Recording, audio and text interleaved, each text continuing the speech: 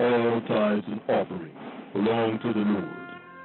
Not the church, not the mosque, not the temple, not the synagogue, not the pastor, not the preacher, not the evangelist, not the imam, not the rabbi, not the minister, or the priest.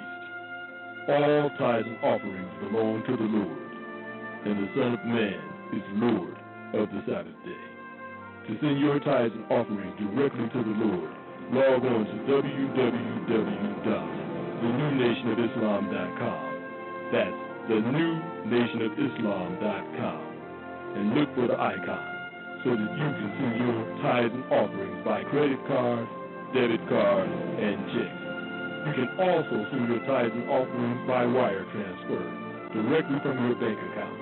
This is the name on the account so that you can send your funds.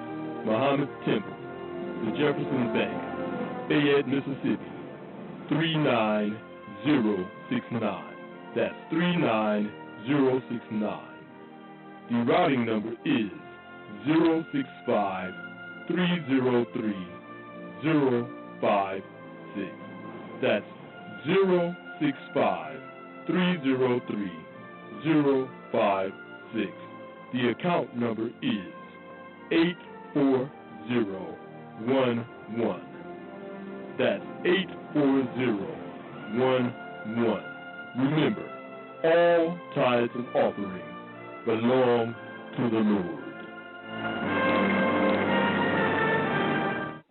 Brothers and sisters, are you tired of reading the Holy Scripture and really not understanding what you've read? And if you're reasonably sure, have you ever tested that what you hear, know, that may have a different view than your own?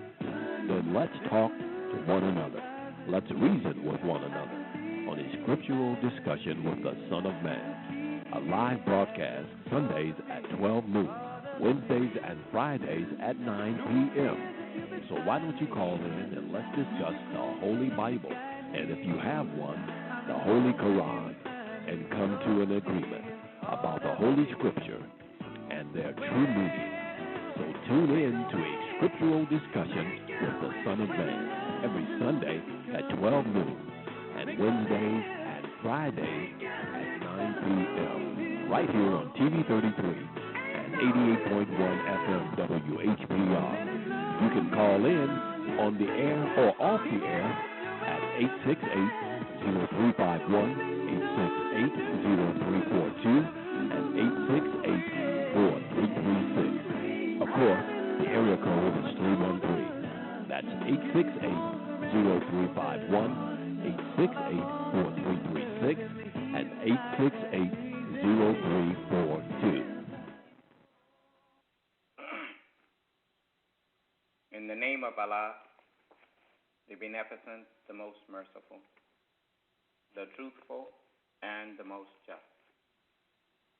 I greet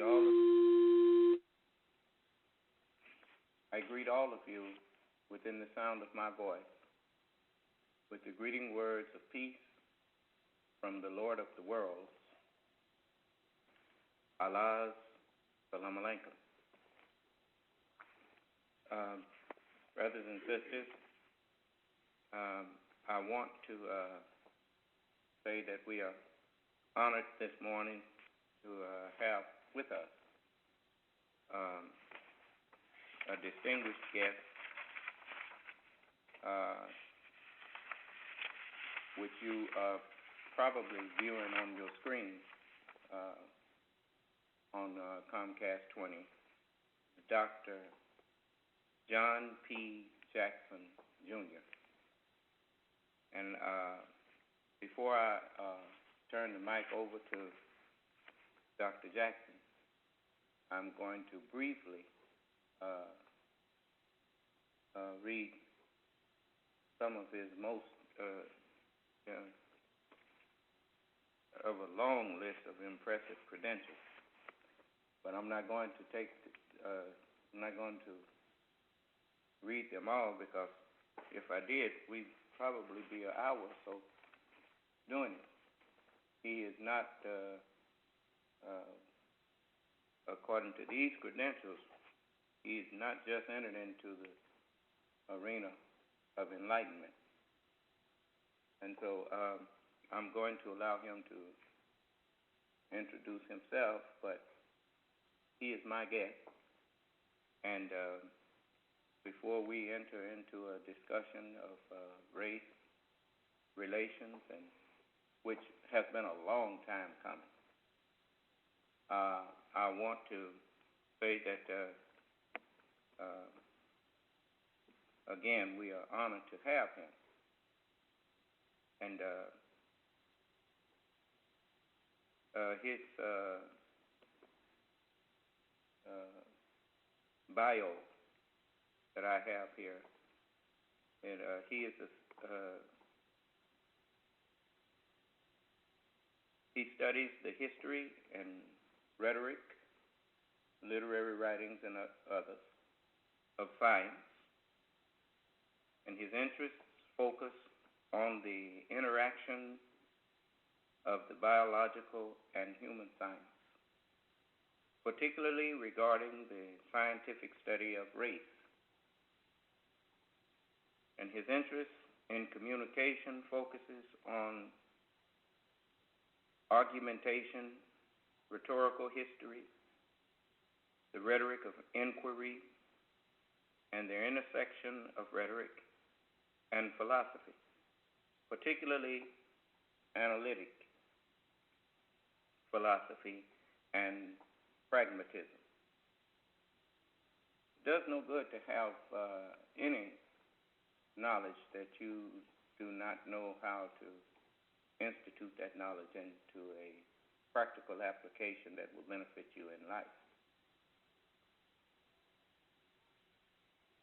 His historical interests are focused on the United States of the 20th century, and also have a continuing interest in historiography, excuse me. Some of these words, Dr. Jackson, I'm not used to using, so you bear with me. He received his PhD, which is a philosophy doctor, I assume, doctorate, at the University of Minnesota, Twin Cities, in the program in the history of science and technology. In his dissertation titled, The Transformation of Social Science into Modern Authority.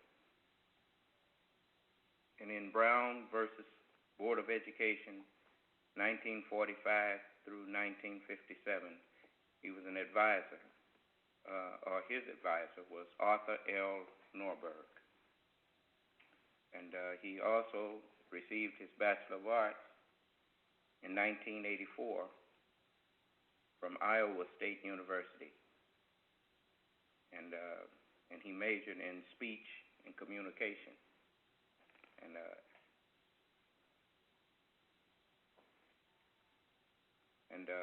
we have just a host of, presently, in academic appointments from 2008 up to now. He's an associate professor in the Department of Communications at the University of Colorado at Boulder. And without any further, sometimes you let people introduce themselves. I think everyone should be allowed to introduce themselves. Sometimes you can embarrass people by doing too much. And I know I don't like too much fanfare, so I will let him share with you more from himself. Dr. Jackson, you may press *6 on your phone and unmute your line, and I'm going to turn the mic over to you to introduce yourself, and then I will come back briefly and let you know how we conduct these conferences, and then we will be very happy to get into dialogue between you and I on race relations. Dr. Jackson, are you there? Yes, I am. Thank you very much for that kind introduction. I'm not sure what else I can add to what you've said already. My scholarly interests are, I'm interested in the interactions between scientific ideas about race and social ideas about race, with a focus on the United States, and how those two spheres of discourse have interacted with each other, influenced each other, and how the pushes and pulls of ideas have influenced within each kind of way of we have of communicating about race in the United States, which is, of course, been a very important topic in the history of this country. So I think I'll just leave it at that and let you continue on and find out what kind of things you would like to talk about. Okay, well, you know, it was a kind of shock to me to see a black man get elected for president in America, which I never expected to happen. During the course of President Obama, when he was Senator Obama running for election, the subject of race came up, and the gist of it was that everyone knows that eventually we would have to have an open dialogue between the ex-slaves of America, the black people of America, and the white people of America, and an open and honest dialogue, not an insulting match, and not one of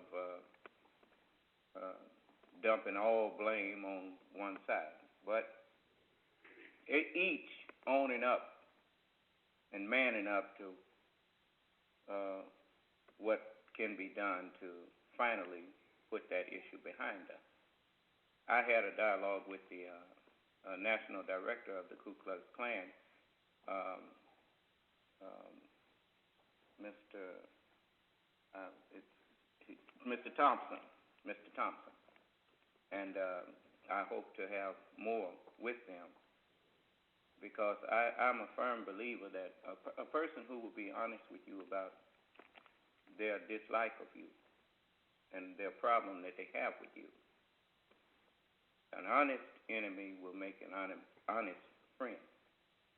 And so we are not the people who wear our feelings on our sleeve. We have grown past that now. We understand that slavery was not just something that just accidentally happened. We know that it was a divine prophecy. And if it was divine prophecy, then it was God's will. And if it was God's will, instead of looking at it with a negative connotation or a negative view, we learn to look at it and see what God had in mind when he allowed this to happen. So the first thing I want you to know, Doctor, is that I didn't bring you in here to insult you or to try to belittle or to place undue blame. I wanted to have this dialogue because I'm representing myself as the spokesperson for my people, and I'm aware of what happened to us, and I believe that I'm aware of the reason why and what can be done about it. But it does no good to talk behind closed doors about something that so many people publicly have misunderstood and or so many people are hurting from, and on both sides. And so I'm glad that you have did much study on race and social injustice and social justice. Then I think that that is the subject matter that we need to take up.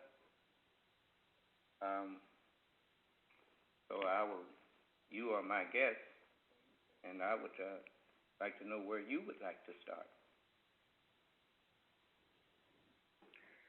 Well, I'm certainly not going to claim to be a spokesman for anybody except me and my research. I'm not speaking on behalf of anyone. I'm just speaking for myself and as someone who has done some reading and research and writing in some of these areas where your interests and my interests may overlap. So I guess I should say that right away. Okay. Well, I didn't think that you were claiming to be the spokesperson for all of your people. But one thing I have also learned is that when we go through any educational system,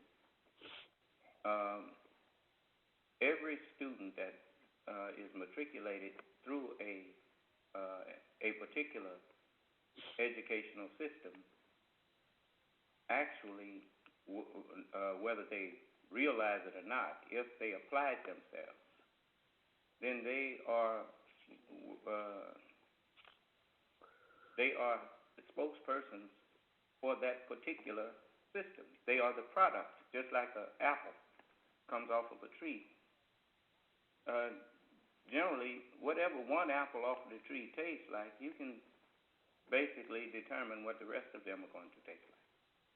And so that is the thing that most people have not learned. And if they could get past, for instance, the color, the president that is now president would have gotten far more cooperation from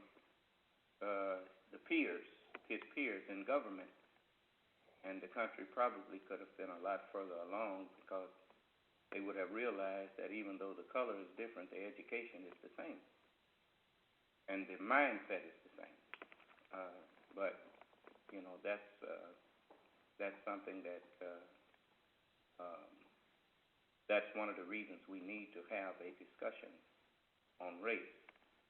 Not that I represent the black man as being a race, because when we understand what that word actually denotes, then we know that the original man is not referred to as race, because he does not come from another people. The original man is the beginning of races.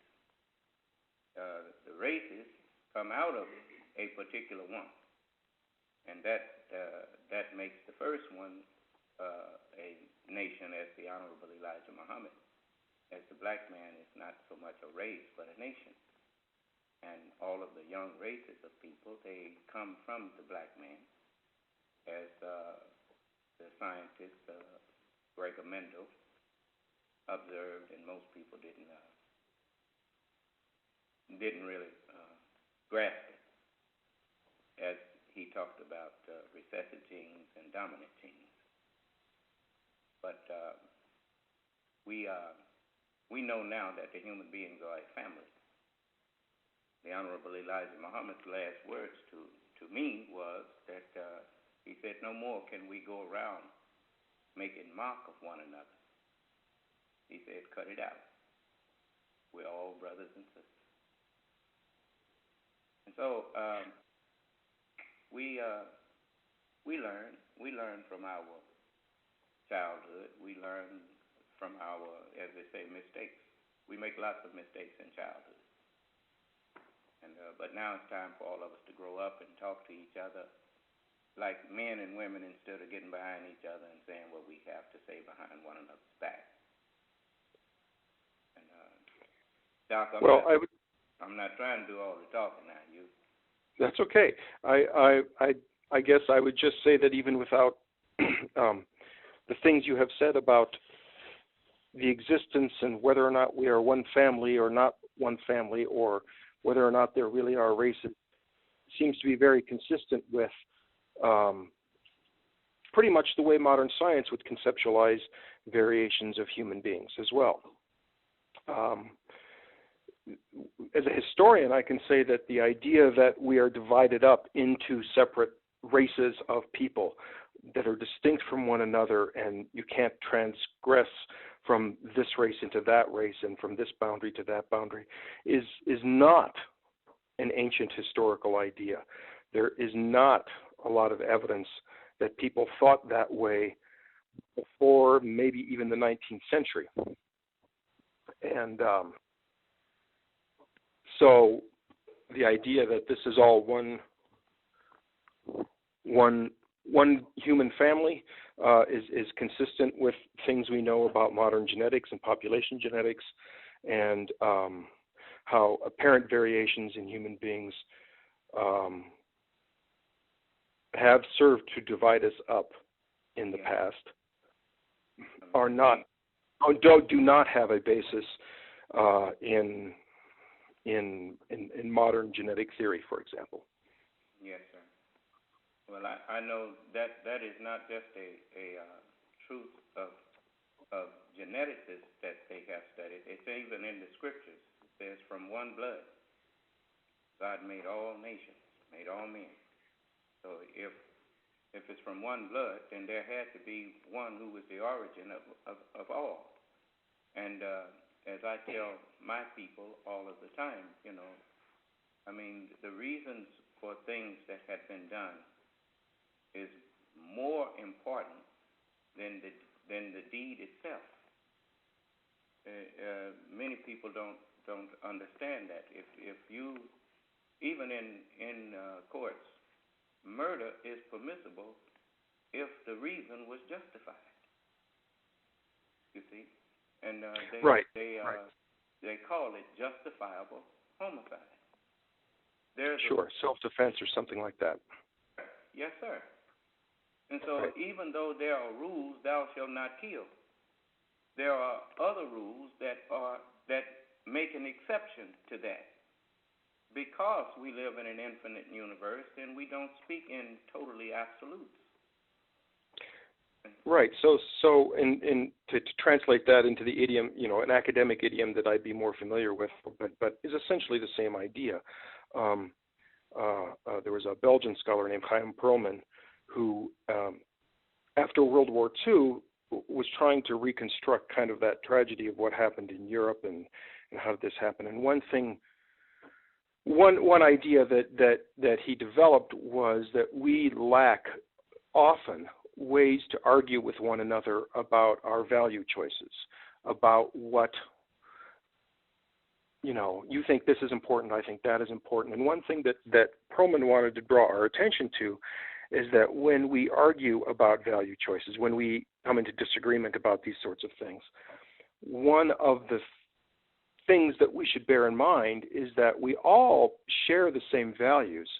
What we are often arguing about is how important that value should be in your hierarchy of values, right? So we all think protecting oneself is important, right? So if you say justifiable homicide in self-defense or something like that, what you are saying is, yes, thou shalt not kill is a very important value, but there are circumstances where other values, such as self-defense, might outweigh that. We all believe in freedom of speech, but nobody is going to argue that freedom of speech would include perjury at a trial. You can't lie under oath and then claim, well, I have freedom of speech, and that's the most important value. Well, it is an important value, but also fair trial and telling the truth in a courtroom is also an important value, and in this case, that outweighs that. So I understand what you're saying about how those kinds of discussions have to proceed. So I'm trying my best to.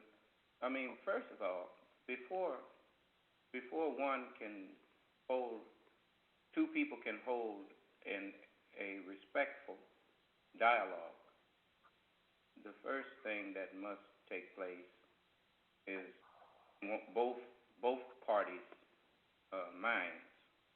They must see each other as at least equals in that particular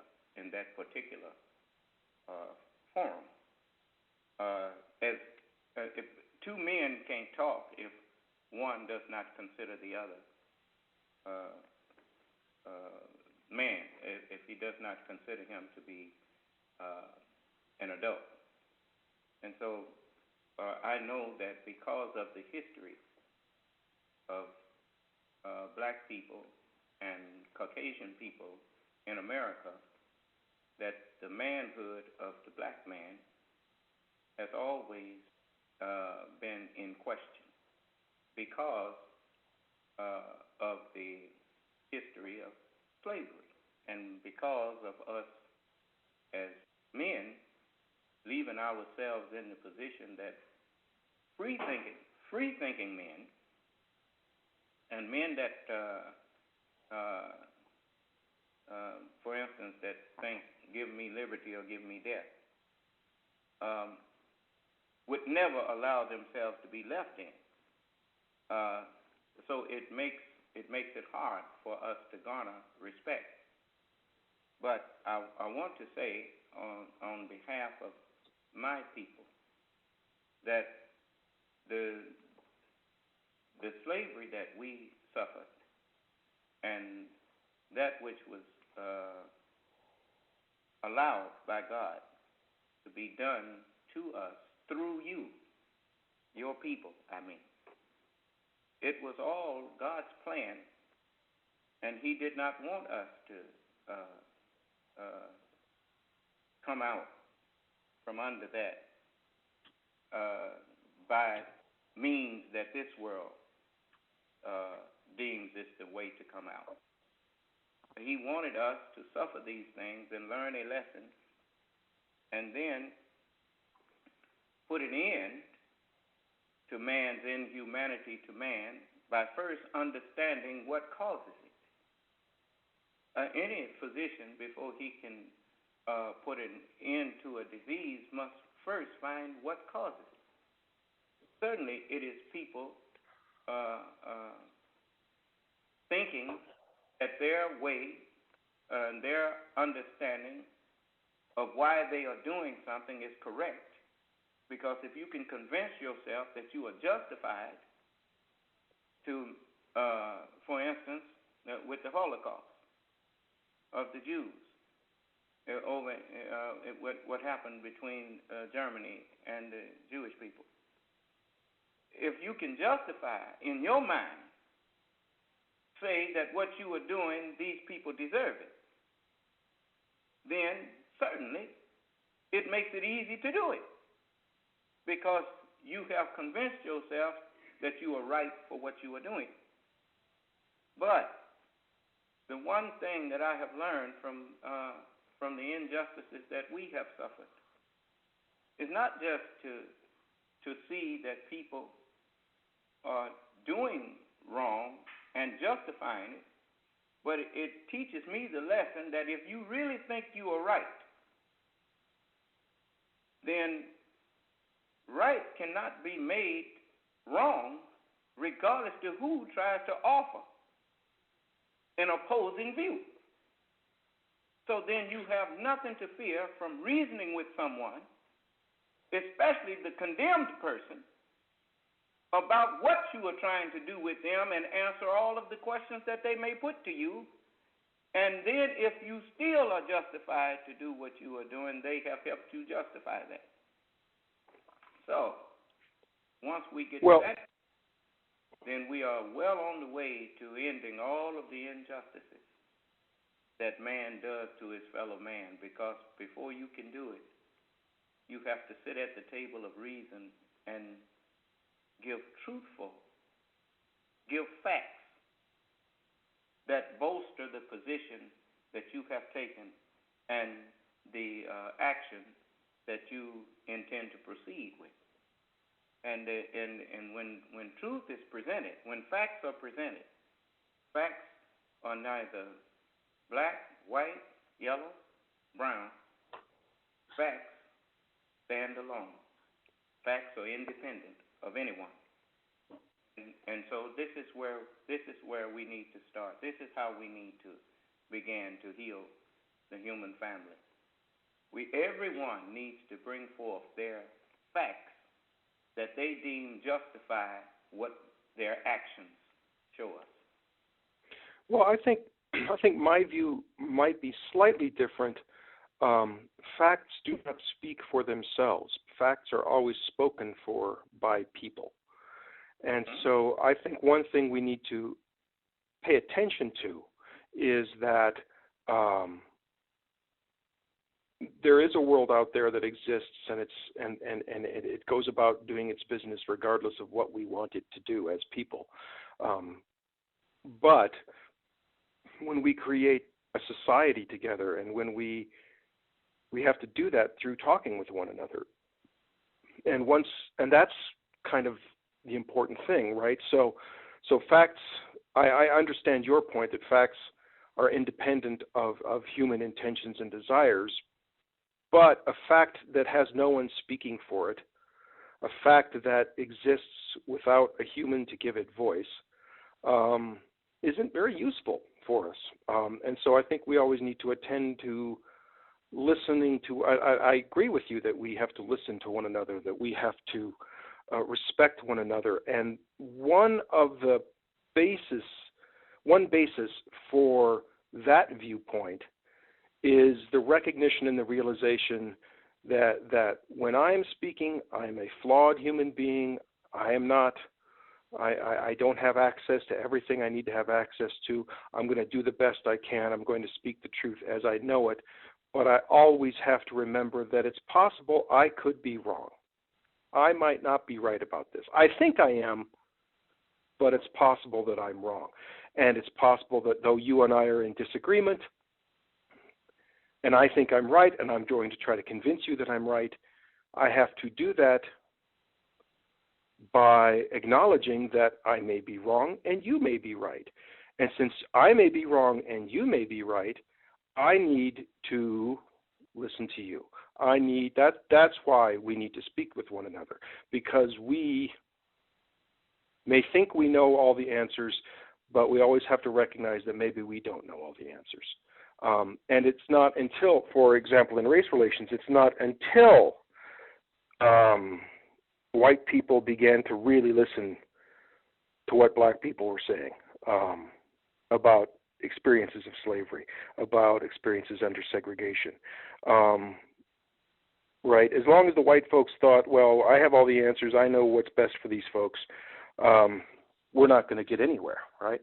And so it's not until they started listening to other voices representing positions that they might not have previously thought of that I think progress, such as it has been made. Well, that is true. I mean, when you really, that's what you said, even about facts that don't have anyone to articulate them. Even though they are facts, if they are not articulated in a conversation between people, then those facts cannot help.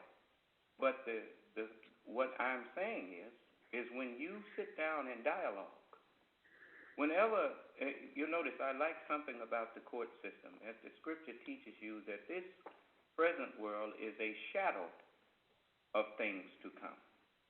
Now, a shadow is a dark version, a dark silhouette, and it may be a distorted silhouette sometimes, but it's a shadow of the world to come.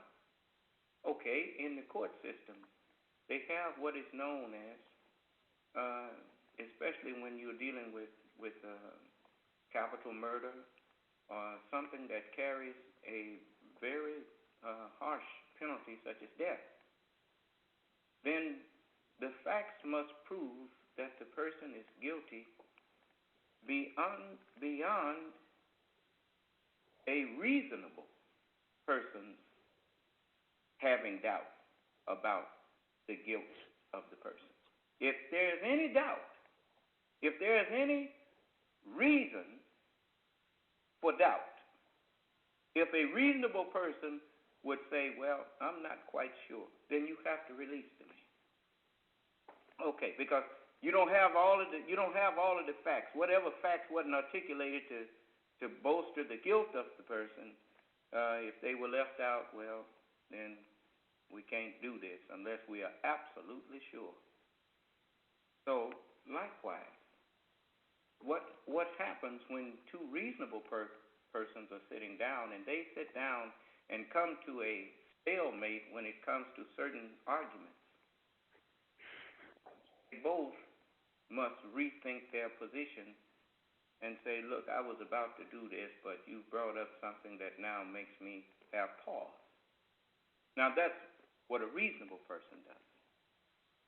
The scripture gave us the answer to how to always be reasonable, because it says, do nothing to no man that you would not have done to yourself.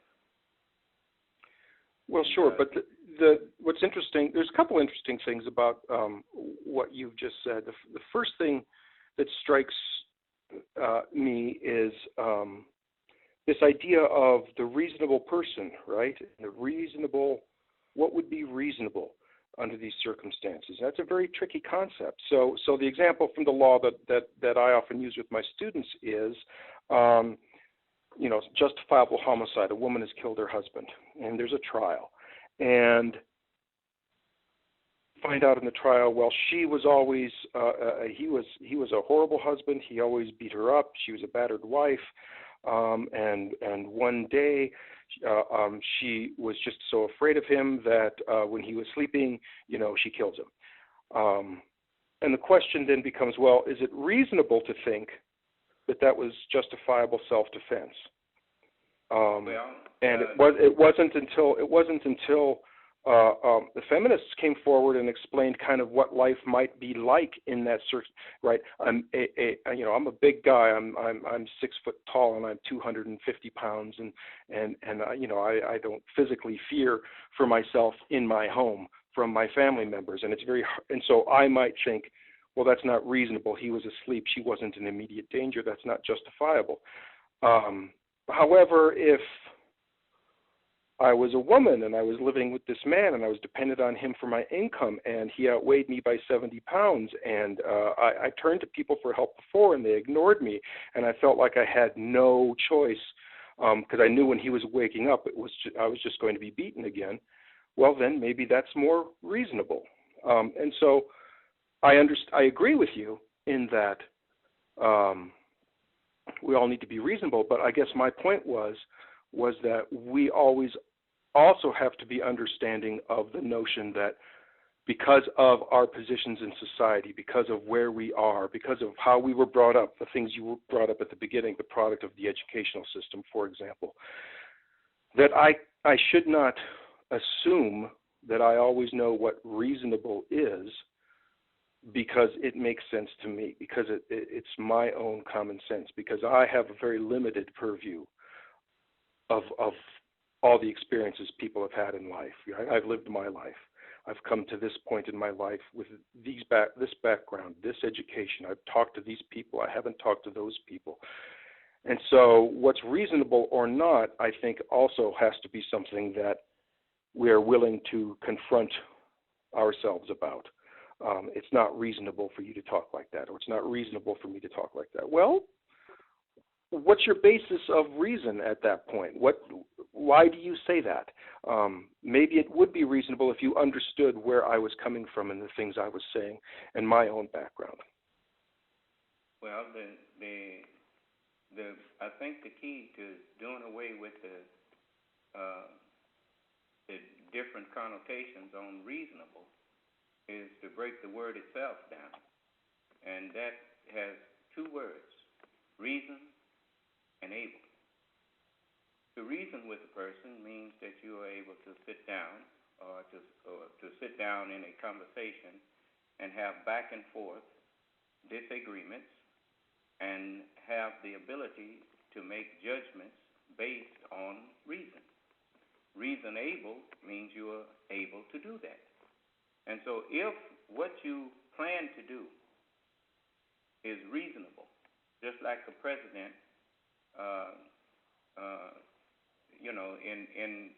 in the perfect government or perfect order of things, the government is designed that if the president feels justified to go to war, he can present arguments to the Congress that justify what he wants to do. And the Congress, after trying to put forth, when they put forth their best effort to determine whether his reason is just among themselves, then they deem themselves men who are able to sit down and weigh facts and weigh information and come back with a just decision that is based on reason and not excuse. And when they are able to do that, then they either declare war or they say, no, Mr. President, we don't feel that it is necessary to do that. Likewise, that's what happens with jurors. That's why they were their jurors to determine whether the person that's going to sit and listen to the evidence is capable of hearing all evidence without forming a conclusion until the trial is over. And so we have to depend on the value system of people. And that's why George Washington said about religion and morality.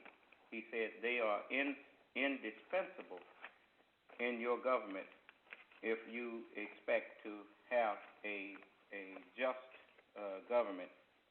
Let me see. I think I have it. I will read it to you briefly. But he said, of all the dispositions that create, I usually have it right here. Now I can't find it. But have you ever read George Washington's farewell address, Doctor? Oh, sure. Okay. Well, then you know what I'm alluding to.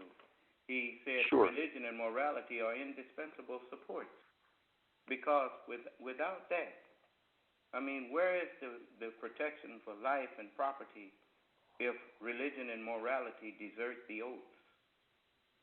So, it is very important that we not just have the knowledge of the natural world. We must have higher values. We must have spiritual values. And this is what the Word of God creates in the hearts or minds of men. It creates morality. And without morality, the mind becomes unreasonable. Because it's like trying to say you believe in justice that has no mercy attached to it. Justice and mercy go hand in hand. A man that claims to be just or in favor of justice that has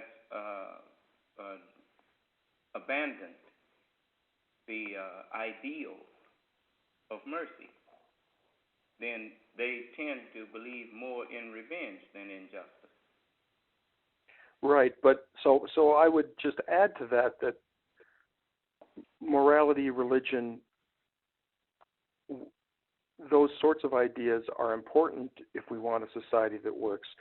But what we really truly need is agreement about what those moral standards are. We need agreement amongst ourselves, right? We can't, the system, to the extent the system works or the system doesn't work, it doesn't matter so much if there is an objective morality. What matters is that we know what the morality is, that you and I agree on what the morality is. So I would agree with you that natural science doesn't enter into that. Very few natural scientists would say that their work is about,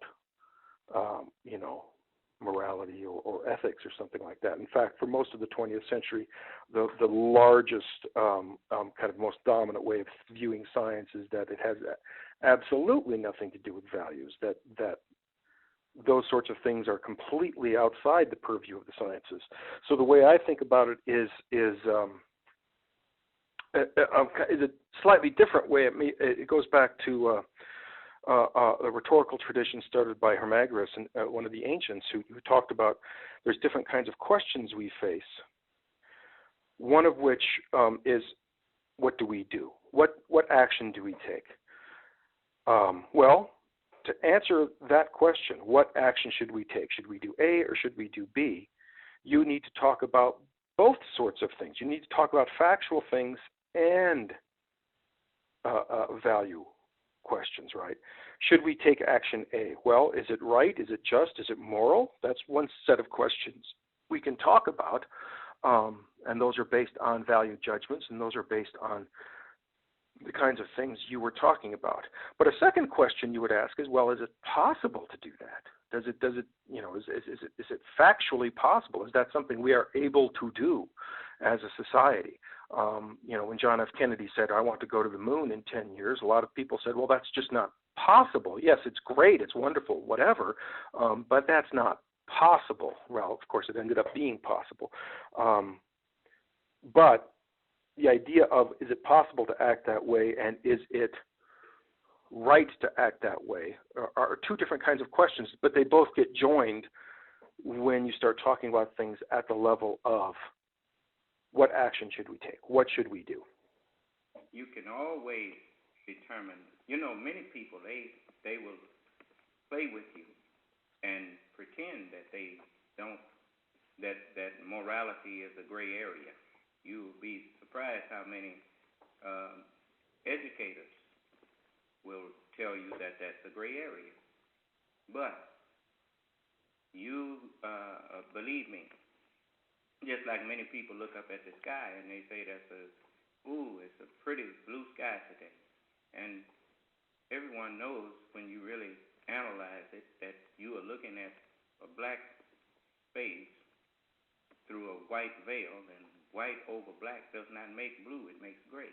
That's why you look up and see if you hear a plane up there in a clear sky, and you look up, it takes you a while to find it because of that gray color of the plane being lost on that gray background. But we call it a blue sky, but it's not. It's gray. And likewise, there's no gray area in morality. The quickest way to find out what a person's real morals are, not what they profess, but what their real morals are, is whatever they are doing to someone else, watch how they react when that is done to them. Then you know whether or not they really believe that it is morally permissible. Because then they, if they cry foul, if it's done to them, then they knew that it was foul when they did it to someone else. And so the scriptures, as I said, the Word of God simplified everything. That's the one thing about the truly enlightened mind. The truly enlightened mind takes that which is difficult and simplifies it. Just like mathematics. The most complicated calculus equation is simplified into what did Mr. Albert Einstein come up with there? E is simply equal to mc squared. Okay, but now how did he arrive at that? It take a whole blackboard or whatnot full of things to show you that simple thing. But as you would men do to you, do that unto them. Not as men do to you, which is that's the way I used to think. When someone do something to me, then I'm going to do it to them. Well, in some cases, you have to if you want to survive. As if you are attacked, you must defend yourself. If people are attacking you, if you want to be around to reason with them later, you better defend yourself. But when the Holy Quran even teaches us that, yes, you fight with those that fight with you. If you are attacked, defend yourself. When they cease fighting with you, cease fighting with them and return to the table of reason. For, as no father encourages his children to be at odds with each other and fighting one another. Certainly, good competition is good. Compete with each other in the doing of good, but don't be out here trying to harm one another.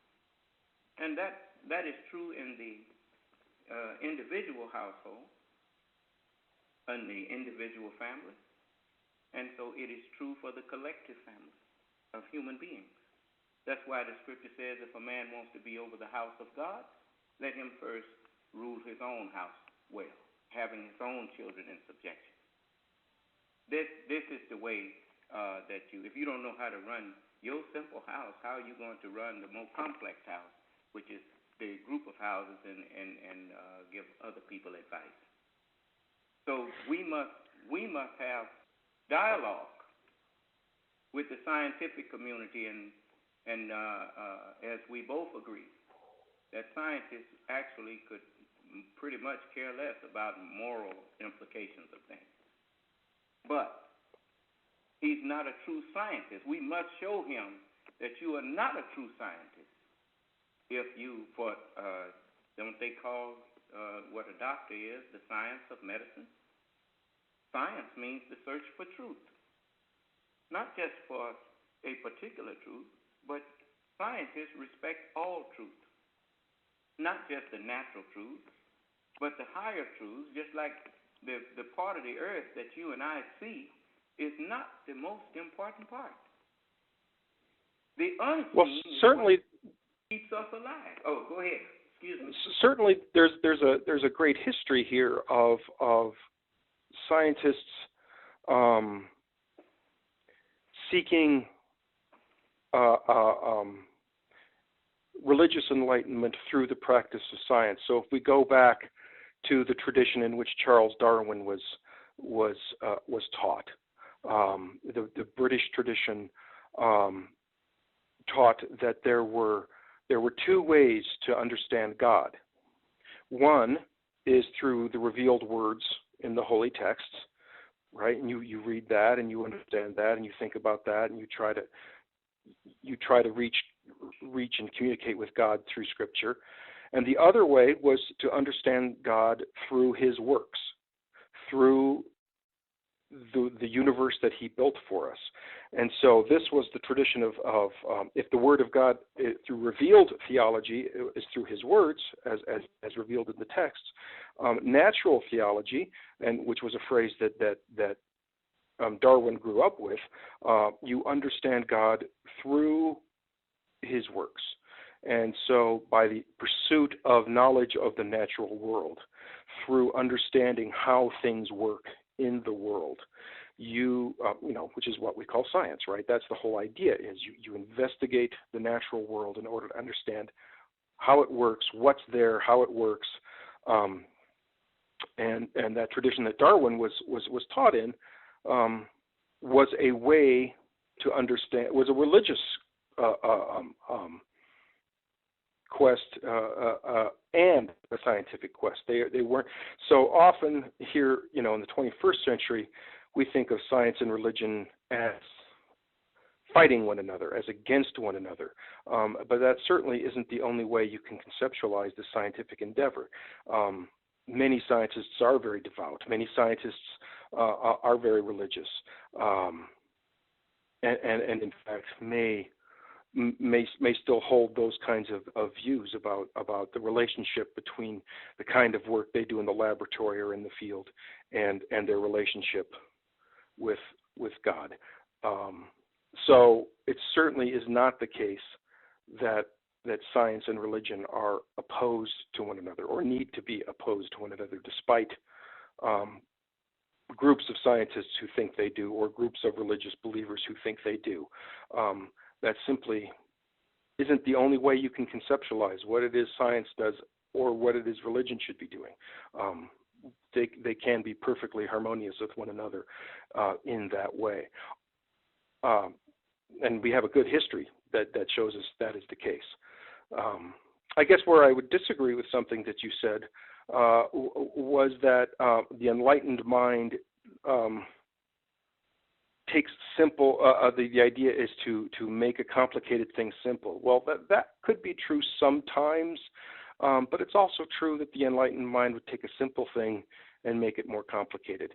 And in fact, I guess those things that, because there's nothing simpler than ideological racism, right? That's as simple as it gets, right? There's these people and there's those people, and my people are better than those people, and they're born that way, and there's no sense in trying to help them because they're inferior to me.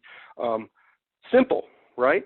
And it's not until you start interrogating that, it's not until you say to somebody like that, it's actually can be thought of as a little more complicated than that, right? It's not that there's 2 kinds of people in the world or 8 kinds of people or however many races you want to say.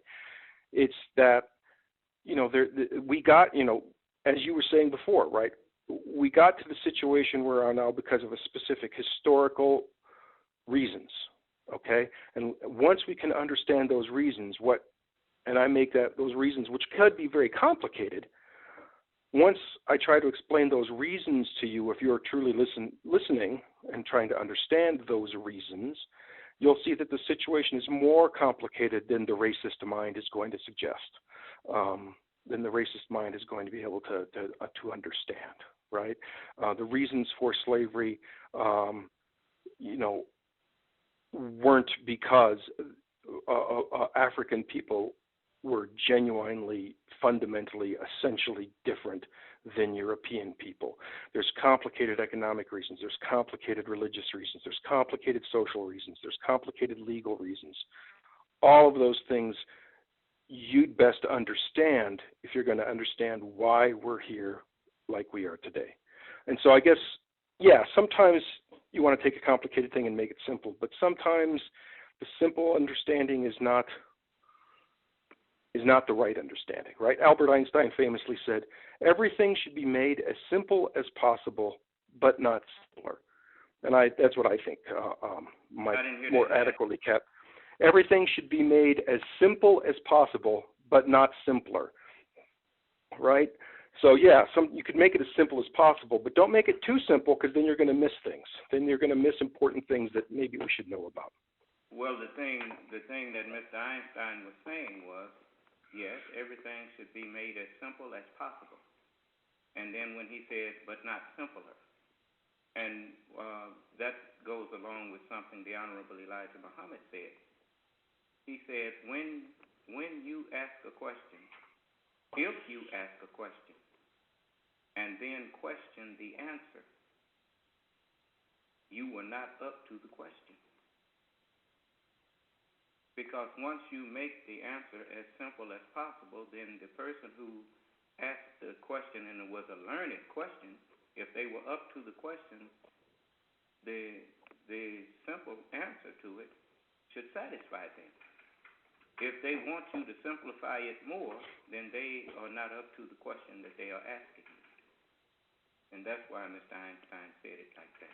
But that's assuming that the answer to the question is the correct answer to the question. Well, if it's not the correct answer, it's not the answer. Oh, I see. So the way you're using the word answer is answers by definition are the correct answer. Answer, when Mr. Einstein was speaking, he was talking about as you do in math. As you simplify math, once you say that 5,100 equals 1/2. That's as simple as possible. If you want to make it more simple, then you need to go back and study math because I just gave you the simplest answer. You see, and so if you didn't give the person the simplest answer, you didn't completely answer the question.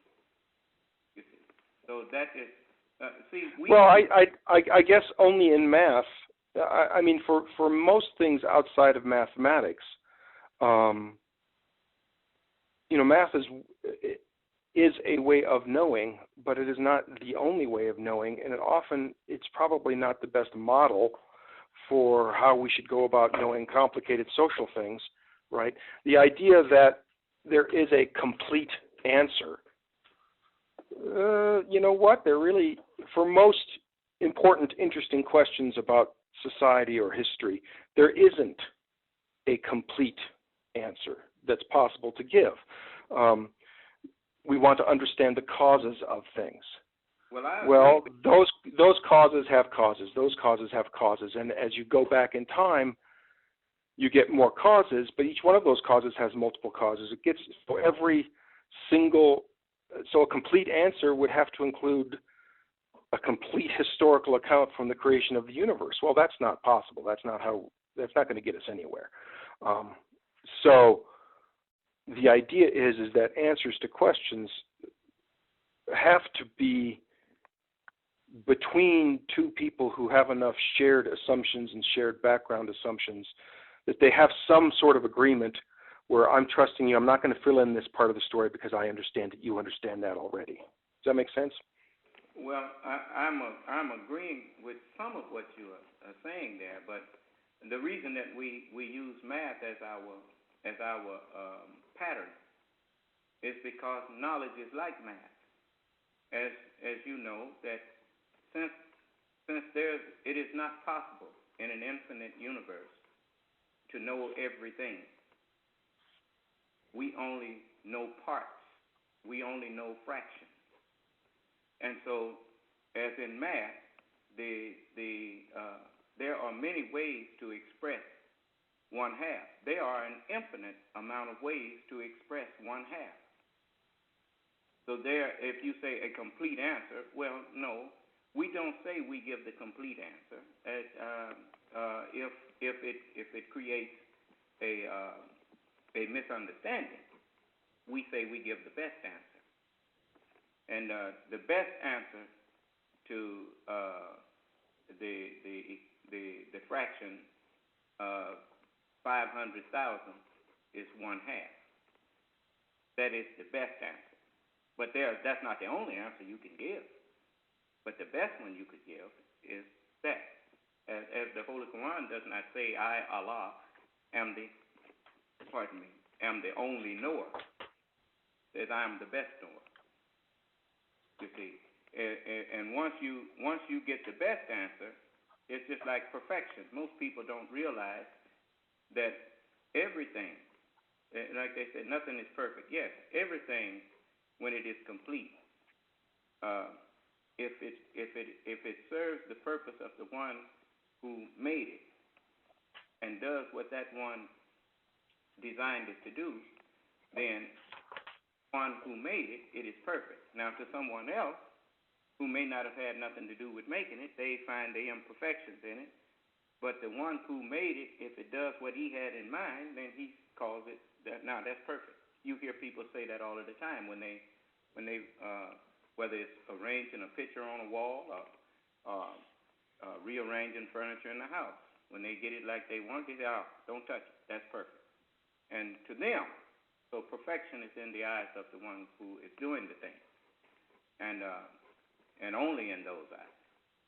And so likewise, since we only know in part, then the best thing that we can do is give the best answer to whatever question is asked. If you can make it even more understandable or more simple, then the answer that was given was not best. But sometimes, whenever we reach the best answer and we go to something else, then it's like reaching perfection and then going back into imperfection. It's just like a circle. A circle has 360 degrees.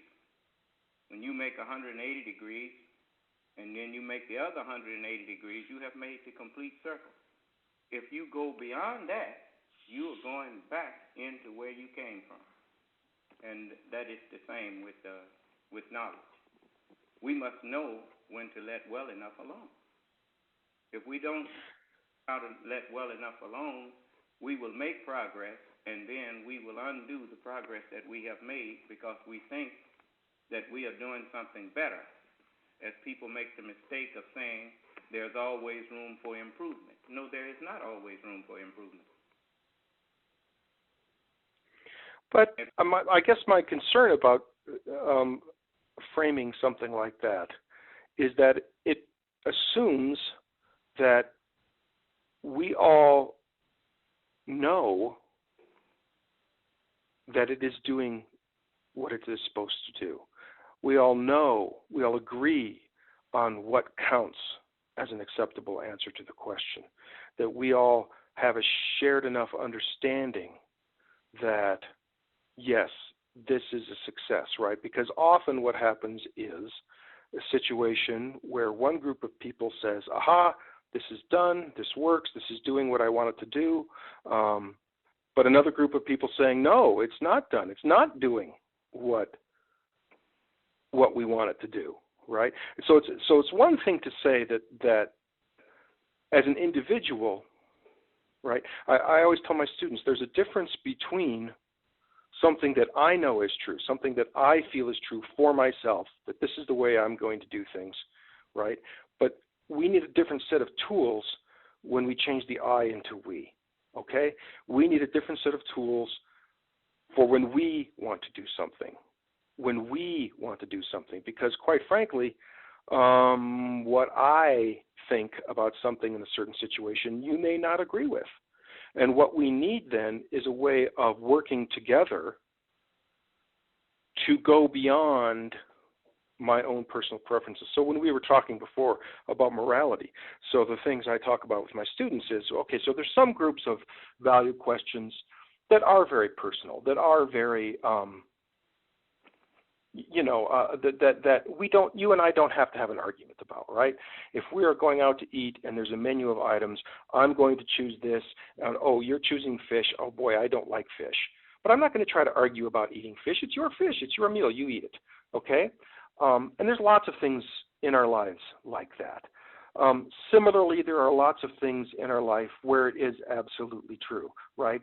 That nobody really is saying, child abuse is good. I'm going to start a society and we're going to abuse children together, right? That doesn't, right? In the one can of your fish, well, this is inconsequential to me, and there's nothing at stake for me in this, right? And the other thing, there's such agreement amongst us about the evils of child abuse that this also does not seem to be, that the world is not going to change in a none of the people running for president are saying, yes, I think we should abuse more children, right? But then in between those two kinds of extremes are a whole bunch of things where we have to decide what is right, and sometimes there's not even agreement about what counts as an answer, that the question has been answered. And those are the places where we really need to have a good set of tools to do the kind of work where we can work together. About how to figure out what even answer to the question is, right? And that's not, and those are the sorts of conversations sometimes we need to have with one another. If you recall, when you say we must figure these things out or we must do that, it takes in order to say that you must really not remind yourself of how the progress of human beings have been made up to this point. You must not remind yourself of that? Is that what you said?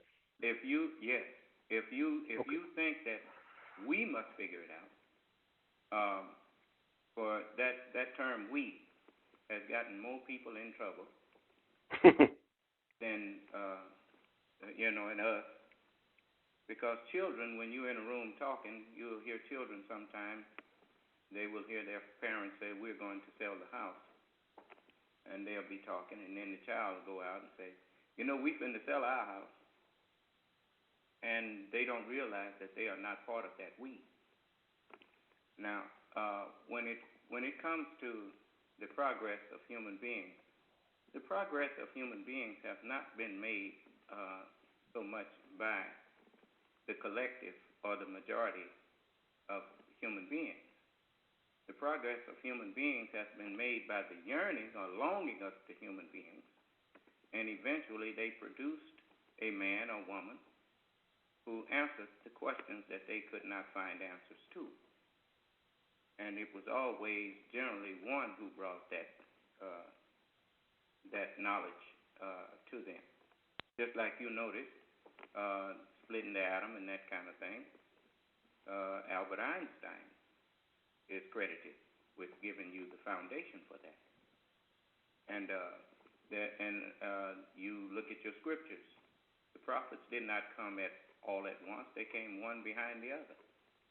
You know, there was always one that was produced that gave human beings what they yearned or longed for. And that has always been the way. And that's why you call leader. It's not a plural word. You hear people all of the time talk about leaders, but the term leader is actually singular, and is always singular. If you go to the horse races and don't know, and there's no leader, then there's no winner. But there's no leader unless there's followers. Well, it's a singular term, but it can only exist when there's a group. It can only exist when there's more than one. If there's a person like Tom Hanks in that movie, all alone on the desert island, he's not a leader. There's nobody there. There's nobody there. Leader is something just like I can't sell anything unless I have a buyer. There's no seller unless there's a buyer. And something. If you never make a sale, if you have something to sell, you are a seller whether anybody buys it or not. Now, you may not have sold any, and just like a leader, all leaders start alone. And if they buy into the thing that if I don't have any followers, I'm not a leader, well, then you don't know the meaning of lead. No, I think you and I disagree on this because, well, like you said, Einstein. Let me take Darwin. I'm a little more familiar with Darwin than Einstein. Darwin was the one who came up with natural selection, but so it looks like, in retrospect, if there had been no Darwin, there would be no theory of natural selection. But that's simply not the case. Alfred Wallace discovered it at the same time. And it's pretty clear that if Einstein hadn't come up with the general and specific theories of relativity, somebody else would have, because those ideas were going to suggest themselves to somebody at that time. So looking backwards, it looks like, there's this great man and he did this great thing. But probably that's not if you could rerun the tape and run it again and take that individual out, at least in sciences, most people who believe in the progress of scientific knowledge aren't going to go along with you on that, right? If Einstein hadn't done it, somebody else would have done it. It might have looked a little different, but that's not what I was saying about Albert Einstein. I simply said that he was the one that is credited with that. I didn't say that someone else wouldn't have did it. I simply said that he is the one that is credited with bringing the physicist community into that broader way of thinking. Now, right, but it could have been somebody else. Yes, it could have been someone else, just like Jesus, I see. Like Moses, just like David, just like Solomon. It could have been anyone else. It didn't have to be those particular men, but those are the ones that it was. And so likewise, Albert Einstein was the one that it was. But to say that a leader is not a leader because they have no followers, that is not so. That's like saying a car is not a car because it has no driver. There's no such thing as that. A leader. No, that's not. No, it's not the same thing because a car exists in a different way than a leader does. A leader, by definition, a leader is leading someone. A leader who's not leading anybody. No, that's not what a leader is. A leader is someone who has the capabilities. I'm not talking about somebody who's walking in front. I'm talking about someone who has the ability that if you listen to them, they can find you in one frame of mind and introduce you to another frame of mind and gradually bring you out of that frame of mind that you are in into their frame of mind. Now, that's a leader. But that's an operational definition. I think you're making my point for me.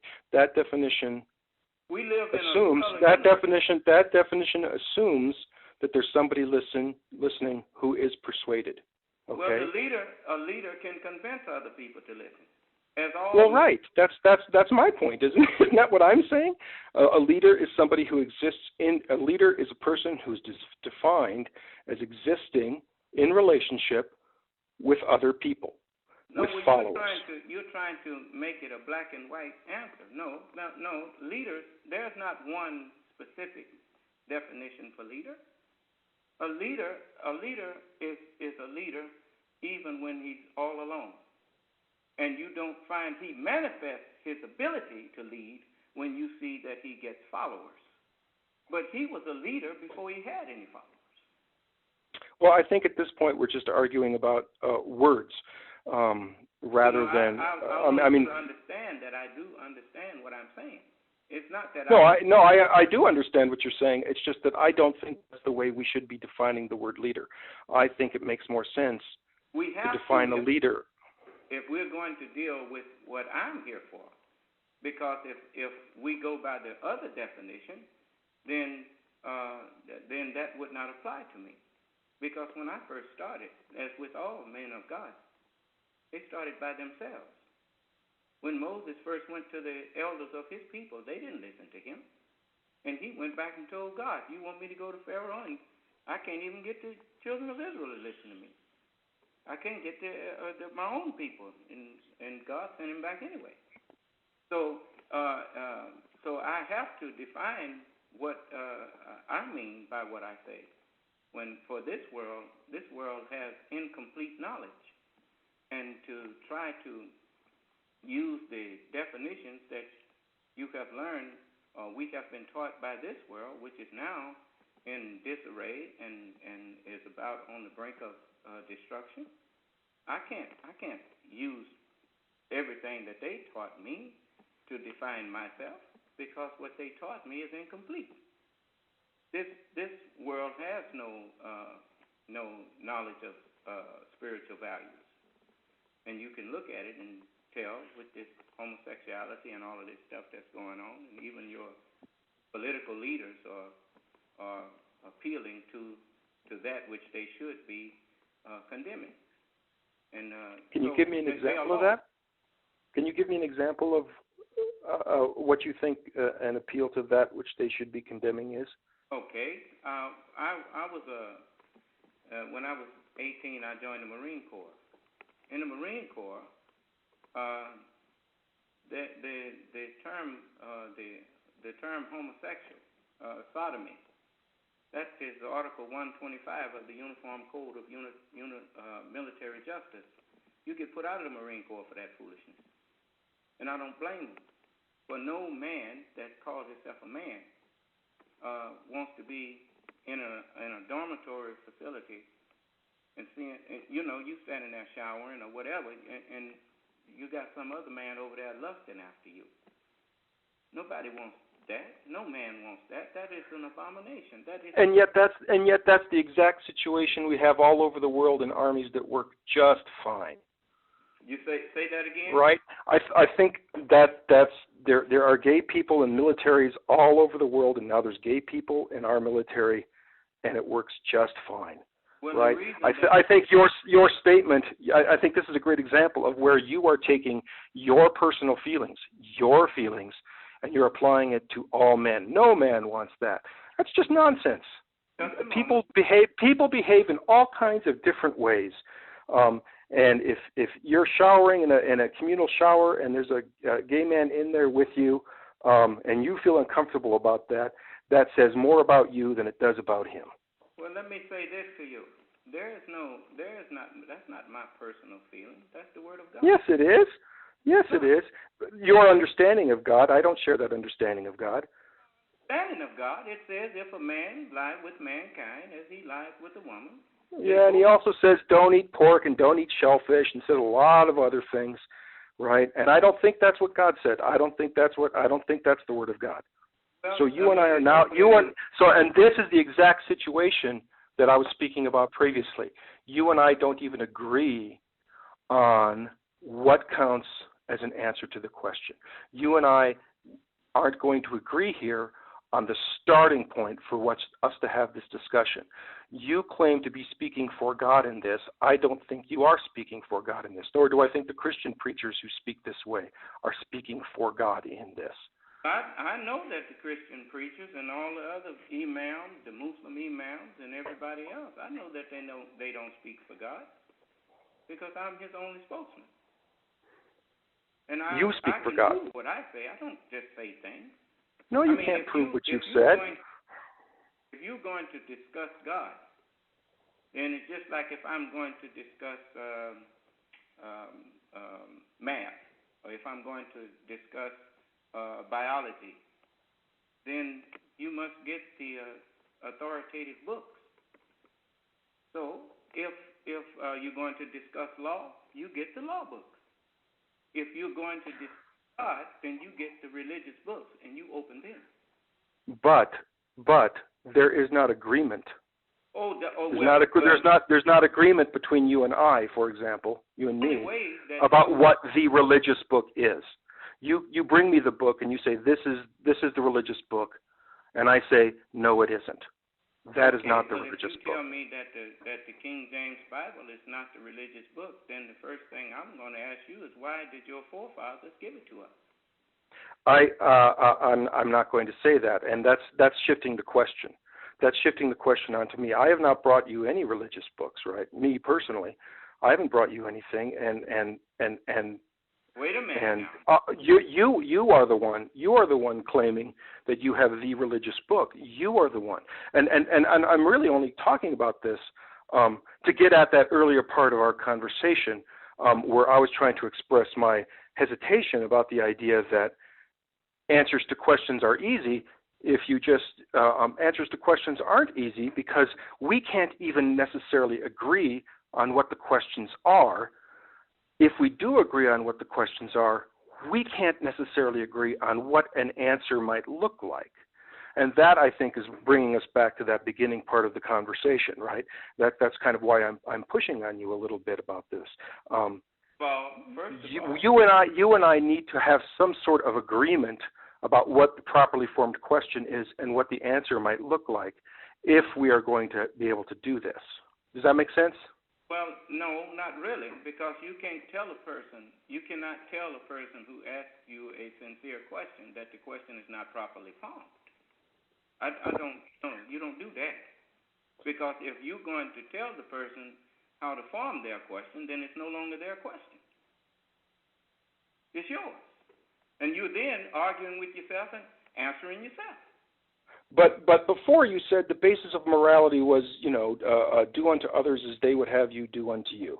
Yes. Right. And when you and that makes good sense to me. Okay. Well, that makes good sense to me. But when you ask a person a question, you don't expect them to turn around and tell you how to ask your question. But you could turn around and say, I don't understand your question. Your question doesn't make sense to me.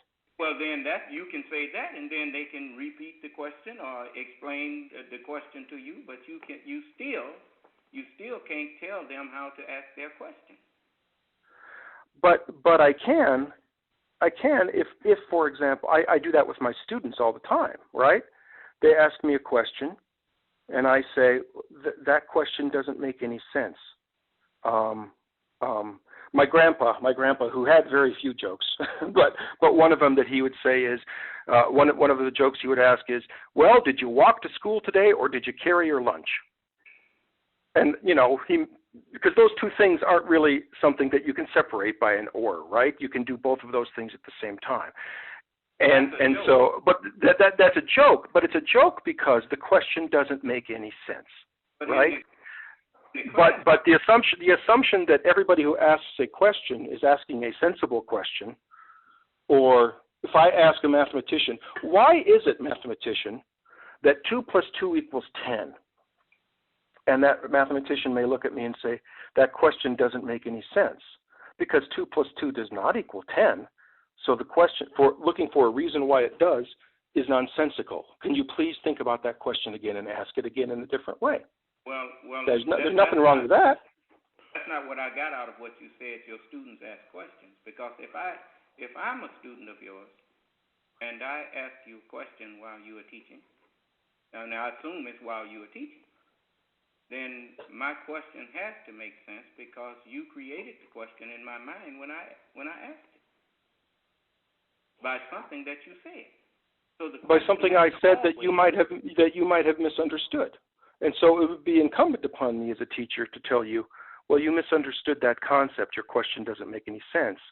Let me re-explain the concept and then see if you still have a question. Because the question you asked makes no sense. It's like 2 plus 2 equals 10. That doesn't. Why does 2 plus 2 equal 10? Even in that, my question told you that I didn't understand. So it still made sense to you. Right. It made sense to me to the extent that you and I don't share enough common background assumptions. It doesn't make enough sense to me to share enough knowledge in common so that we could communicate productively throughout this dialogue. You in the arena that you teach in, I'm pretty sure that you have books that the students have to get from the student store. And when they come to class, they bring their book. Yep. And what you actually do as an instructor, you take them through the book and you verify what's in the book. And or I say, this section of the book, that section of the book doesn't make sense to me. That section of the book is one way to go about that, but that's not something I like about this book. I would do this section of the book differently. So I mean the idea that if it's in the book, it is the truth, capital T truth, is just wrong. And that's actually one of the most important lessons I think I teach my students. Well, your right? degree just because it's your degree as a philosophy doctorate, that you have that capability of arguing with your textbooks. But for the most part, I also try to teach the students to look at these things with suspicion. To look at these things, if it doesn't make sense to you, maybe it's that you don't understand what the book is saying, but maybe the book is wrong. Okay, so a lot of the classes that I teach, I taught a class for a number of years called Racist Ideology, right? And I told the students at the beginning of the semester, we're going to be going back historically. We're going to be reading terribly racist material, right? Just stuff that's just horrible, right? Pro-slavery writers and Nazis and right. And one of the things that I want to teach you is I want you to be able to read that. I want you to be able to understand that. I want you to be able to understand why they said the things they said in the way that they said them. But that's not the same thing as saying, I want you to agree with that.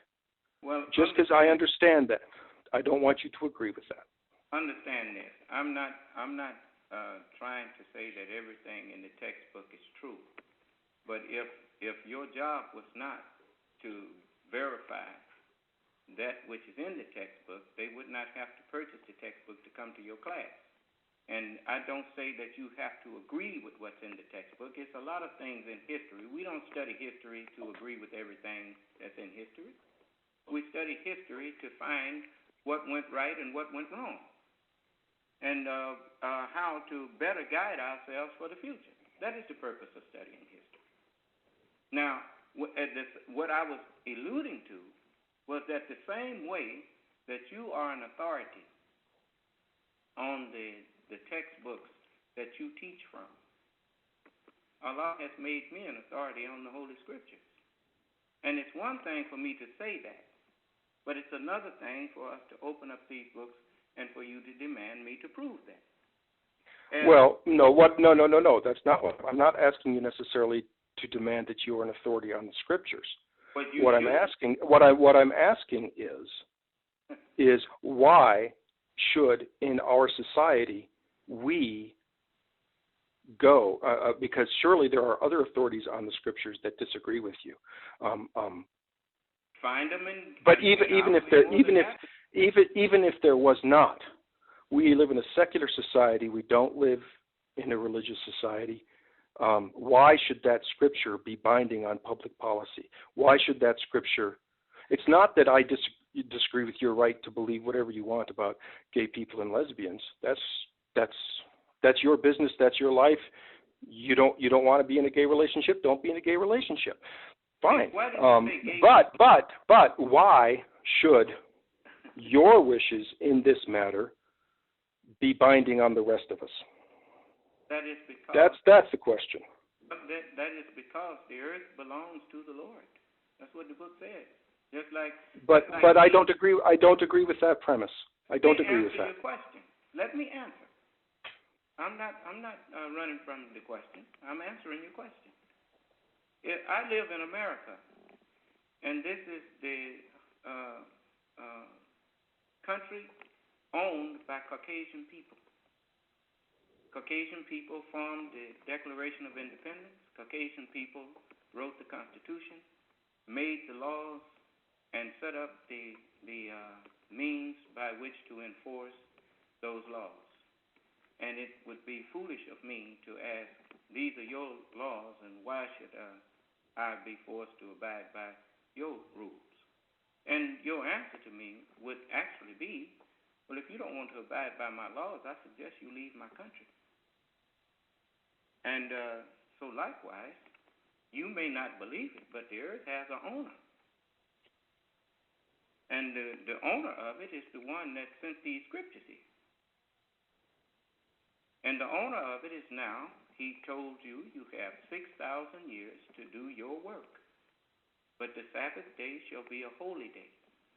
And in it, don't you do your work. You in the Sabbath day now. And the owner of the earth is standing here talking to you and telling you it's time to change.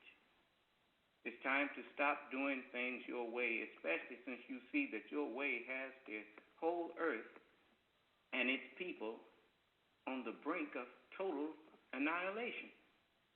The mere fact that you even had to say, well, we have armies all over and they seem to be working fine in the armies. You wouldn't need no armies if you was practicing the right thing. You have no business with no armies. To do what? To kill each other? You want the right to continue to bolster armies and to build bombs and to build rifles and all kinds of means of destroying your fellow human beings, and you think that you have the right to do that? What are you arguing? Well, I'm not sure what you're arguing at this point. I thought we were talking about. Right? I thought we were talking about a narrow question. No, there was no narrow. That you said that. I didn't say that. You asked me what right do I have to expect people to live according to the Word of God. But the problem is, and again, I just bring this up because this brings us back to the beginnings of our conversation. The problem is that while you believe, and many agree with you, right, that is the truth, and that is the way we should have to live our lives, right? It's a simple factual matter is that it's incumbent upon you to convince me. Let me try to explain it this way. If you are giving me reasons to believe in something, okay, you should believe in this because of this, and you should believe in this because of that reason, and you should believe that because of this other reason. It doesn't help your case at all if at the end of those reasons you add the sentence, and it's true. That's not a reason to believe something. Your claim that it is true. And that's not just true of. I'm using you in a generic sense. I'm not pointing to you specifically, right? But if I'm trying to convince you to do something or to change the way you're doing something, it's not persuasive. It doesn't help the case to say, oh, and it's true. Well, The fact that it's true or not is actually what we are disagreeing about. So you repeating, saying it's true, this is the way it is. Now you're creating a straw man. I have not even suggested that you just believe something because it is true. I told you that the truth stands alone. I don't have to convince you that the truth is the truth. The truth alone is sufficient to convince anyone. Facts don't, you can't argue with facts. But we argue with facts. We argue with facts all the time. Whether or not its status is that of fact is the question. No such thing. Not whether you walking outside and telling me right now that it's nighttime. I mean, if that's a fact, that it's daylight out there. Now, you can close your eyes and you can put a bag over your head and say, well, it's night now. Well, I'm not going to go back and forth with you about it because I don't have to, because it's a self-evident fact. But you and I, so take an example from my historical work. We go back 100 years. That's the exact same kind of argument that a white racist would say about black people. There's no sense, you can't argue with me about this. Those people are inferior. Look at how they live. Let's just walk through that neighborhood and you'll see with your own eyes. Now, the only reason that he could get away with saying that is because he would not let anyone from my people stand up and argue with him. That's exactly right. If you brought that argument to me, I would simply say to you, okay, you say we are inferior and all of that. Well, the only way you're going to prove that you are my superior is for me to see you be put in the condition that you put me in. And then I want to see how you act and how you would respond or come out conducting yourself after having experienced what we experienced. That's exactly right, and you're making my point for me. That's exactly right. That's exactly right. Telling me that I'm inferior to you if you haven't suffered what I suffered and did better than I did. That's exactly right. This is my point.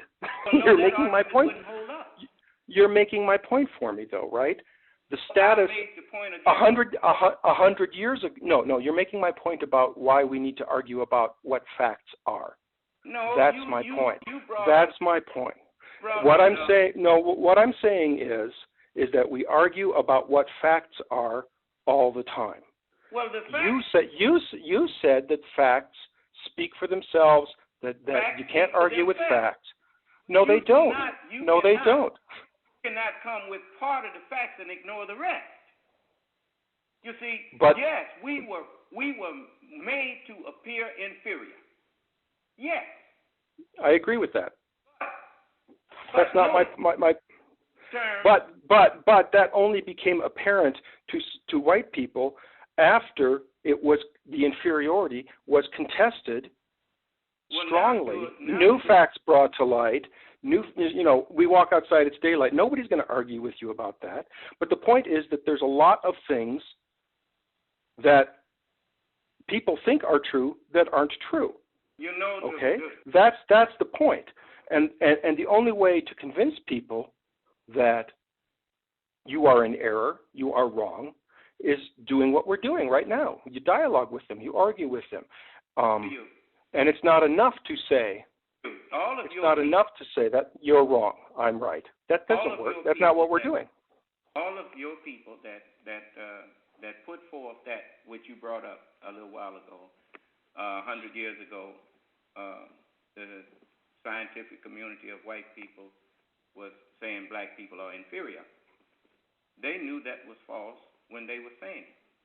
I think they believed it with all their heart. I think they absolutely thought they were absolutely right.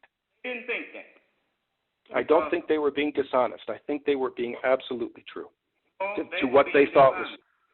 No. I want to be very clear about what I'm saying. I think they thought they were being honest. I think they thought they had the right idea. I don't agree with their idea. I think they were wrong. I can prove that they knew better. Because when you really think that a person is inferior to you, if you really think, it's just like if you have a lion and another man has a dog, you don't have to watch watch that lion to make sure that that dog don't come over there bothering him. Because you already know that if that dog come over there bothering that lion, that dog gonna wind up dead. Okay. If white people thought we was inferior to them, they wouldn't have spent so much time watching us. No, I think you're underestimating just how twisted their logic was about that. Actually, let me finish. I never cut you. Oh, I'm sorry. I didn't realize. It's hard on the phone. I didn't realize you were still going. I remember laws was made to prevent us from learning how to read. You don't fear a person being educated that is your inferior. If they have inferior brains to you, you don't fear them being educated. Don't nobody fear a dog being educated. Don't nobody fear teaching a horse to anything. They teach them as much as they can. But they taught us as little as possible. Not because they thought we were inferior. And why come over to Africa and get black people to be your slaves when you had a whole nation of people over here that you conquered, but you didn't make them your slaves? Because the black man is the one who built them pyramids and stuff over there. That King Tut's exhibit, that come from us. Black people had civilization when the Caucasian was in caves. And he knew that we were not his inferior. But in order to make a slave out of us, a tool and a slave, he had to breed us and then not permit the parents to teach the children, kill the parents, breed the children, and then use the children to build your civilization and their innate abilities. Like Benjamin Banneker designed the plans for Washington, D.C., the stoplight, the air conditioner, all of that came from the black man. Look at what Washington Carver did with just the peanut alone. My first college classroom was in Carver Hall at Iowa State University, named after George Washington Carver. I know about that. But I think you're. Hey, don't it's never not quite think that I think that white people thought or think that I'm inferior to them. No, they don't. They try to convince me that I'm inferior. And well, I think there's a lot of truth to that, but I think you're compressing a lot of history here. I think racism changed over these centuries, right? So you're absolutely right. One of the reasons they went to Africa to get slaves for the North American continent and for the Bahamas was precisely because Africans had the technological knowledge that was required to grow the first plantation staple crop in the New World, which was rice. It's very clear that the kind of rice cultivation that goes on in what we now call South Carolina in the 18th century was African. Well, remember now, we also had the architectural knowledge. I mean, you don't go to our homeland and see all of them pyramids and stuff. No. I'm not discounting any of that, but I'm saying the specific technology that they were interested in was the agricultural technologies. The kind of laws you're talking about, though, about not teaching slaves, not educating them, is and this is the twisted logic that the racists had. Those laws came into effect about a century later. After the slave trade had been closed up, but the logic was as follows. It wasn't an admission. I think you're right in some fundamental way, right? But I think the logic of the anti-education laws for the slave populations was slightly different, which was in their place, black people are fine. But if they get educated, then they start getting ideas that they really can't handle, and that's what makes them violent, and that's what, right? But really, they can't. I mean, it wasn't. They had rationalizations. Let me call them that. The racists had rationalizations for these so they could hold these contradictory ideas at the same time, right? So they could actually hold the idea that, okay, these people are inferior, but we need laws against educating them because education makes them dangerous, without admitting that they are the equal to white folks, right? That was the twisted kind of reasoning that these folks That's what I'm were telling using. you. if we truly were inferior to any people, we wouldn't have had to be taught that we were inferior. We were actually taught that we were inferior. Right, exactly right. You know, children learn what they live. You're not good enough to go and drink out of a white fountain. You're not good enough to go to through the front door into a restaurant. Go around the back. Do this, do that. Everything to teach us what our place is. You don't have to teach a dog that he's inferior to a lion. That dog, when he see that lion, he go the other way because he knows he's not equal to that lion. So, you know, that is something that we need to have open discussion with. It needs to be openly talked about in this country. Everybody talks about what was done for 12 years or a little more to the Jews under Adolf Hitler. But when the black man in America speaks up about what was done to us, everybody tries to drown us out and say, you playing some race card, or you playing this, or you. And that's an insult to us, and we want it to stop. That's what I'm telling you. I'm not saying that because I'm so filled with hatred of you. I don't hate you. I mean, you did what your people did, what prophecy said. In order to hate you, I'd have to hate God. No. So that ain't what it's about. I hate what was done to us. But even now, by hating it, I yet understand it. Like, if you ask any Marine that went through boot camp, ask him how he felt about it. I'll tell you right away, I hated it. But as I look back on it, I have to thank my drill instructors because it made me a better man. It made me a man in the sense that this world looks at men. And that's what they said they do. They build men. And it made me able to stand up. And even if I was afraid, I was willing to face what I was afraid of. Because a brave man, you can't kill him but once. A coward, he dies every time he gets scared. He dies. Something in him dies. When your manhood will not make you stand up and do what you know is right, then it dies over and over and over. And you begin to hate yourself. The thing that makes the black man in America hate himself the most is that he never stood up and like a man and say, look, white people, y'all got to stop this. This ain't going no more. I mean, if I got to live like this, it ain't worth living. But I'm now in a position where I can speak for my people.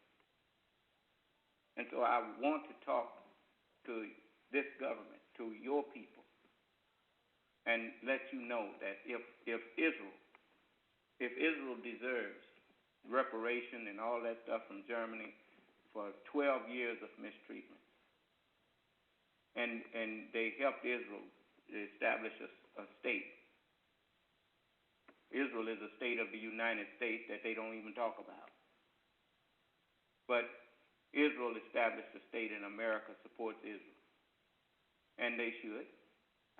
If they put them over there, they should support them.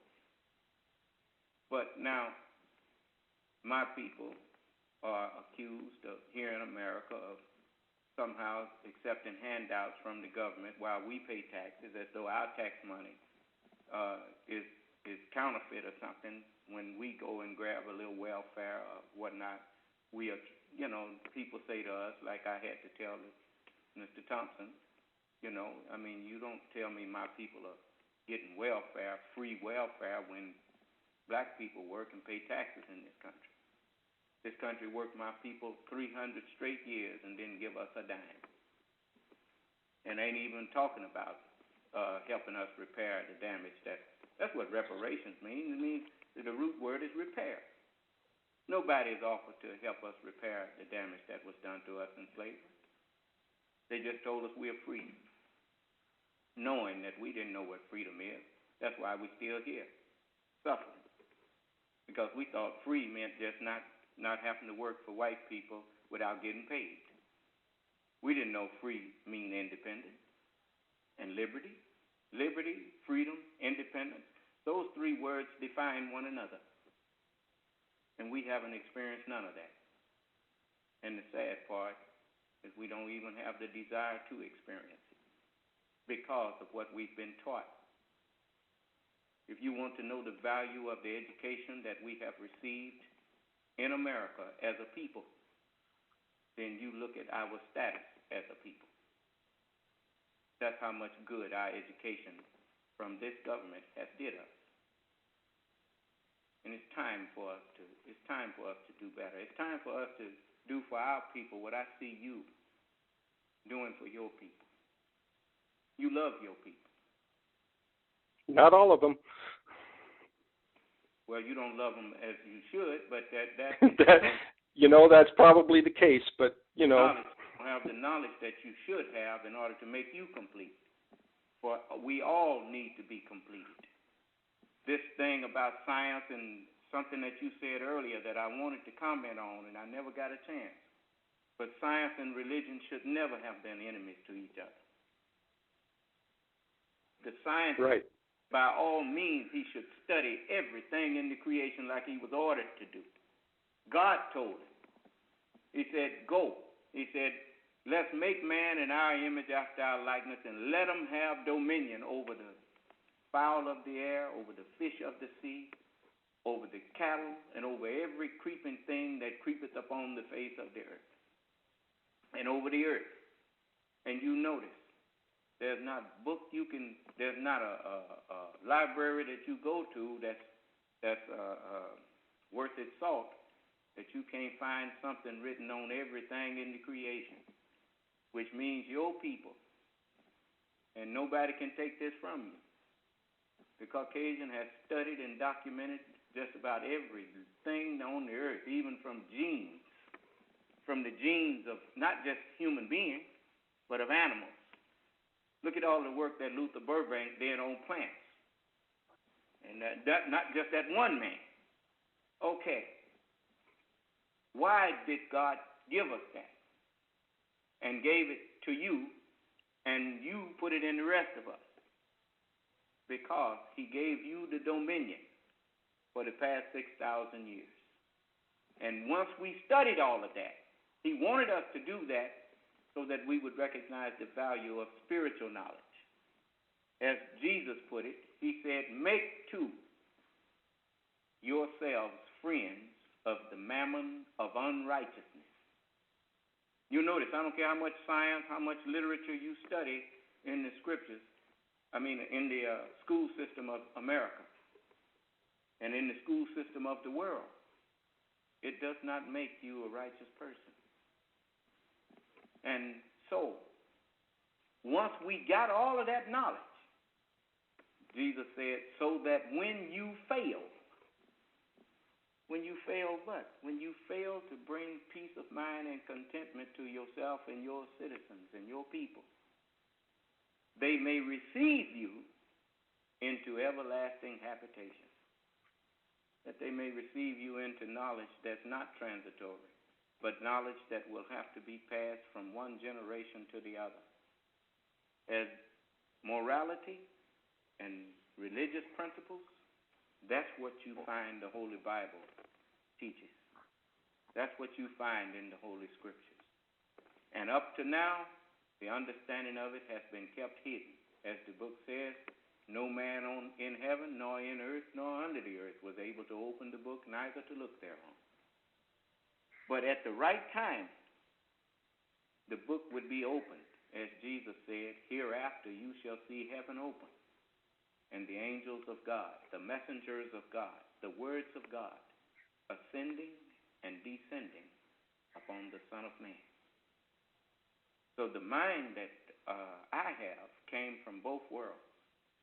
It came from your world, and it came from the world of the prophets. This mind is complete, and there is no enmity, and there is no contradiction. There is no division and hatred between the natural and the spiritual in my head. They agree as one. For man is both. Man is both a natural creation, and man is also mind, a spiritual creation. Then man needs both. He needs the scientific or the knowledge of physics, the knowledge of everything that is physical, because he's physical. And man needs also the knowledge of spiritual things, because without it, man can't make peace with his fellow man.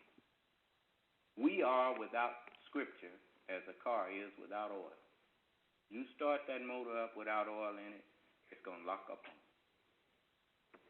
And you build a civilization without the proper understanding of the Word of God, and you will always have the rise and fall of this empire, the rise and fall of that empire, the rise and fall of whatever you build up, because your own corruption will bring you down just like a bigger the tree, like I've been to Sequoia National Forest. They got them redwoods. And the one thing that I notice about them big giant trees, they grow straight up. They're not leaning. Because if they were leaning, their own weight would knock them down after they got so tall. Likewise, the weight is not a country outside of America that's destroying America. It's not a country outside of Russia that destroyed Russia. The USSR was destroyed by its own corruption, by the weight of its own corruption. And that's what happens to all big civilizations that think that they can forget God and become gods to themselves and start worshiping their own science. People say, well, you can't prove there's a God. If you know how, you can. As I tell people all of the time, have you ever studied the beaches on this planet? Beach that you go to, you notice it's laid out the same way. Now, how could you think that that came about by accident? You better wake up. The earth has an owner. If I walked out into a big old empty land with beautiful trees and beautiful flowers and stuff, and saw a house, a mansion sitting up out there in the middle of nowhere, the first thing I would do is look for who built it. I know it didn't just happen. Here we sit on a planet in the middle of space, looking around for something else like it. Can't find it. But yet here you've got this place here full of order, full of beauty, and you think it's an accident just because you didn't see who did it. I mean, and you call yourself a scientist?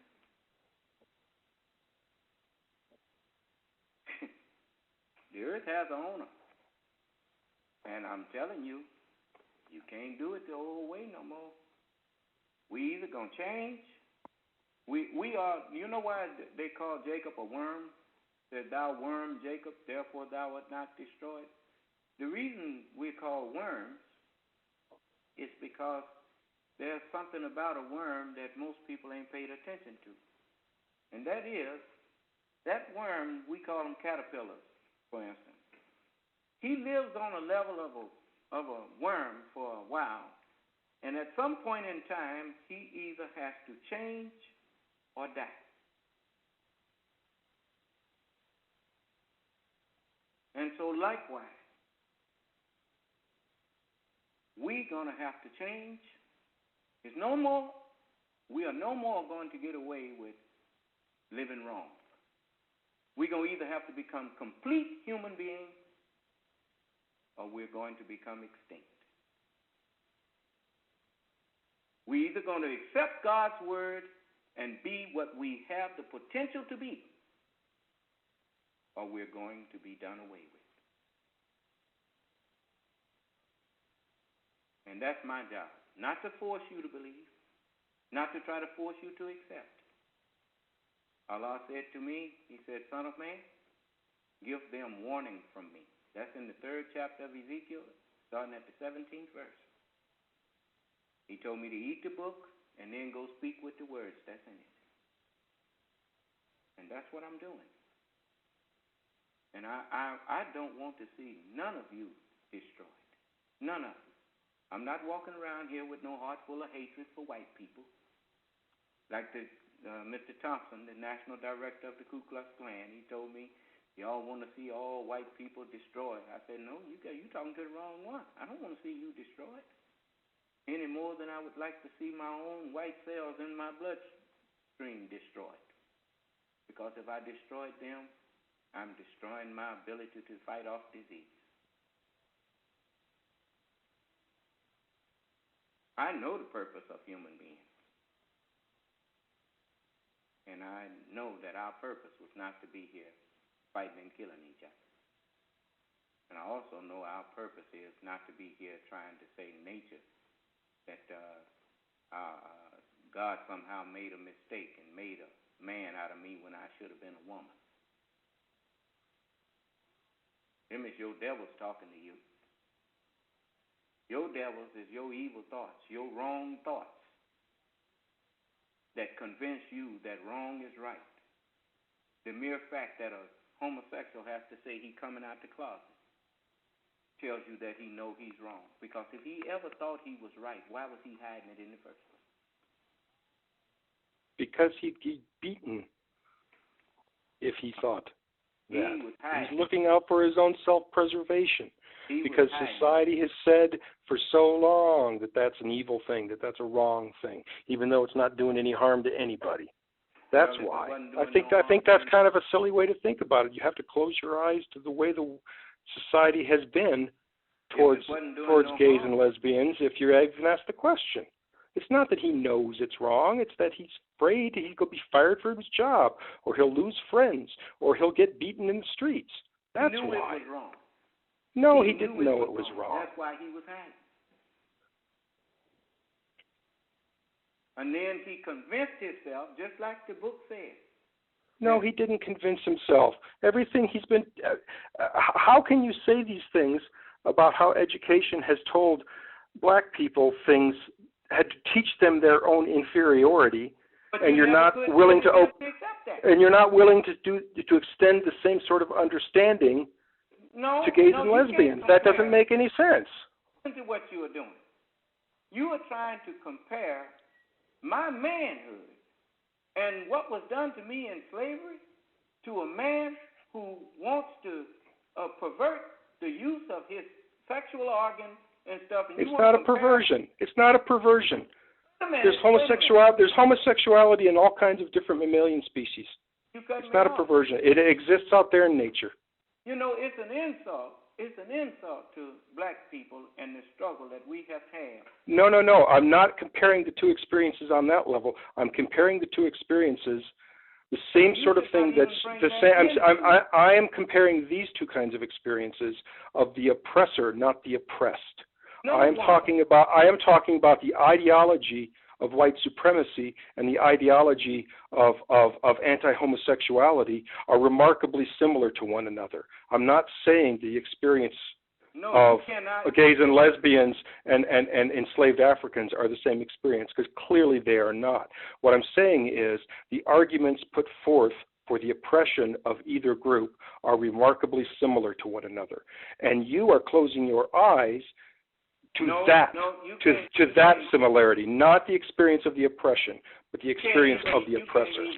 You can't even, no kind of way, justify comparing a man's desire to marry a man's desire to have a man. It's very simple. If you look at the arguments against interracial marriage and the arguments against same-sex marriage, they are remarkably similar. Remarkably similar. The God has told us it's wrong. Sorry, the people against white-black marriages made that same argument. It's against nature. People against white-black marriages made that same argument. It will destroy civilizations. People against white-black marriage made the exact same argument. Like I said, there isn't a difference. There isn't a difference in the arguments for oppression. No. That's my point. Not the experience of those oppressed, but rather the arguments made by the oppressor. Being redundant. you keep saying the same thing over and over. And that's just to drown me out from being able to express my side. And that's not what I've been doing to you. Sir, you just spoke for 20 minutes uninterrupted. So I don't think that's a fair characterization of this conversation. Let you speak. I mean, I was just wanting to get out what I was saying about comparing our struggle to a homosexual struggle to do something that's immoral. It's not immoral. Who does it hurt? Who does it hurt? Who does it hurt? Who does it hurt? Because it hurts the society. It hurts America. It does not at all. Not a bit of it. I'll tell you what. Wrong. Go back and look at the fall of the Greek Empire. Look at the fall of the Roman Empire. And look at the fall of all of those empires. Go look at the statements from the American Historical Association, the people who actually do read Latin, the people who actually do read Greek, the people who have actually done the hard work of studying this. And what they will tell you is the exact thing that I am telling you. Human relations have looked different all throughout the agencies, all throughout the world. And the idea that homosexuality brought the Greek city-states to an end is simply naive. The idea that the Roman Empire was brought to its knees by homosexuality is ridiculous. There's just no causal story. The people who actually study this stuff just say that's wrong. No, I didn't say that homosexuality alone did it. But you're trying to make a case. I asked the simple question: who does it harm? And so far, you've talked in great generalities. You haven't. I'm talking historical facts. No, you're not. Whenever you see a man, there was a time when it was unheard of in this country for a man to look at another man as though and view that man as a woman or as a... He's not viewing him as a woman. He's viewing him as a man. A man he's sexually attracted to. It was unheard of and unacceptable in most civilized societies for a man to look at another man as a potential mate as with a woman. Now, so what? Just a moment. And at the time when that was looked upon and frowned upon, if you look at the state of America, when men and like when they defined marriage as a man and a woman, you looked at the television, you didn't hear no bunch of cursing and swearing on that. The women dressed modestly. The men worked and provided for their families. The country was pretty much a dry country as far as alcohol and all of that goes. The country was trying to be upright in relationship to the Word of God that they understood. And the country was prosperous. You could take $20 and go get enough groceries to eat off of for the average family for a week and get some change. When you come back home, God had blessed you just that much. So what you're telling me is that this was a better country when men could be single payer, earn enough money for the household. I mean, this does not describe the 1930s. This does not describe the 1930s in any way. My point is, if you look at the fall that America is experiencing now, you will discover that it is in direct relationship to the lack of morals, to the fall from moral principles and religious principles.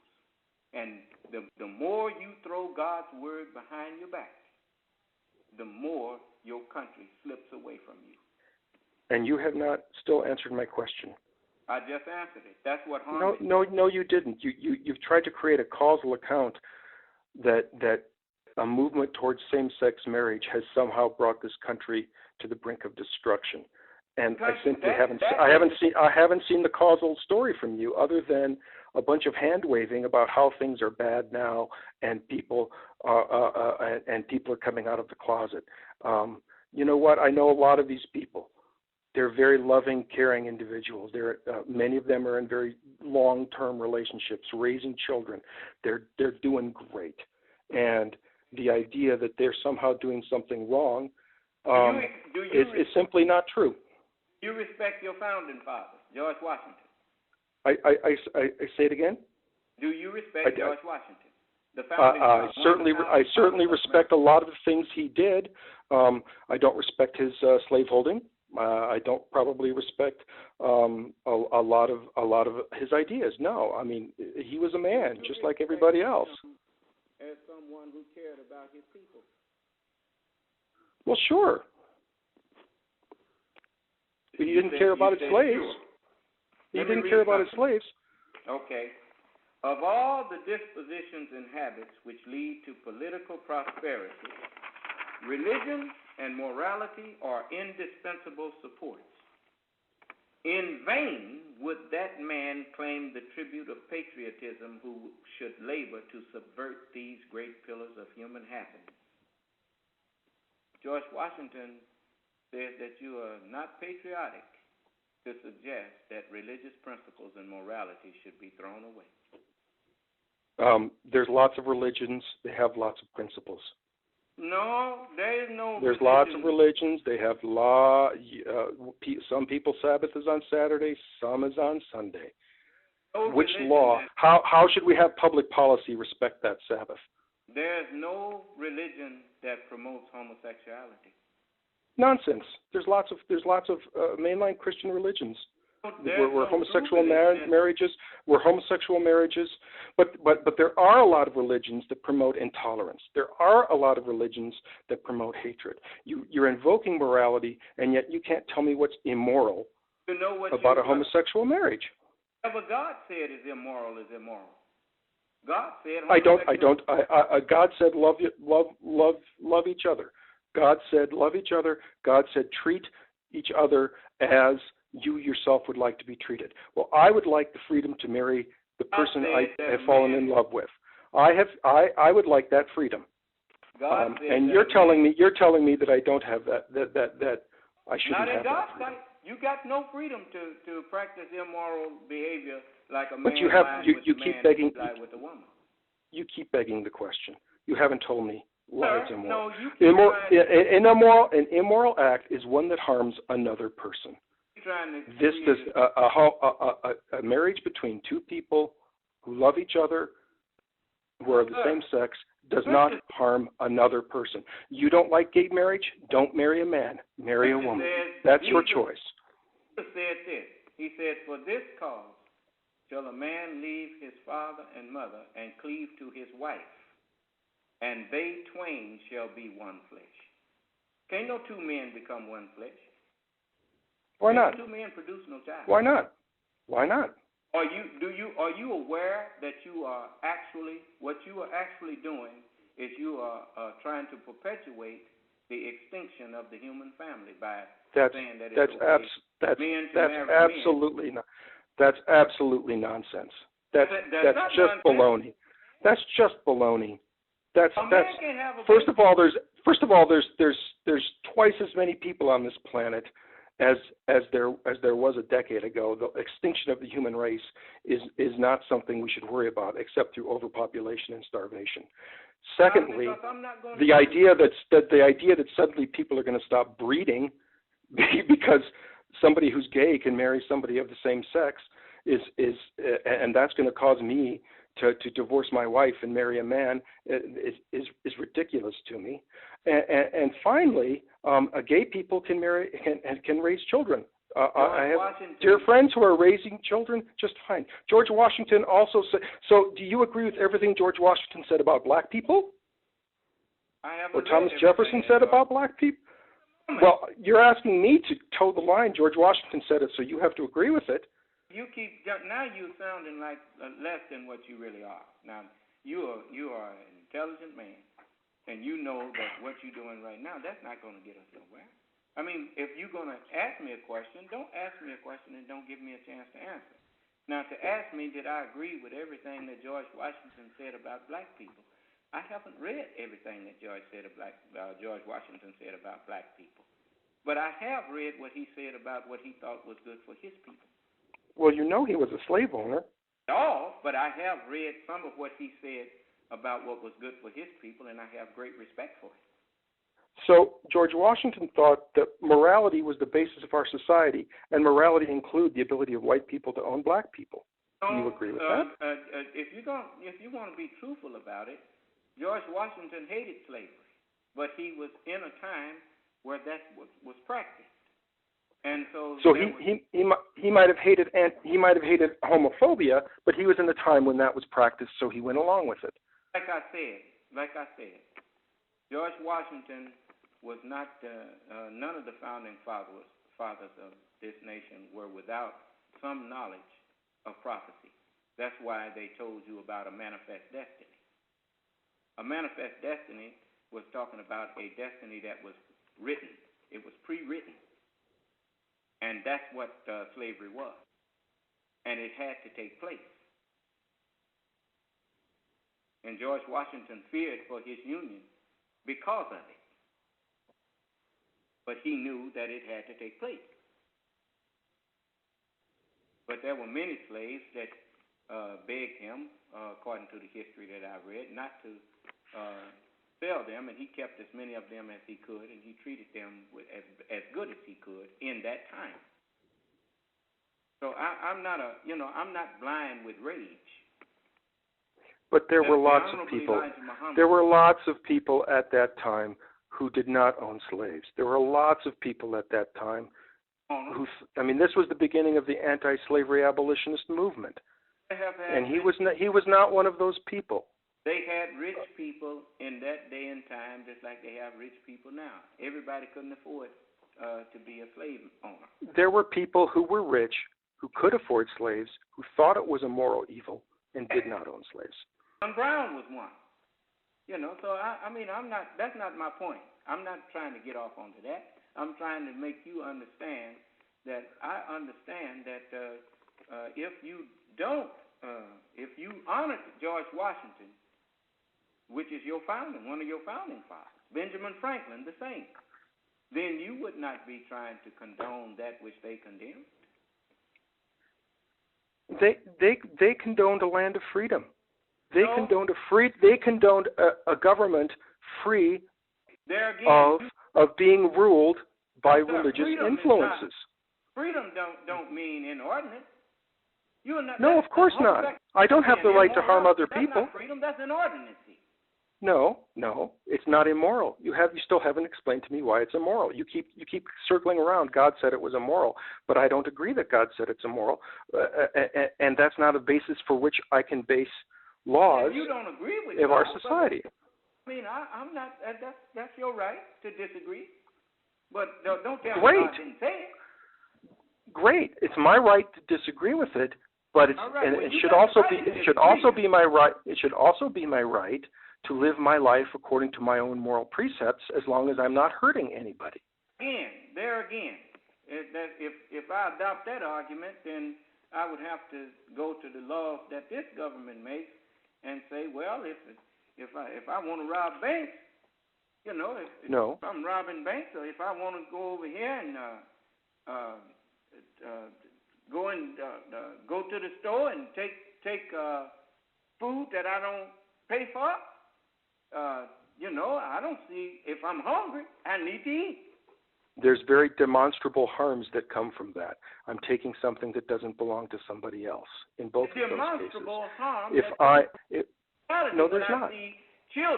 When I see children being punished because they make fun of a homosexual, and now the children that make fun of him is accused of driving him to commit suicide. Now, if he don't see nothing wrong with what he's doing, I'm sorry. What did you just say? I didn't quite follow what you just said. I've seen on the news where children are accused of bullying because they make fun of a homosexual child in school. And when I was growing up, I got made fun of all of the time for being black. And that was wrong. And that was wrong. And that was wrong. I'm trying to show you something. Children form the same values as adults. And even as a child, I knew homosexuality was wrong. I mean, we used to call a boy that acted a little too feminine, hey, man, old sissy, why don't you do, cut that out. We knew it was wrong. Didn't nobody have to tell us.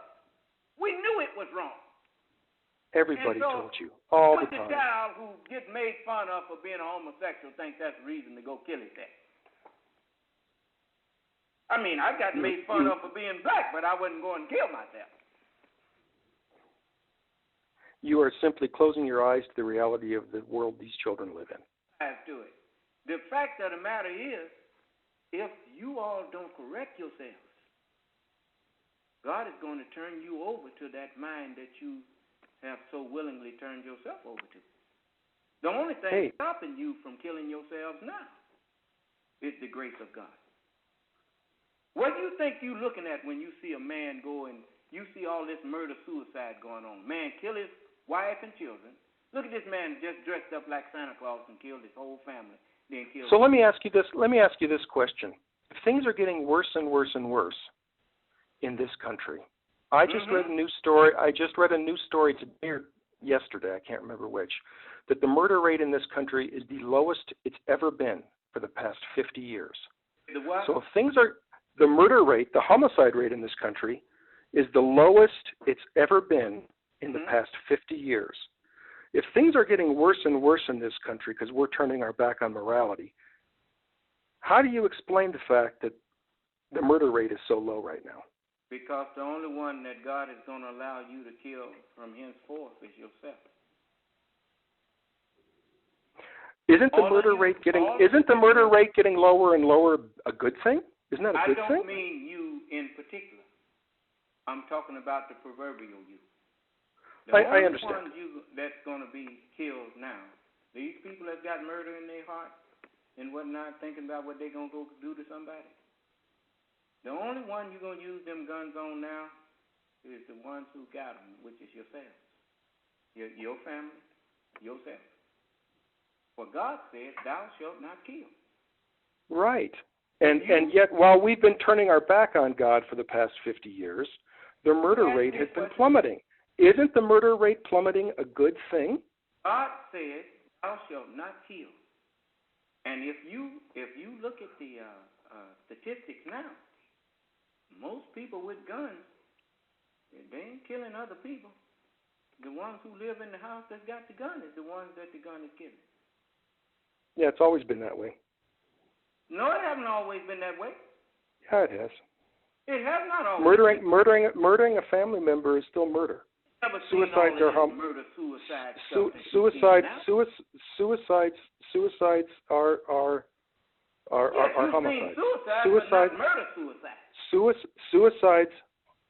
homicides. But you're not. So what you're telling me is the murder rate decreasing over the past 50 years is a good thing, or I still haven't get a clear answer for you. Is that good or is that bad?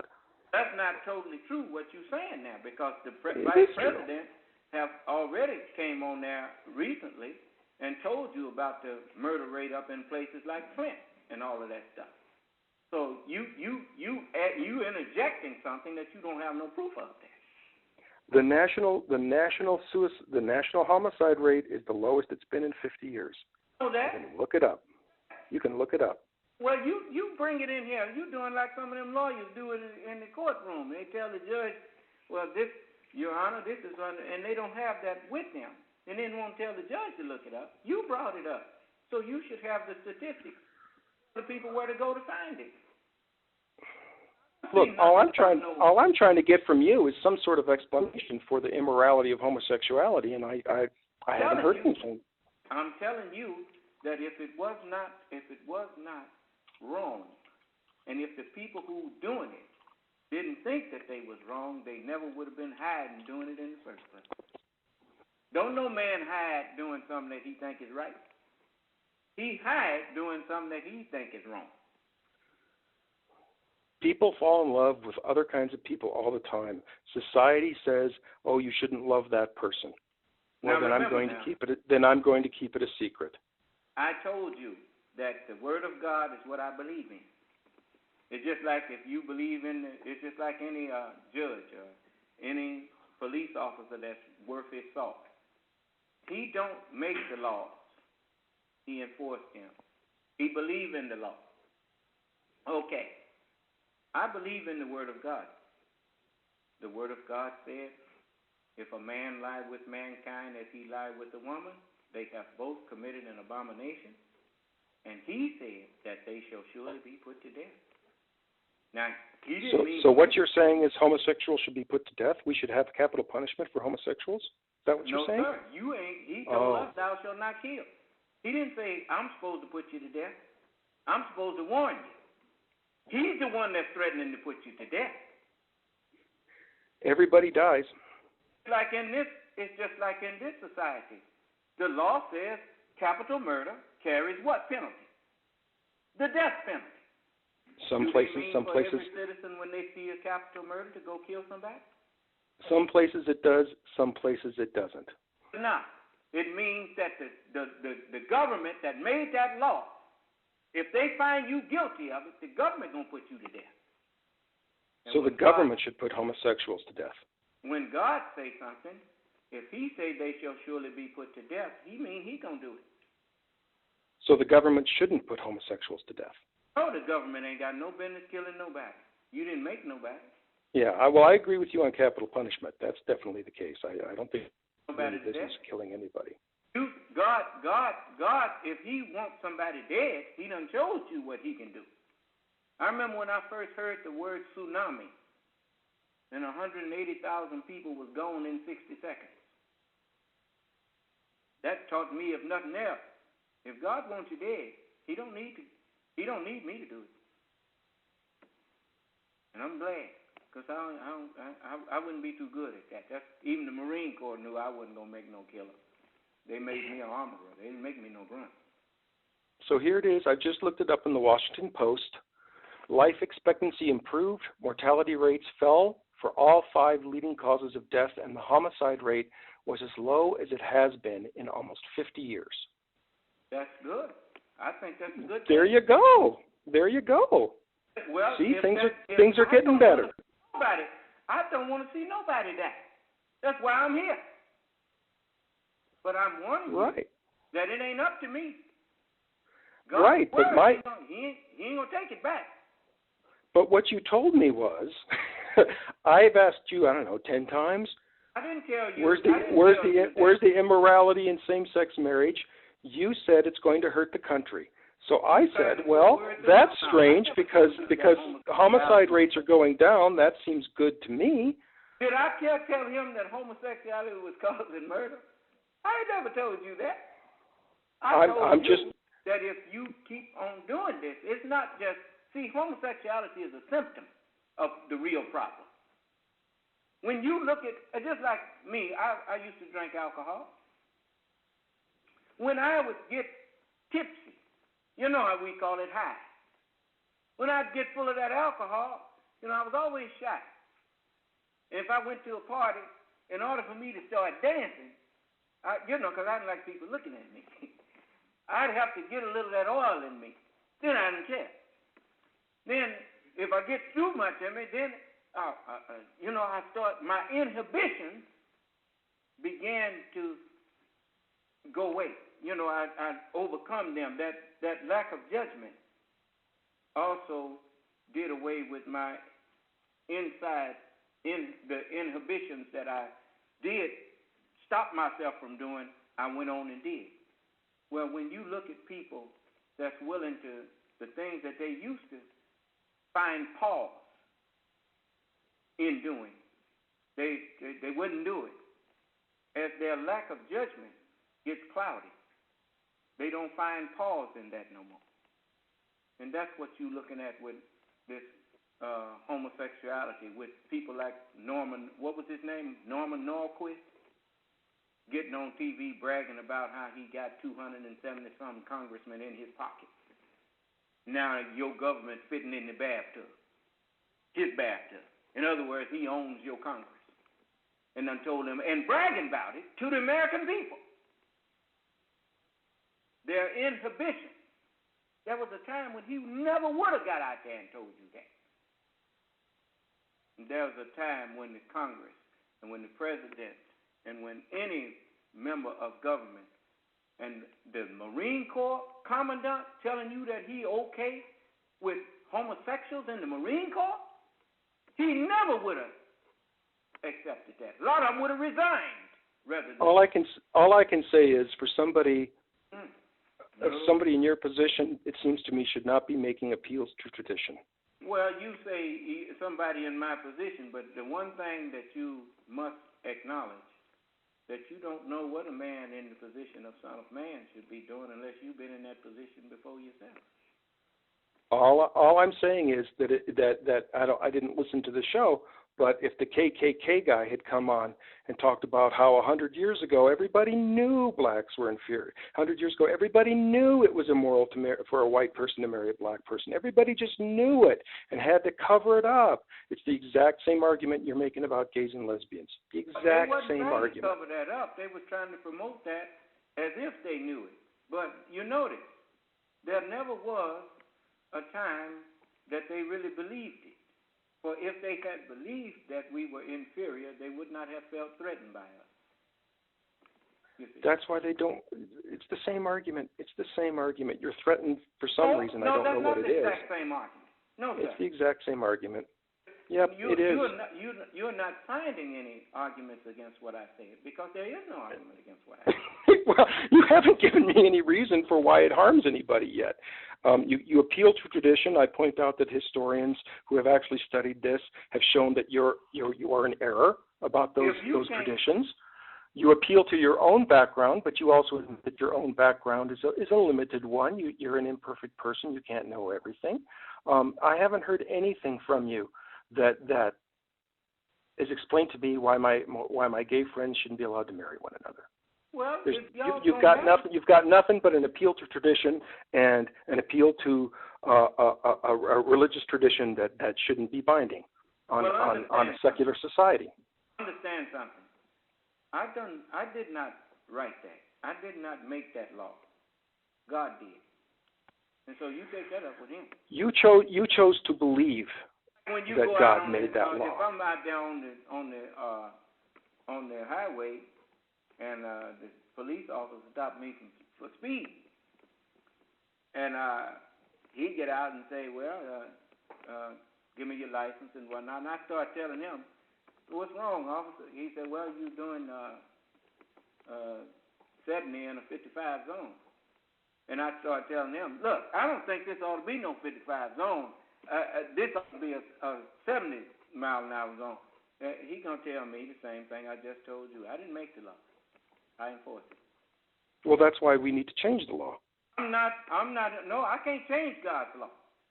I don't think I'm equal. I'm not talking about God's law. I'm talking about the United States law. Those are two different things. I'm not talking about your laws. I'm talking about God's law. Then why are we having this argument? Then it's fine for you if gay people get married in this country. Where did we got no argument then? Y'all gonna get married? If y'all gonna get married, that's y'all. Allah didn't tell me, Son of Man, go there and force them people and tell them don't do that, and they better not do it. He didn't tell me that. He said, give them warning from me, whether they hear you or whether they forbear. Well, then we've got no argument here. Then we're in agreement. It's fine with you if gay people get married in this country. It's not fine. It's not fine with me. I told you I don't approve of it, because God don't approve of it.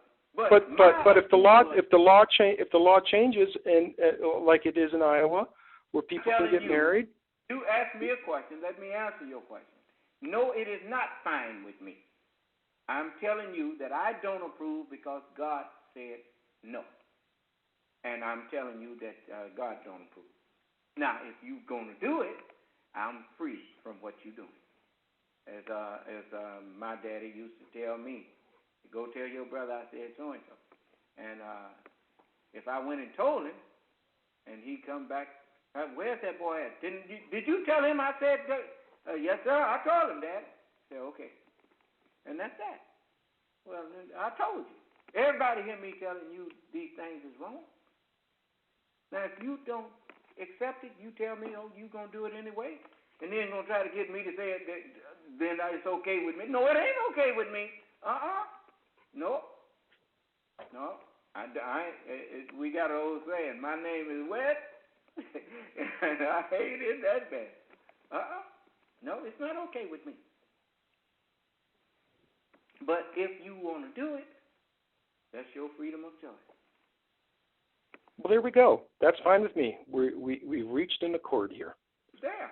You know, I mean, we've had that all. I'm not looking for your approval. All I'm looking for you is to get out of the way so people can enjoy their lives. I never was in the way. I never was in the way. No. Matter of fact, the only thing I'm doing is what I was told. You know, you notice this. Have I been disrespectful to you? No. I mean no disrespect to you. Because that is not that. You know what my teacher said? He said, we don't want our people acting unrighteous regardless to who acts unrighteous towards us. He said, we must not do so ourselves, since we represent ourselves as being righteous. You know, so I didn't bring you in here to insult you, and I didn't bring you in here to try to overtalk you and all of that kind of thing. I want you to be heard as much as I want to be heard. Or you can't say that your argument is worth anything if you're not willing to hear opposing views to your argument. Well, I feel like I've heard what you have to say. And I feel like I've heard what you have to say. And well, if great. I haven't, then you still have the opportunity to get it said. No, I think we're good. Now, and I want to continue this dialogue with us and you, us and your people. Even if it's not you per se, I do want to continue to dialogue because we need to finally put this race issue behind us. And I would like for this government to one day just ask us, I speak for my people. That's the one thing I think that has hindered us from being able to really talk to the government is because we're so divided that the government ain't got no head to talk to. You got to have somebody that represents you before you can go to people who have a head. You can't go to people in no little market basket way, talking about, give us this and give us, well, and then when they give you something, then what? Then here come another group. No. So I want all of you, my people who listening to me now, you tell all these other black leaders to come in this forum and let them, if they think they are more qualified to represent us than I am, let them come in this forum with me and prove it. And if they're not willing to do that, then they need to be quiet, sit down, and let me represent us. And then I will get you what you want.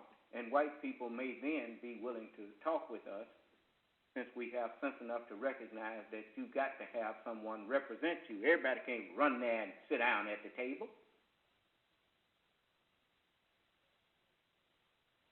You see, the doctor is not telling me that I'm wrong. He knows that if we don't speak with one voice, ain't nobody going to pay us no attention. And I don't blame him. The reason that this is something that all them reparation people don't understand. Governments do not pay reparations to individuals. If they're going to give some reparations to somebody, it's going to be to a government. And then it's up to the government of those individuals to divide that amongst the people and do justice by their people. But the government ain't going to put you in no line and say, here's yours, and here's yours, and here's yours. It don't work like that. And reparations is a far sight more than giving you some money.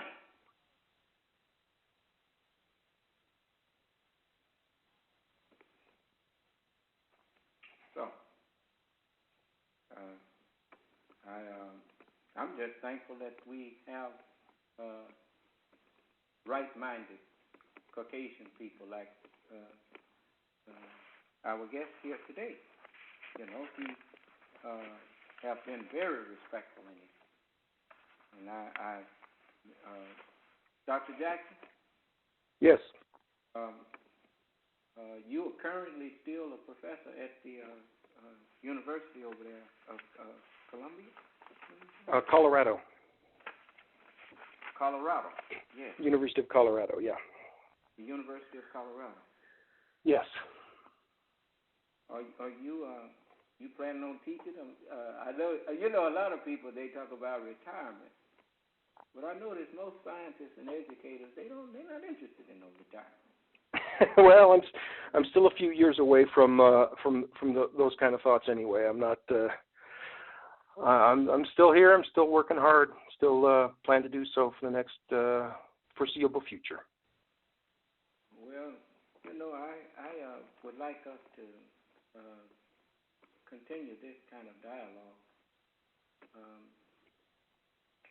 If it's okay, I would like you to come back in the very near future, if not the next meeting. The very near future. Well, and let's talk about some other things. Well, I don't know if we can maybe talk off the air about that, and we've already gone about 45 minutes over what I had planned to spend with you today, so I do need to go and get some work done today. So I appreciate the opportunity, though. Thank you for inviting me on. And thank you for being such a gracious guest. And may Allah grant you and your family peace. And may He grant that we have another dialogue equally as enlightening and informative. Thank you, sir, and good luck with your show. And thank you. Goodbye. Bye-bye.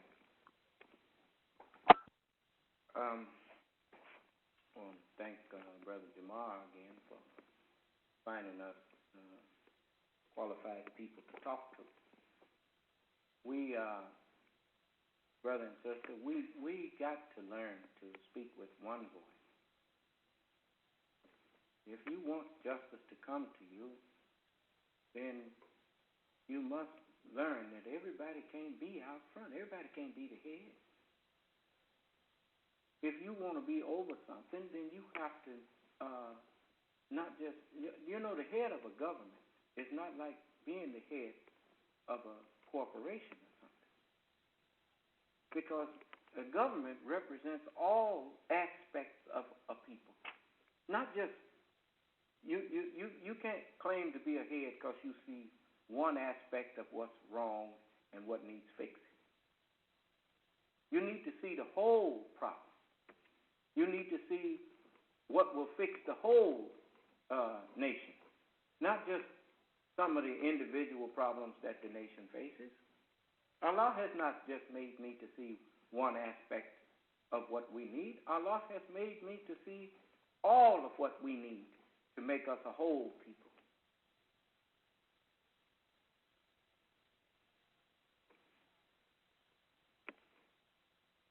I like to talk to people from I try to get brother to get people from many different walks of life to come in here and have discussions with me in front of you, so that you will see that you are not you don't have a man who is half learned standing up here representing you.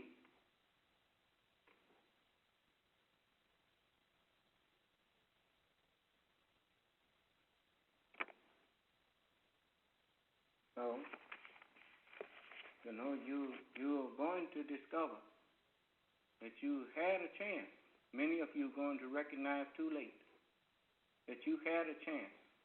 You had a visitation from God and you turned it down.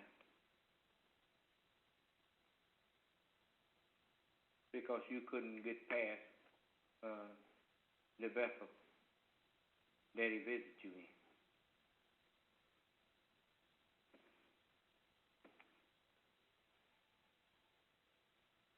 I'm not an embarrassment to my people.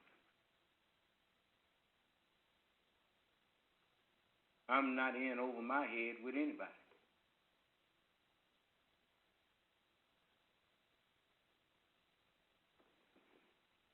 Can all you other ones out there say the same? You don't hear nobody telling me something and I got to come back and start talking about what I didn't say and apologizing and all this kind of stuff. No. Because I'm not speaking from no emotions.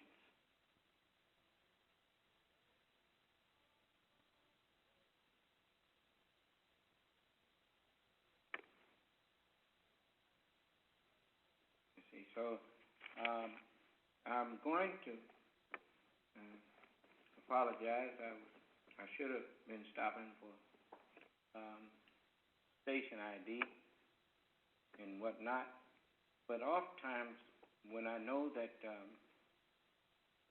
we have someone on that I don't want to leave, I don't take no break. Because you take a break, that may be the opportunity to break. So I don't want him to go. I wanted to hold him here because I wanted to hear what he had to say. I'd like to test what I have from Allah. I'd like to test it. You can't test it when you talk to people from downstairs. You got to talk to people from upstairs. Huh? Yeah. I like to talk to the lettered people. That's how you know where you stand. Running around here with a few nickels we knocking. I want to know if it will hold up to those who rule it. When he find out that he can't put words in my mouth and find out that he can't turn this into a straw argument. And remember when I told him you can't tell me how to ask the question, and that guy, he left that alone. You know, this show, he's just checking to see if I would buy things. That's why he said, you would agree to that? No, I would not agree to that.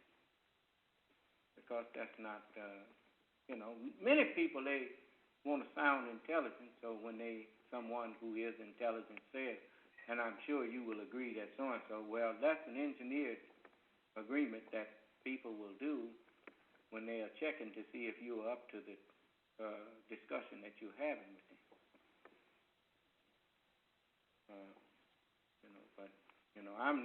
I'm not one who lets you put thoughts in my head and convince me that they was mine. No.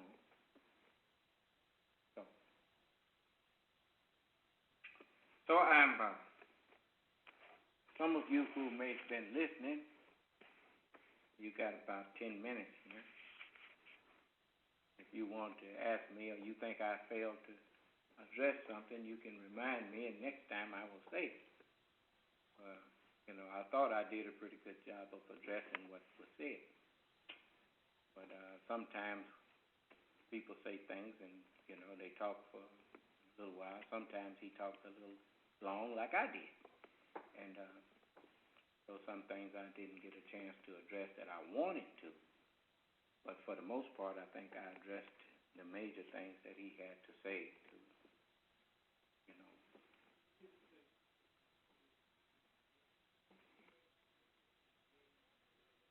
Yeah, well, he said gays and lesbians as though they was different things. I mean, lesbian and gay is talking about the same people.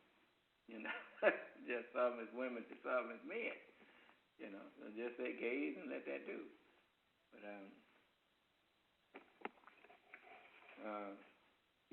by naming something, it's like that old song, Yankee Doodle.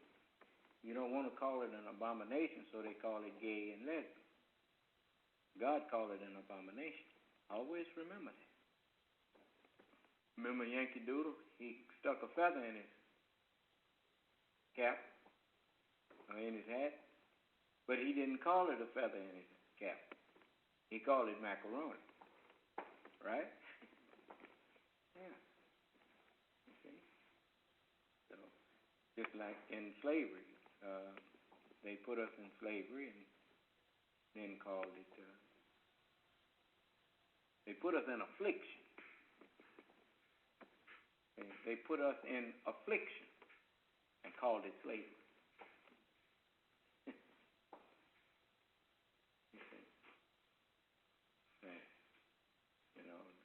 God didn't call it slavery, he called it affliction. And they shall serve them and they shall afflict them 400 years. So I just want you to know that we know a little bit about rhetoric too. The effective use of language. Many people think rhetoric just means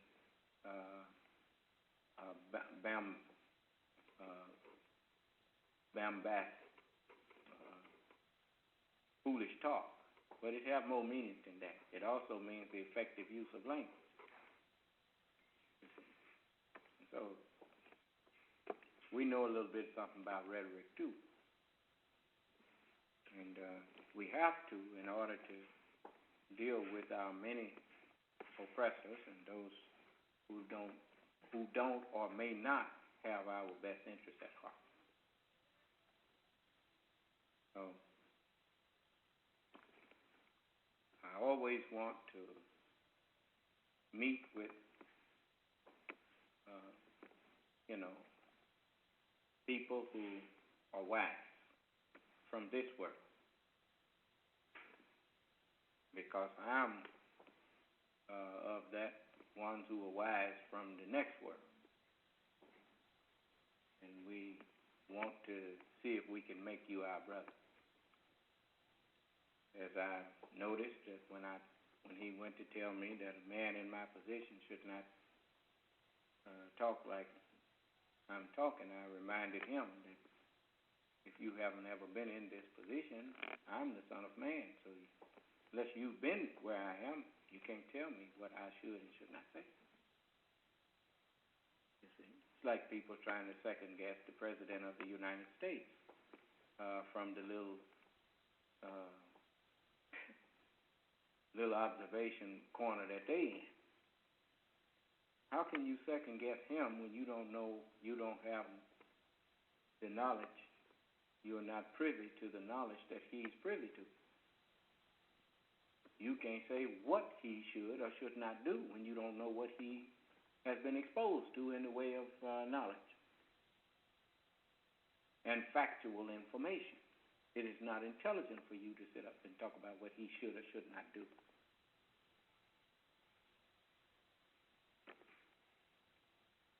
You notice how quick politicians change their tune when they become president and start seeing what the other one saw when he was in there. They're not so critical no more, are they? Yeah. So, I always want you to be wiser when you finish listening to me. When I finish with talking with you, I'd like you to know more. That's what keeps you coming back. If you weren't learning something every time you listen to me, you wouldn't keep coming back. Let's face it, I ain't that likable. so you would just keep coming back because you like me. No, you come back because you like what you learning. You always learn something when you listen to me. That help you get past your dislike of me. So Allah is with me. And if you don't believe it, just keep coming. You'll soon be convinced. You see, I'm kind of like the fish there. The bigger the bowl you put him in, the bigger he gets.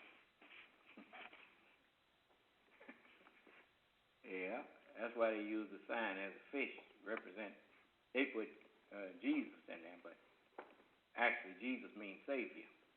And the Son of Man is the one that came to save, to seek and save that which was lost. You see. So that's who I am. When I talk to people from more intelligent sphere of knowledge, then it makes Allah give me more so I can converse with them. So always find them from upstairs, and you will see a different aspect of me.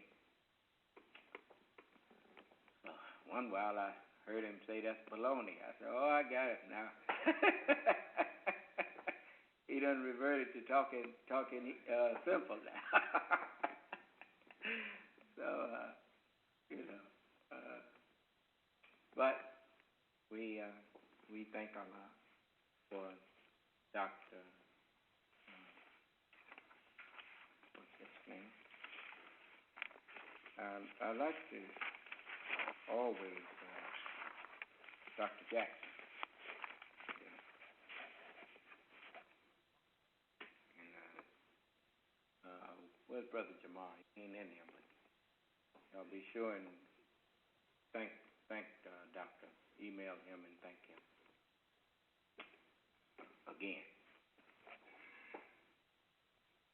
So it's 2 minutes before it's time to go, and so I'm going to get ready to get out the way and give you the number to the conference room. That number is area code 712-432-0075. Again, that's area code 712-432-0075.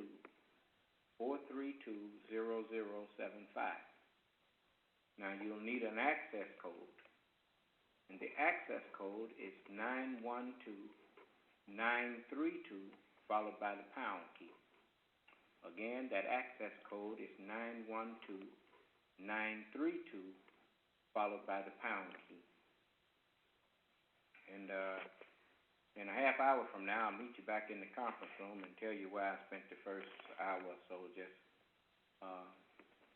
him and I kicking it with each other. And I know you probably wondered. But anyway, I will explain myself to you. And we will go into some other things. So until then, may Allah bless us and keep us in our right mind. Allah, Assalamu alaikum.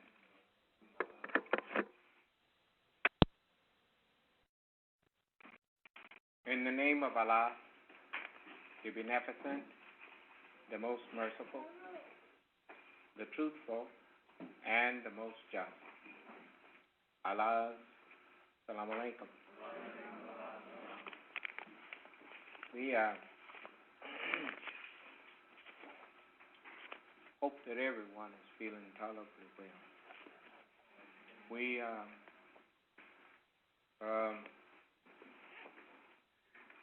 whenever we talk to people, we always,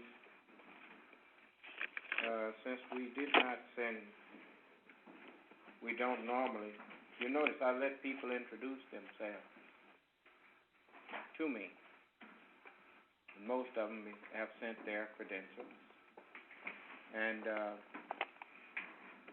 so I like people to be comfortable talking with me, but generally people if they don't know nothing about you, they want to know. It's up to you to make them feel that you are someone that is worth talking to. So that's why I spent the first hour or so just conversing with him in general conversation. As we don't like people to think that they have to take a step down to talk with us. We like them to understand you can step across. And we can hold conversations with you. And we're not in over our heads with you. And so, by the time we did finally start discussing something, he knew that he was in someone equal or greater than him in knowledge. And so we had a decent conversation. We always do the best we can to never insult people. That is a sign of uncivilized. So we don't like to insult people. And Only time it got a little strange was when we started talking about the homosexuals. Then he got a little excited, didn't want to hear. But that's because he may be one himself. Never know. And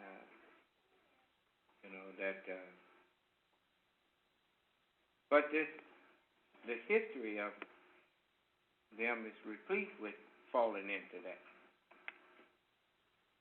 But this time there was not going to be no respite.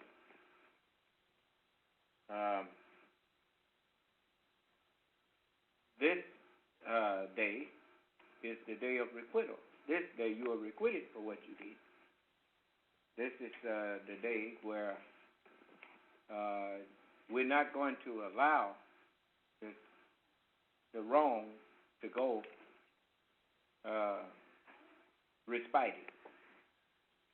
That's why you see people losing their minds because of eating wrong and living wrong and whatnot, and it's taking its toll now because no more respite. You either got to accept Allah's word and act on it, or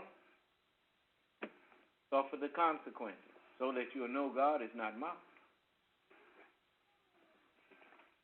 Like many people think that, as I told him, I didn't hint to it. I told him God's gonna turn you over to that mind you got there.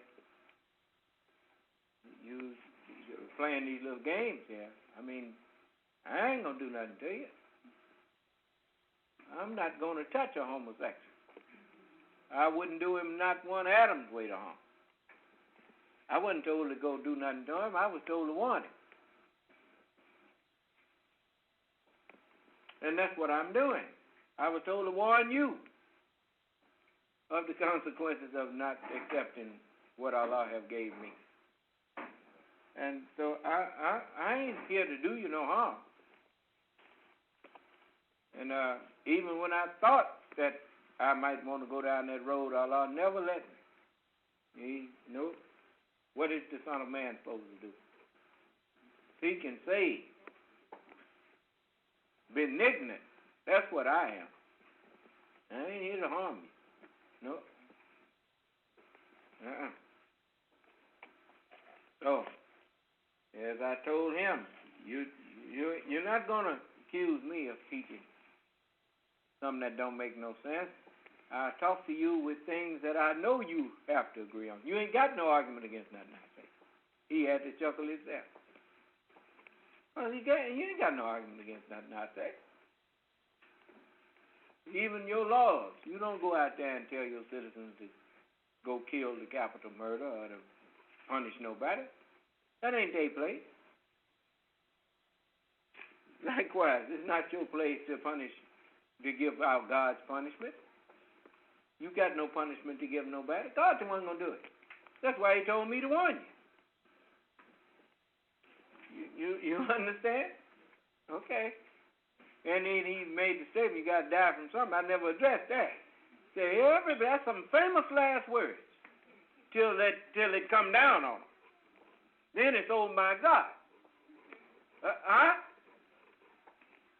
Please. Yeah. But it ain't going to help. So, I ain't never said that. You threaten me with God, I don't say nothing smart. No, sir. Because, ain't no he might hear me. He hear you before you say it. That thought that you had. No, don't think like that. Fear God. Fear his chastisement. His chastisement is something to be feared, not to be thumbing your nose at. Because when he chastises, there is not like others. He don't even let nobody get involved in helping you. People be scared to approach you.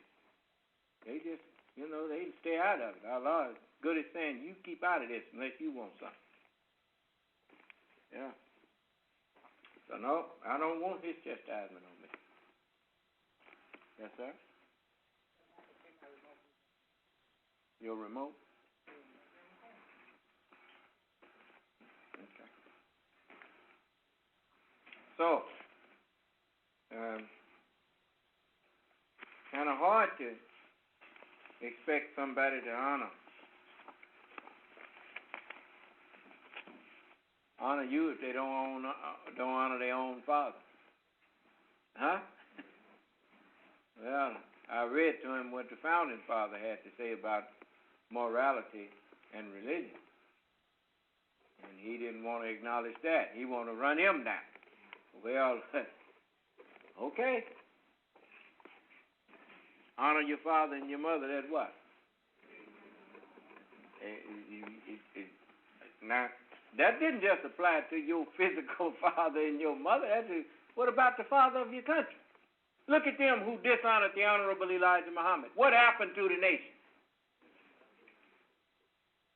Was the days long or short? Yeah.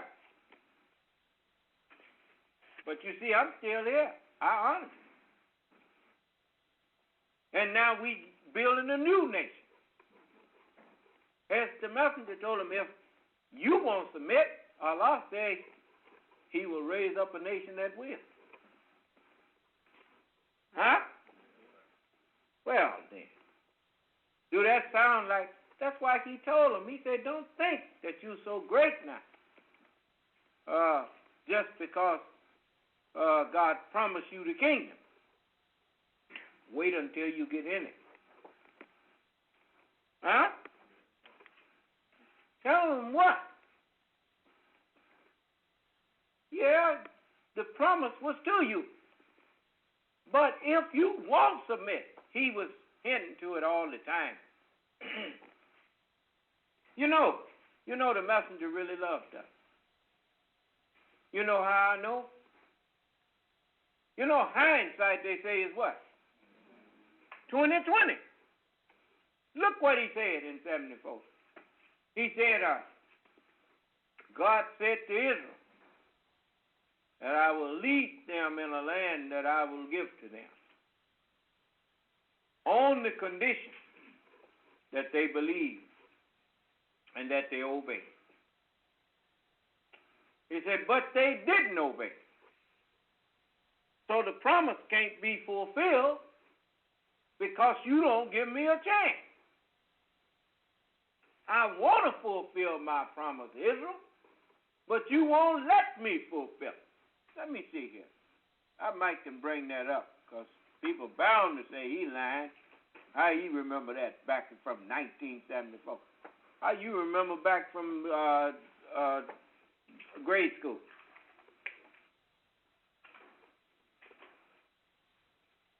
You can't help but remember since it's part of your mind. Huh? But I ain't got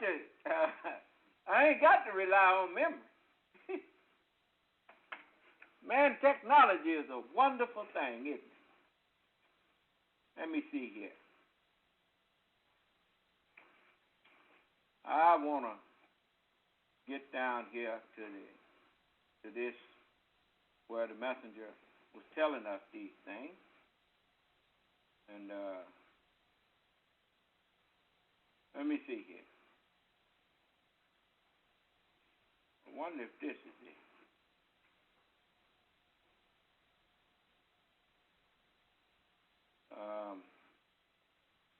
Give me a minute. I'm going to browse through here a minute.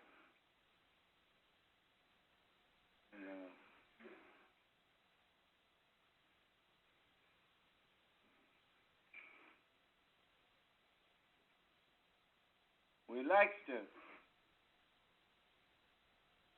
show you things that we have proof of.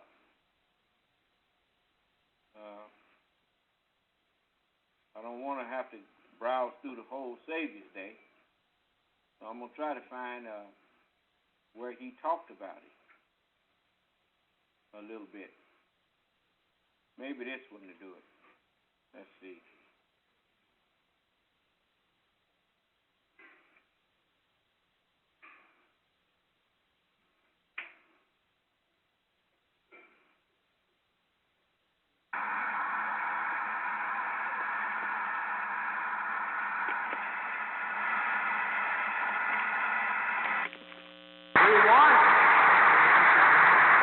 to thank the Chicago white people for making it possible for us to obtain the country club,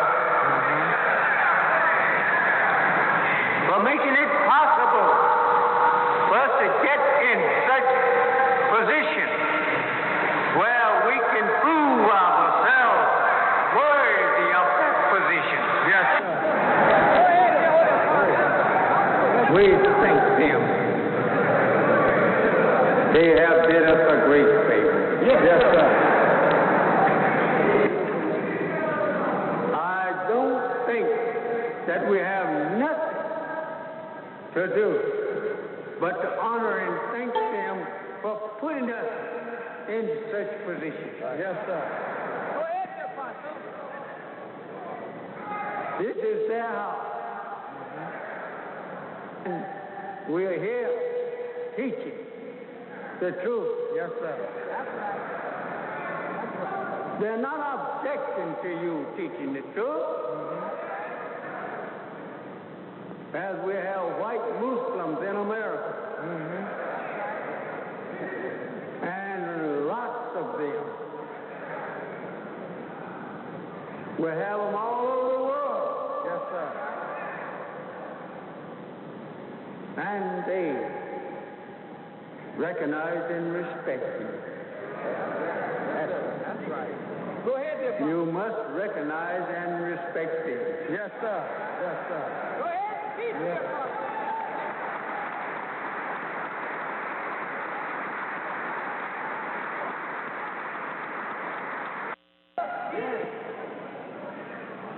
Telling a man of his past and putting him on the right road. This is a wonderful thing. Yes, sir. Yes, sir. Yes. He said to Israel, I am your God. Israel shall bear witness. Yes, sir. Right.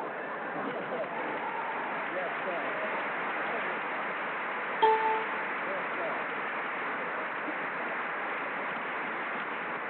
Now, he says to you and I, remember my faith that I bestowed upon you. Yes, sir. Take a lesson from me.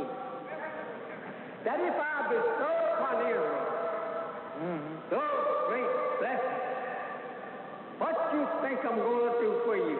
Yes, sir. Think over. Yes, sir. Go ahead, Apostle. If I'm bless Israel to bring her out of the bondage of Pharaoh, what do you think I'm going to do for you? Yes, sir. Yes, sir. Take it over. Yes, sir. Take your time. Yes, sir. Take your time. I found Israel in the waste of this wilderness, and I found you in the waste of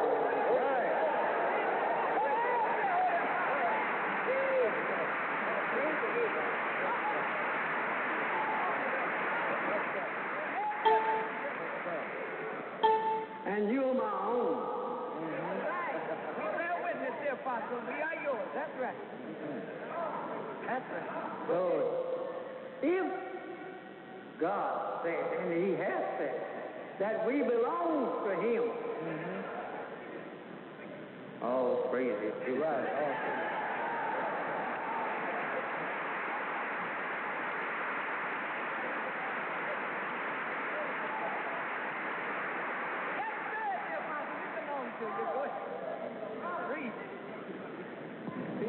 He called Israel his son. Yes, sir. Go ahead. He's out of Egypt. Yes, sir. I call my son. Yes, sir. Yes, sir. Yes, sir. I said to Israel that if they obey me,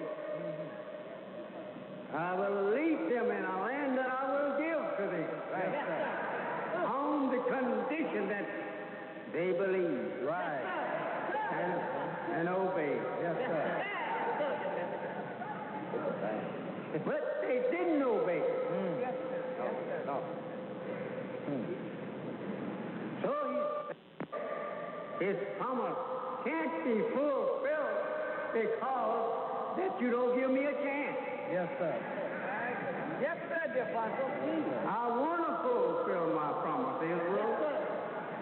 But you won't let me fulfill it. Yes, sir. Who brought you in this place, Israel? Yes, sir. Preach.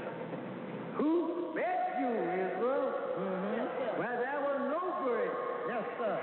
Take your time, tell the Apostle. I only wanted to show for you, Israel, that I'm God. Right.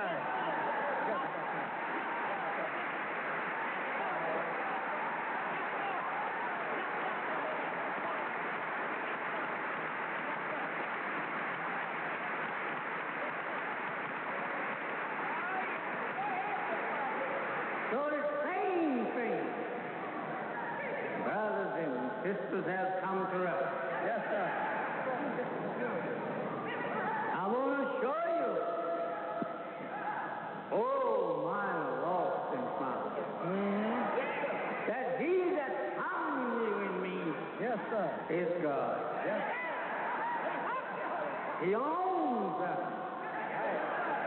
And he wants to do for you that which will stand forever. Yes, sir. Beautiful. It belongs to you. Yes, sir. It didn't belong to you.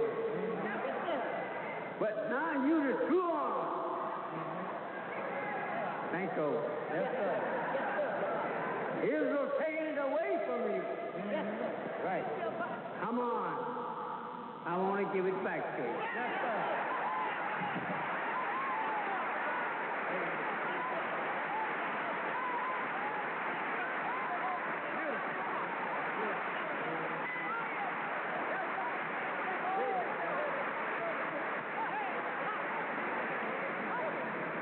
They lost and found. Been lost from his brethren for a long time. Now he's found.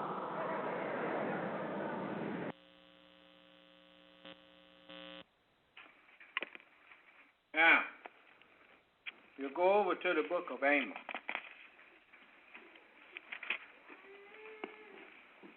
As he told you, he told them. He said, who brought you into this place, Israel?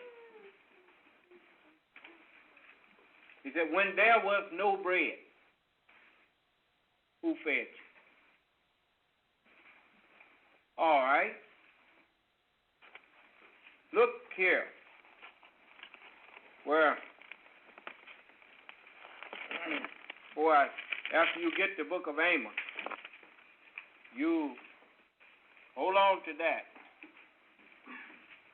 because I'm going to bring you back to something else.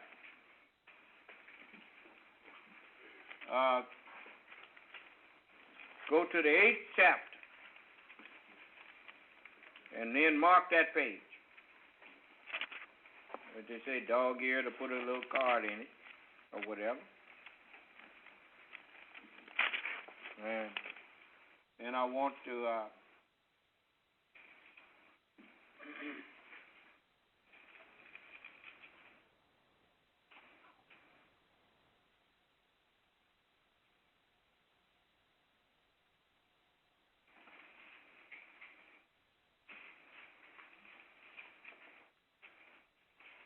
I've got to show you these things.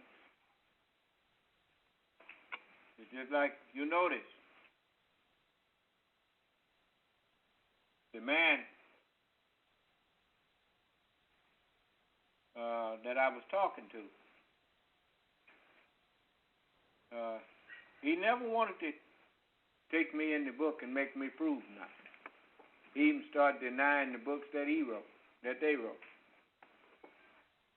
Said, well, I don't verify everything in there. I tell the student that you can't trust everything in there. Isn't that a terrible thing, making you pay for education and buy books that the teachers don't trust in? Now you see why the education system is falling apart. How you think that makes somebody feel? How much some of them books cost? $150. Huh? Just for you to get in there and the man tell you, well, that ain't so. But you made me buy it. Right. Someone had their phone off mute, wanting to ask me something? Mute your phone if you don't have something to ask me. But they sell you books and then tell you don't believe what's in them. Huh? I almost got him to say he don't believe in the Bible. I should have waited before I say, well, what'd you give it to me for? Isn't that right? But he was in a catch-22. You see, not that that's going to make me stop believing in it. I already know that he don't believe in it because he don't understand it. And if he did understand it, he wouldn't have believed in it because he rejoiced over killing them who brought the book. Huh? Call it Good Friday. What was good about it? You see my point? All right. But as you go here to the book of John, what did the messenger say? He said, who brought you in this place, Israel? Let's go back and hear it again. I think I can get it up here. As he said.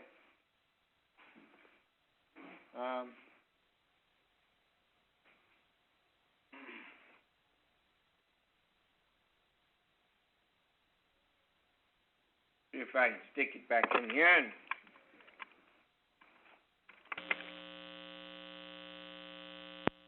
to you. Yes, sir. It didn't belong to you. But now you the true one. Thank you. Yes, sir. Israel taking it away from you. Yes, sir. Right. Come on. I want to give it back to you. Yes, sir.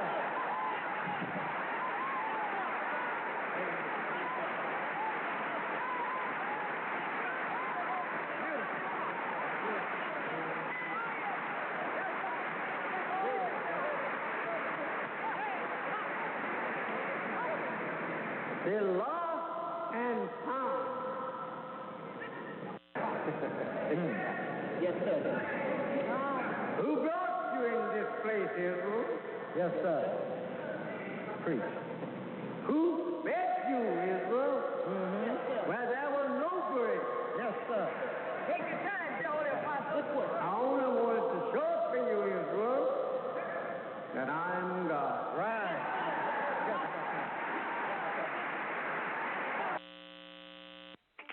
so he said, who brought you in this place, Israel?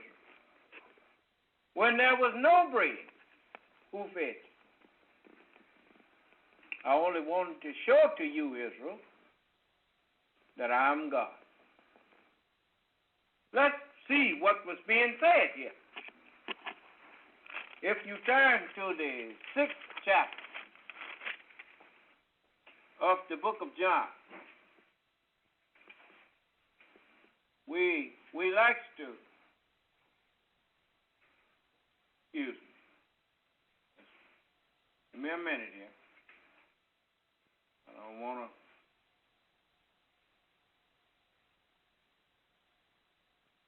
Let me put this up out of my way here. Now, this in the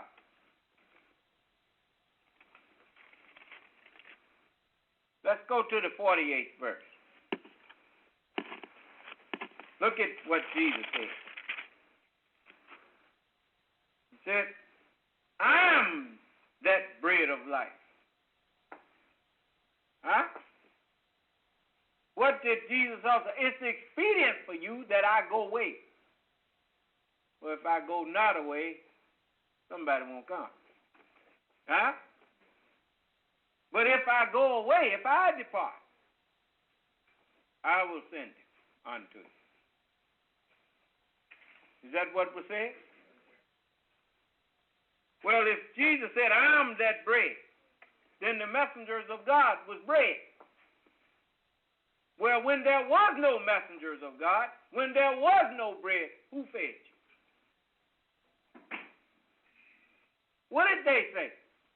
They didn't say another messenger was coming. It said the Lord himself shall come. When there is no bread. When there was no bread, who fed you? Know ye that the Lord, he is who? What did the messenger say? He said, let's hear it again. We don't have to guess at it. We'll, get out the way. Yeah.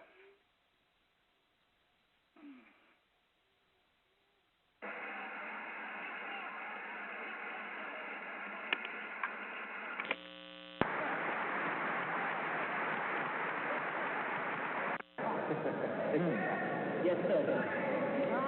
Who brought you in this place, Israel? Yes, sir. Preach. Who fed you, Israel? Yes, sir. Where there was no bread. Yes, sir. Take your time, tell the apostle. I only wanted to show to you, Israel, that I am God. Right.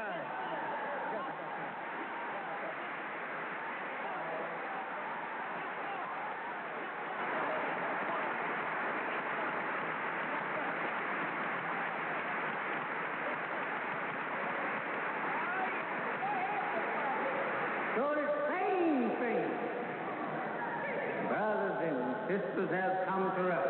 Yes, sir. I want to show you,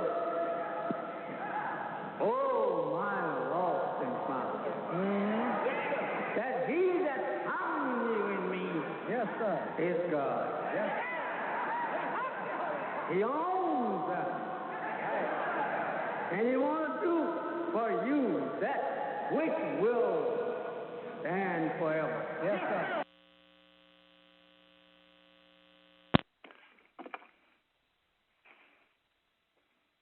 What did he say? He said he owns us. Who is the original man? The maker? The who? He owns us. And he wants to do for you that which will what? Stand forever. You've never heard the devils come out and openly bear witness that they came out of you and me till I brought him out. And you heard him come out and say it. Huh? What did he say? That has been proven in the scientific community. That we found. Huh? He forgot that he bore witness to that coming about something. It was one time fact that we was inferior. It never was fact. You see, he's trying to double talk, use rhetoric to suggest that facts are what you would call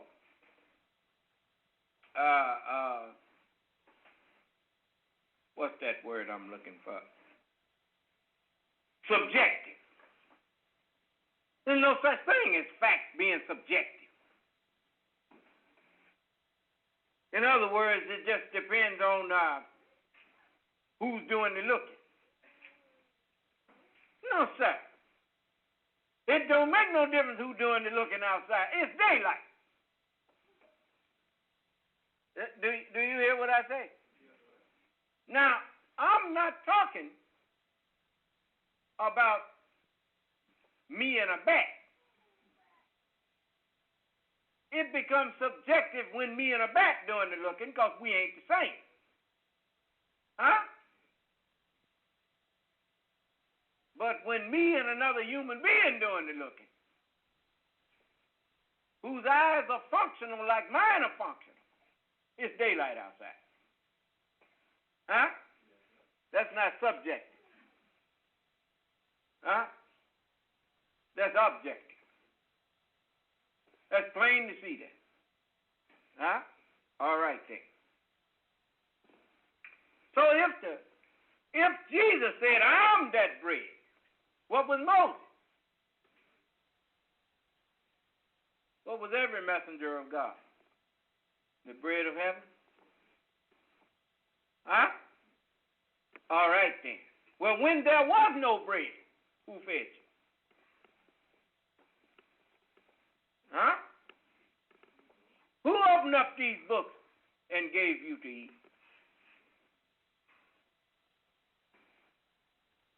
Yeah. Yeah. That's what he said. He said, I want to show you. Oh, my lost and found. That he who found you in me. He didn't say he who found you. He said he who found you in me.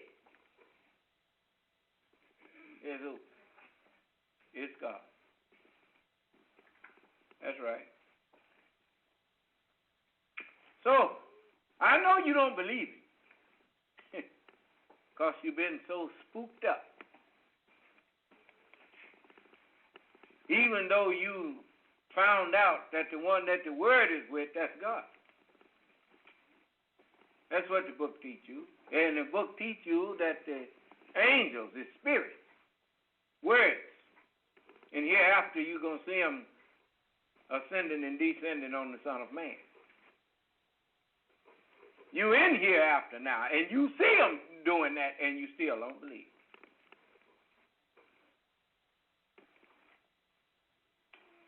But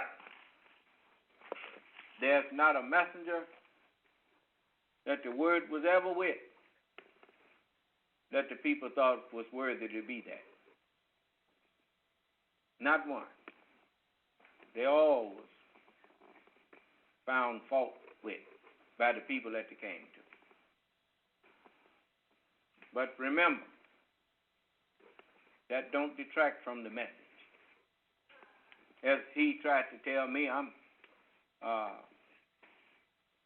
giving him my opinion.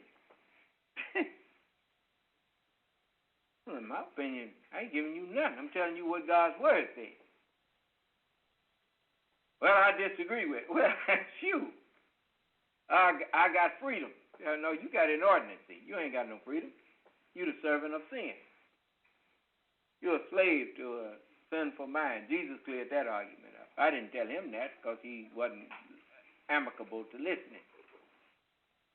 But, you know, if you're free, then that means that your actions is dictated by reason and not by desires. An animal ain't free. He's the slave to his desire. Do you understand? You know, and so you are not free as long as you're the slave to desire rather than reason. You know, when reason dictates your action, then reason frees you from being a slave to anything. Huh? There you go. You see. And so I show you that I don't run from those who the world worships and fall down to. You don't see me falling down to them.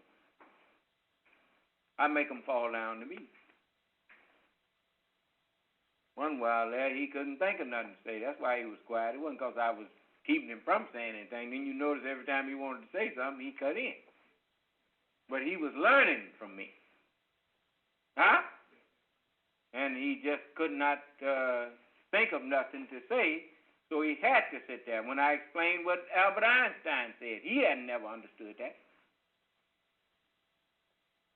Do you understand? I told you, I don't have to know everything.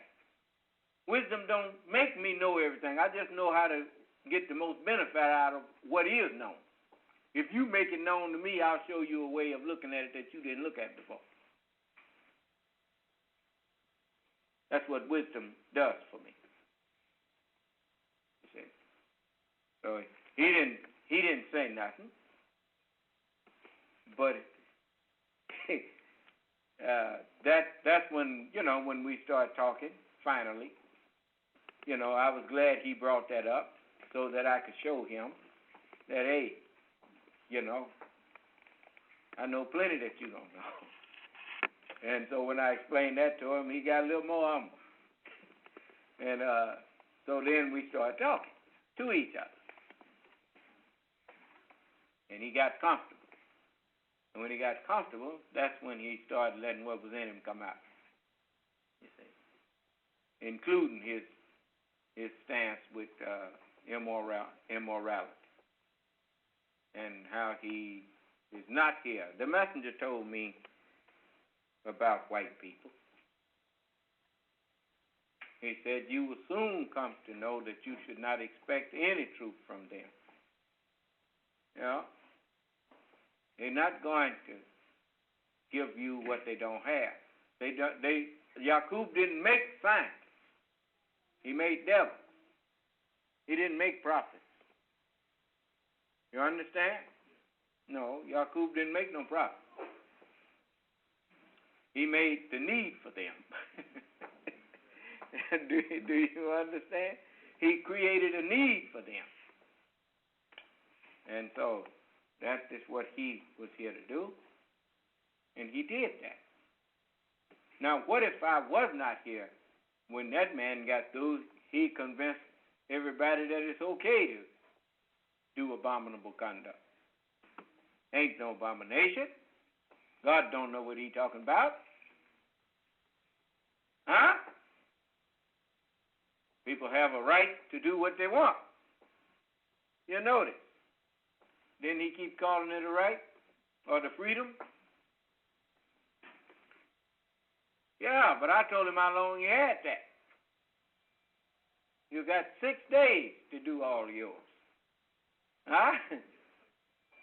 Yeah. You're going to tell me you want to enforce your impose your beliefs on us. No, not imposing nothing, no more than you imposing your laws on me. Can I live in America and say I don't think it's right that you imposing your laws on me? Well, can I? What will they suggest? When I told him, no, you would suggest to me, if you don't want to live by my laws, get out. Get out of my country. You don't want to live by Allah's laws and rules. Get off his earth. Get out of his universe. Huh? And since you can't do that, then why not abide by the laws of ours since you live in it? And depending on them laws to stay the same so you can keep drinking water. What if the law changed? That H2O don't make water now. You'd be a blowed up duck. Huh? What if the sun temperature on the sun changed? And say increased by a few thousand degrees. Then the temperature going to increase here. Then what? You'll be another blowed up duck and cooked too. So I wouldn't say I don't want to live by your rules, by your laws. If I was you, you'd be glad the law is there. Huh? Reason you can walk across the street at a crosswalk is because of laws that protect you and tell people you better not hit him if you're in that crosswalk. Huh? So, what if the rule change? Catch him out there in the crosswalk, you can run him down. Well, then you in trouble, right? You got some foolish people just foolish enough to obey that. Yeah. So, no, we certain arguments people put up, and they know it don't make no sense when they put it out there. You gonna tell me you want to do what you please on God's earth, and gonna tell me you don't think nobody owns you, and it just happened by accident, and we just here. Accident don't happen 7 times in a row. Huh? Like I said, when you look at how the beaches is laid out, you know this ain't no accident. No, sir, ain't no accident here. This is a plan here. And we call it just that, a plan eternal. Yep. From everlasting, from eternity to everlasting, to eternity.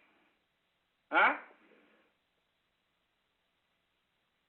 Next time one of them tell you, well, the sun's going to burn out. Tell them, well, what's making it shine?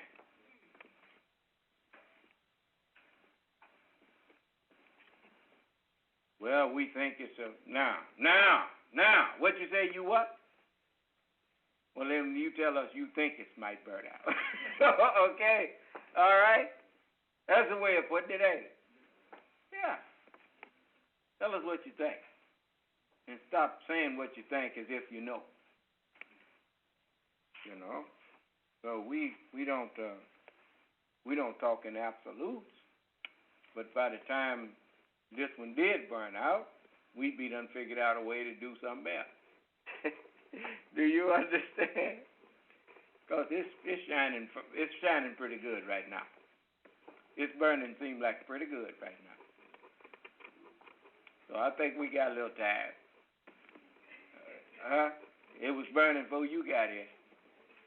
So it is safe to assume that it might be still burning after you go. That's right. So all praises due to Allah. I'm this in John, that 48th verse. Let's read some further. I'm that bread of life. I said bread of life. Ain't that a good way of putting it? Because the Word produced Him. He is the product of that Word, of what's coming out of His mouth. You see? As every professor is the product of the Word that's coming out of his mouth. Ain't it? Yeah, every doctor is the product of the Word that's coming out of his mouth. Right? Notice, we say his and hers. Well, we ain't talking about flesh there. We're talking about the mind. The mind produces the Word, and the Word produces the mind. Huh? They are one. I and my Father are one. Now it says, your fathers did eat manna in the wilderness and are dead. This is the bread which cometh down from heaven, that a man may eat thereof and not die. Huh? Well, that's true. As you saw, the man ate from me and wouldn't die. Die not, unless you're a Muslim. Yeah. There's many ways of looking at these words that's here. And it says, I'm the living bread, which came down from heaven, and if any man eat of this bread, he shall live forever. So now you know that it wasn't meant in the way that I just showed it to you, but I was trying to show you another aspect of looking at it. It's plenty there that you don't see. As Prophet Muhammad said, Allah can abrogate what I say. He can change the whole connection of what I say. But I can't abrogate nothing he said. Do you understand? Just like you can take the letters of the alphabet and spell nothing but three-letter words. And then someone else and a child can understand that. But you can also take the letters of the alphabet and spell words that the child could never read. Do you understand? They would think that it's not a word. Huh? Yeah. A good example is that word anti-disestablishment imperialism. You see? And so that, that's really a word. You see? And so we have much that we could connect this to. And we're going to leave it like it is for now. He said, I'm that living bread which came down from heaven. If any man eat of this bread, he shall live forever. Shall live, as David said, goodness and mercy shall follow me all the days of my life. And how long am I going to dwell in the house of the Lord? I'll dwell in the house of the Lord forever. Never will go out. Huh? But if I'm the shepherd, I have to be able to go in and out of the house. Yeah. He that entereth in by the door is the shepherd of the sheep. And the book says that he shall go in and out.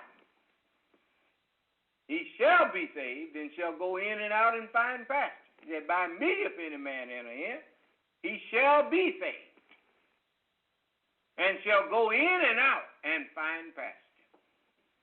Huh? Albert Einstein wasn't no prophet, but I could show that he was kin. As all natural is kin to spiritual. Folks don't know that. But as you see, I understand the prophet, so it's not hard to understand the non-prophet. And so we don't boast. I'm not boasting on me. I'm boasting on the one who gave this to me. Allah is the one that upholds me. And many people, they don't understand. You know, Allah gives me little signs of how he means what he says. See? If someone grabbed you by their right hand, if they walking with you, what hand they got of yours? Yeah, they got your left hand. If you on their right hand. Yeah. And so, he don't need to grab me where I'm strong. He grabbed me on the weak side. So all praise is due to Allah. He uphold me with the right hand of his righteousness. That's right. So, it's written, says the Jews, therefore,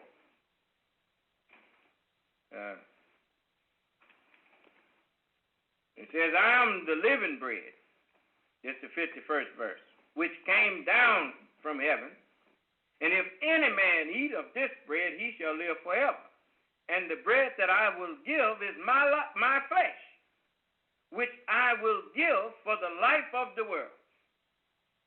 The Jews therefore strove among themselves, saying, how can this man give us his flesh to eat? Then Jesus said unto them, verily, verily, I say unto you, except ye eat the flesh of the Son of Man and drink his blood, ye have no life in you. Well, now, look at what the Holy Quran says. Does one of you desire to eat his brother's dead flesh? What is that to say? You talk about him after he gone? Well, ain't you eating Jesus' flesh now? talking about him after he gone. But who you getting to give you his words? His words is now in the mouth of the Son of Man. And except you eat the flesh of the Son of Man and drink his blood, get his understanding, you have no life in you. Why? Because the Father hath given to the Son to have life in himself, and whosoever the Son willeth, he quickeneth. I'm here with the life, and the life that's in me is the light of men, whom you call prophets and messengers. That's written. In him was life, and the life was what? The light of men. That's right. So set your face for religion, being upright, the nature made by Allah in which he has created who? Men. So in me is the light of those men that you call prophets. And I'm giving you that which will give you life, raise you from a dead level to life, to a living perpendicular. Is that right? And so you look over there in Amos, the 8th chapter. We get right back to what the messenger was saying when he said, Who brought you in this place, Israel? And who fed you when there was no bread? Huh? Yeah. In the 11th verse it says, Behold, the days come, saith who? What God? The Lord God, the Lord of men, the King of men, the God of men. The days come, saith the Lord God, that I will send a famine in the land. Not a famine of bread, nor of thirst for water, but of hearing, understanding the words of the Lord. Huh? That's what kind of famine been in the land. That's why they can stand up now and boldly talk about homosexuality ain't wrong. Some religions teach you that it ain't wrong. Yeah, all your religions is as filthy rags. We already covered that. Huh? But he, Allah, it is, who sent his messenger with the guidance and the true religion, in that he may make it overcome the religions in warfare, spiritual warfare. In righteousness he doth judge and make what? He makes war. Huh? So that's what I'm doing. And I'm always winning. I ain't never gonna lose.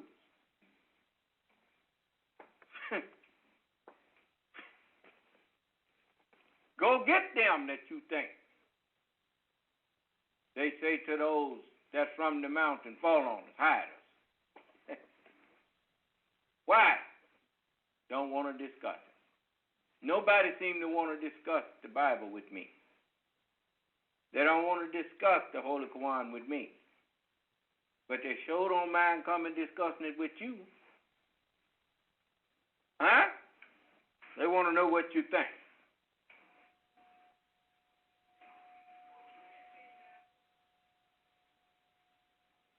I think whatever God says. That's what I think. Yeah. Asking me what I think about what God said. That's like asking me when I was a child what I thought about what Daddy said he's finna do. Do it really make a difference? Was that going to stop anything? Anything? Well, I don't want to go home right now. And did that stop you from getting in the car? Huh? I know it didn't. Because whatever Daddy said, that's that. You know, I don't agree with that. I don't like that. I got the freedom. Yeah, you got the freedom to choose to obey. You always had that freedom. I had the freedom to choose to obey my daddy or not to obey him. and he had the freedom to put something on my behind. Is that right? Yeah. I knew what if I was willing to take the consequences, I didn't have to sweep up like he told me. I could just as easily go on to the basketball game or wherever I was going. But when I got back home, he could just as easily do what I knew he was going to do. Yeah. First thing he'd say, didn't I? Ain't no whooping that didn't start with, didn't I tell you? Every whooping I ever got started off with, didn't I tell you? Huh? Did you get one that didn't start with that? No? Because the only reason you get whippings is so that your parents can get you to obey them. If you obey them, you never get a whipping. That ain't no take no rocket scientist to figure that one out. He don't whoop you for doing what he say. He whoop you for not having did what he told you. Okay. Well, chastisement from Allah don't come to those who obey him. It comes to those who refuse.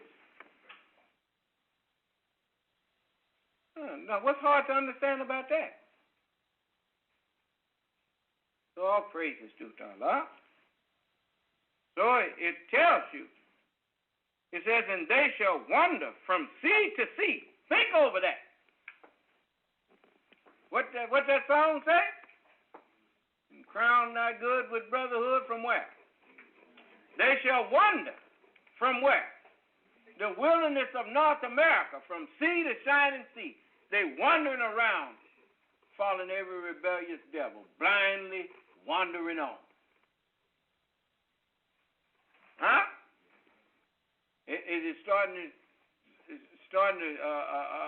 strike a chord with you yet? It says, from the north even to the east, they shall run to and fro to seek the word of the Lord, and shall not find it.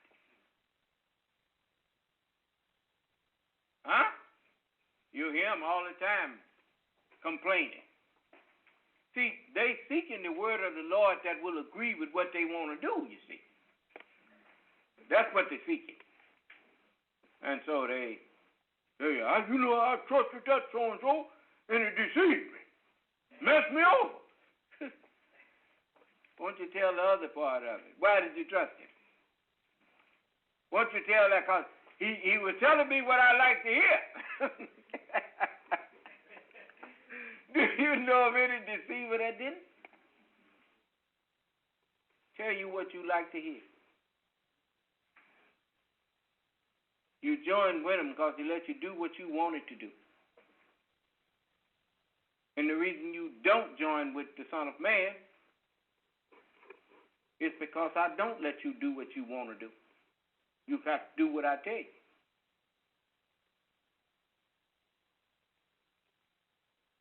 That's why they don't join with me.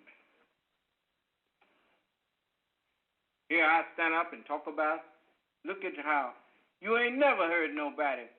You remember how Farrakhan was standing up bragging about how he made the Jews back up off of him and made this one back up off of him. How come he don't make me back up? He want to act like I don't exist. Don't even want to talk to me. And calling the black man his brother. Now, he can go play the violin and entertain the Jews. But he can't have a simple conversation with me and let me tell him what my problem with what he's doing is. He let them tell him what their problem is. Donahue didn't have no problem telling it. Jesse Jackson could come over there. He was one of them that telling him, run, Jesse, run.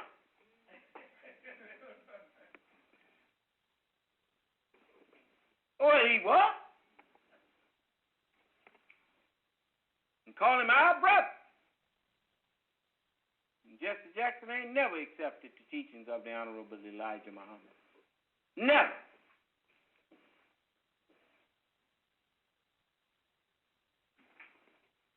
Had him Operation Push and breadback. Huh? Here the messenger was importing fish by the metric ton. Had shiploads of fish coming in. Not no breadback. How come Jesse and them didn't join with the messenger? As the messenger said, take Reverend Jackson. Poor boy. Huh? The messenger was a realist. He was honest. He said, now this he could have been a great man for black people. He said, but he just loved to be called Reverend by the blue-eyed devil. He don't want no black eyes on him. He said, but they will dump him after a while like they do all the others. Have they dumped him? Huh? Is he big shot now?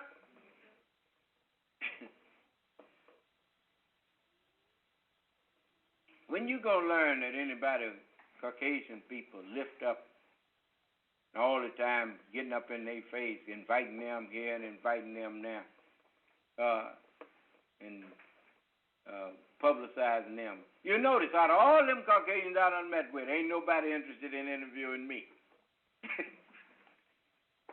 And they only come in here because they look at what they saw the other one do, and they think they can do better.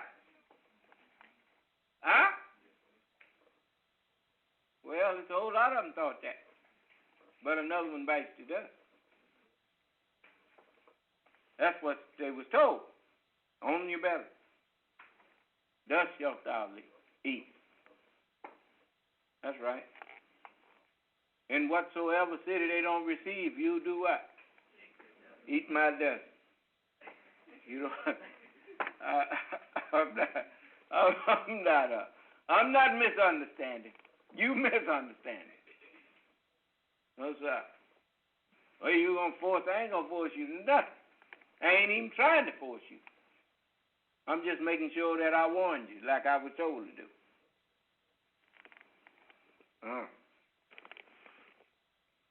The one who gonna get you, you will never even see it coming. And when you do see it, you'll just do just like them people that saw that tsunami. You bend over and kiss it goodbye. That's right. So that, what's that wave travel about 500 miles an hour?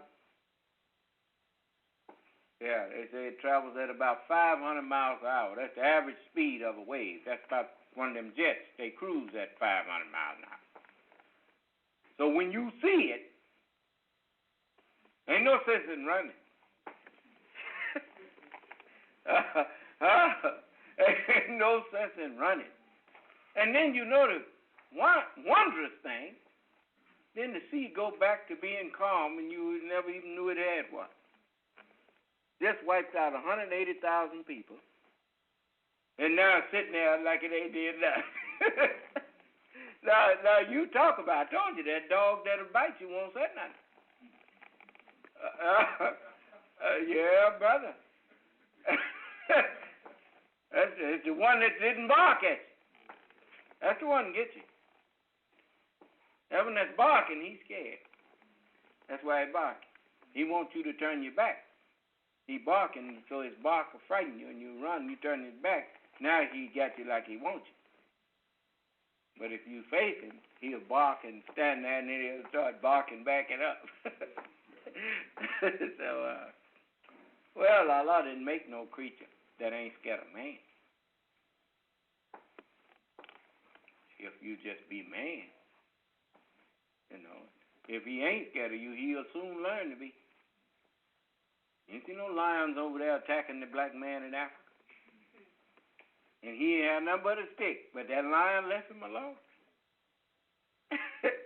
Yeah, he dig a hole for you and put some of them sticks down in there and wait on you. Let you think you finna get him. Next thing you know, use a rug. Right? See?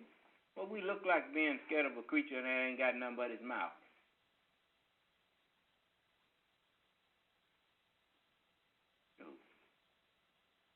Oh. Wisdom rule this universe, not brute force. Don't never pick no fight and try to make no prey out of somebody who got more sense than you. That's right. That's the terrible enemy to make. And since Allah controls our brain, He controls what we think. So He can let us make progress with our thought, or He can make that thought reverse and turn on us. So we know that we don't have to fear what they plan against us. Like I tell people all the time, they're always giving the Caucasian so much credit. You know, he's working on something that would just kill black people. Don't you know anything that would kill us would annihilate him? He came out of you, man. If it make you sick, it'll kill him. What are you talking about? He wish he could come up with something that wouldn't give to hurt nobody but us. He found out syphilis couldn't even, if he went untreated, it could not last among us. So, you know, he ain't got nothing that he gonna do to us that we don't know about. And we already made all the contingencies. And we wrote that what was going to happen. You see it's happening. What are you doing wandering from sea to sea now? From the Atlantic to the Pacific. Trouble everywhere. Huh?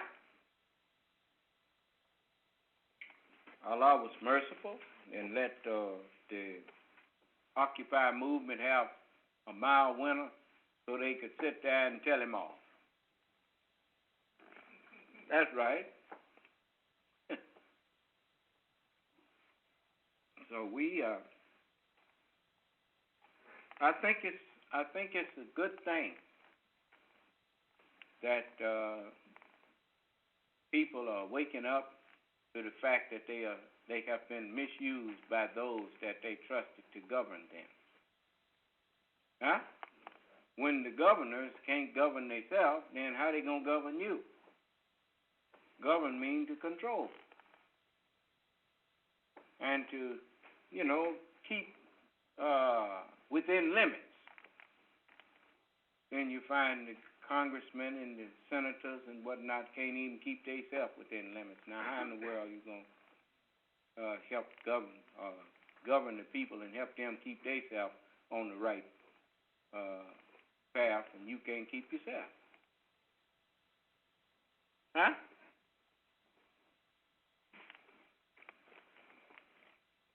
So, let's read a little more. It says, in that day shall the fair virgins and young men faint for thirst. Yeah, you in that day when thou shalt see men as drunken. Huh? When you faint, you do what? You pass out, don't you? Yeah, looking at people who used to condemn homosexuality, now condoning it. We coming out the club. We ain't condemning it no more. Done fainted. Huh? Done passed out. They drunken now. You know, when you get drunk, your inhibitions soon leave you. Is that right? Thou wilt see men as what? Drunken. Never would you have thought that you would hear a man with a lettered man, PhD, standing up trying to convince you that morality, or I should say homosexuality, is not an immoral act. Huh? He done convinced himself of it. His devils done convinced him. What did Satan say? All this I'll give you if you fall down and worship who? Yeah. So he sold himself to a false idea and false ideals. Huh? What harm could it do, he said. What harm can it do? If you ask me that question alone don't make no sense. Do you understand? He talked about a question that don't make no sense. What harm can it do for a man to want to marry a man? What harm can it do?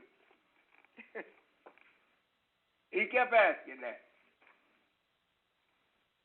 How do you answer that? Whatever you tell him, it ain't going to make no sense to him. It's like going into the insane asylum, telling a man that's standing there holding a conversation to himself that thinks he's talking to somebody else. You're not talking to nobody. And he's looking at you. Is you crazy? Do you see?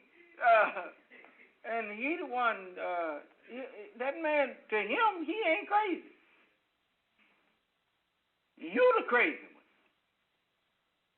The wisdom of God is foolishness with the world. That's what the book says. And the wisdom of the world is what? Foolishness to God. Yeah? So now they are the fools, and they perceive not. Huh? I mean, you don't have to take my word for it. Man, here this a man say he's a studier of physics and nature. Let's go out there to the horses. See how many of them male horses mounting another. Let's go to the bull, the cattle. See if we see any of that going on. Go to the beasts of the field. And even when a swine try to do it, the other one try to get away from it. Is that right? So what are you doing? Don't tell me you don't know that's out of order. Even the animals telling you, hey, don't do that. Is that right? Animals tell you. Boy, when an animal got more morals than you got a problem.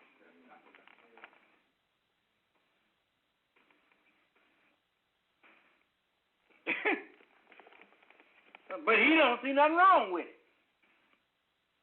I remember the messenger said the devil says that all of the time. You tell him don't eat the pig. He said, I don't see nothing wrong with it. It's good to me. Huh? Hey, that's what did God say you shouldn't eat off it? Ain't nothing gonna happen to you. Is that right? Everything God say don't do, he say it's okay.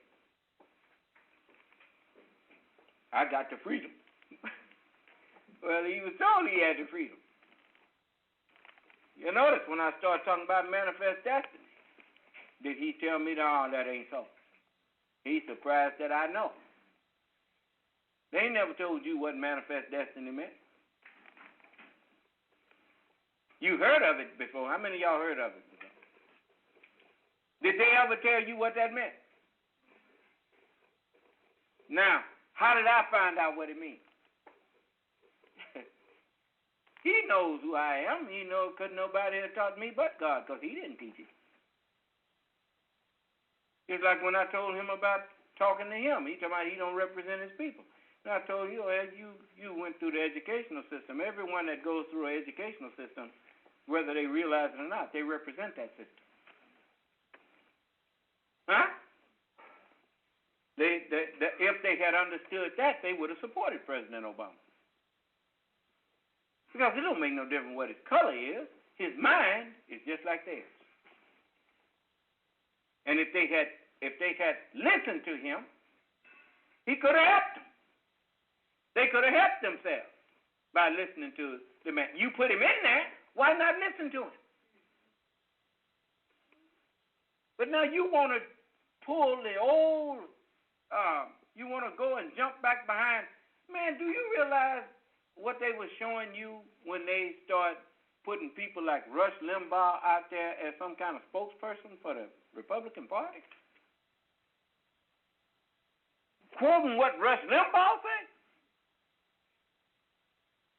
Do you realize that he's the butt of every civilized person's joke in the white community? Ain't no people in the white community ever took people like that, him and Jim Glenn Beck and them people as no spokesperson for them. But you see what happened. Now you're going to try to convince everybody by sleight of hand that a man that's got some sense because he's black, he ain't got none. And all you did was show people your ignorance, showed people that they've been looking to somebody for leadership that is less qualified than they are. Now Congress approval rating is what? Right where they was trying to put the president. Here's and shut up. Well, that's the way Allah do things. He let you plan, and then he switch it. Let what you wanted to happen to somebody else, he let that happen to you. You see? Oh, and you know the sad part, the Negroes in Congress and the Negroes in the church, the preachers and all of them, they can't. Even though the president is rising in the ratings, they can't get on board and say we were supporting him and whatnot. Now they're being seen. Everybody being seen. But if you be truthful, the only one you ever heard speaking up for him on the air was me. The rest of them was scared. Because they already been told to shut up. George Bush and them gave them the faith-based initiative, you know. Huh? Faith-based. Faith in who? Faith in the Republican people. And you do what we tell you and you keep that money coming. If you don't, we're going to cut you off. So they just be quiet. The Black Caucus, you wouldn't even think it was up there. 110. How many congressmen black up there? 100 and what? 110, 111 of them. You hear nothing from none of them.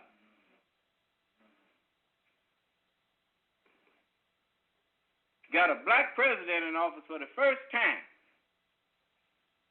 And they watching him get lynched by a white racist Congress, and none of them ever opened their mouth. Took Jimmy Carter to come out there and say it ain't nothing but racism.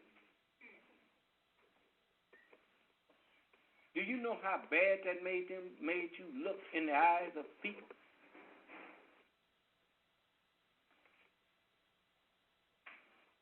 Remind me when I get back on there again to talk about what Congress did.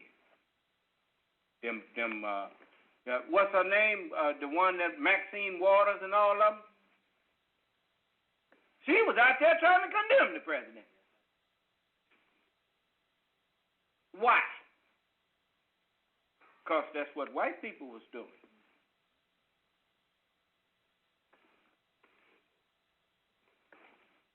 Then when she couldn't get the majority of black people on the bandwagon, she quietly eased back.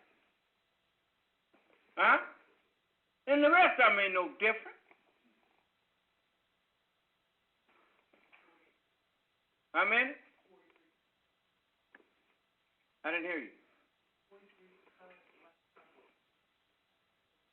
Yeah, got rid of some of them, huh? How many senators? Or is that all of them together? Okay. Ain't but 43 of them in there now. Yeah. Yeah, well, not to be none. When the chips get down, they ain't nowhere around. Didn't say nothing, not a mumbling word.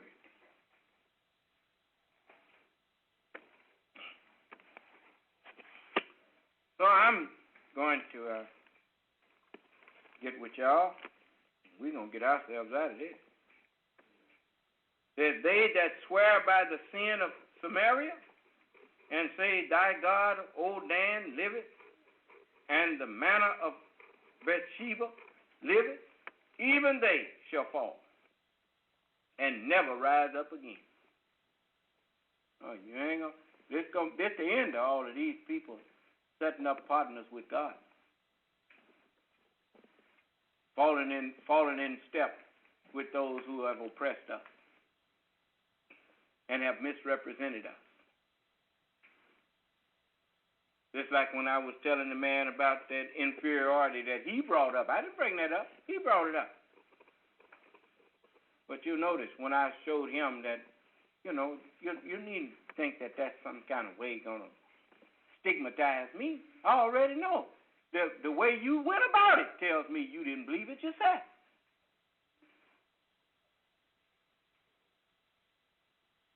Anytime people think that, that someone or something is inferior, of inferior quality, they don't even hardly pay it no attention. They sure don't stand there and watch it. I'm protecting myself from this baby. That's what one of the sisters said. Who says I'm going to protect myself from a baby? You sitting there with your shotgun and everything. Baby over there in the crib, and you sitting up there. Somebody said, what's wrong? I'm watching that baby over there. I'm watching that baby. What the baby going to do to you? That baby ain't going to do nothing to you. Huh? That's ludicrous. You done made laws to prevent us from even learning how to read.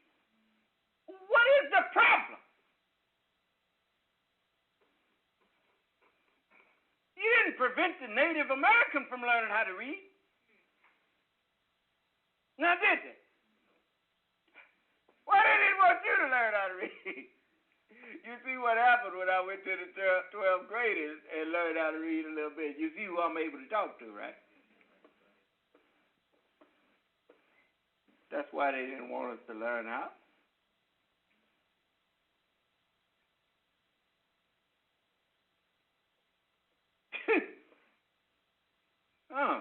And he finally admitted it. Well, it becomes a problem then. It becomes a problem. If you make the playing field level, then we can't beat you. Got to have an unlevel playing field. If you get on a pool table that's level, I know you're going to beat me.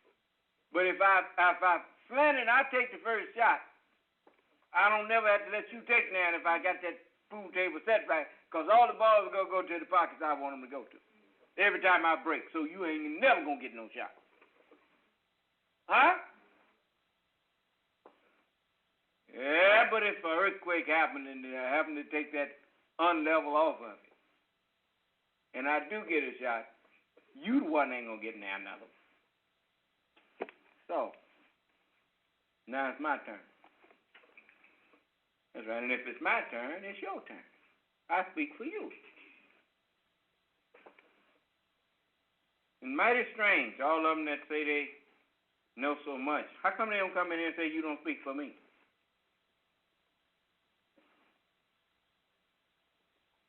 You see? See how unjust you are? You hear me out here defending you and whatnot, and then you rob me. That's what the book says. Will a man rob God? Yet you rob me in tithes and in offerings. You see? So, that has much more meaning, because the tithes that you give me, I take them and give it back to you in the form of businesses and things of that nature. And then you, so I offered you those things, and you still refuse to come forth and give me more so I can do more for you. So they robbed us.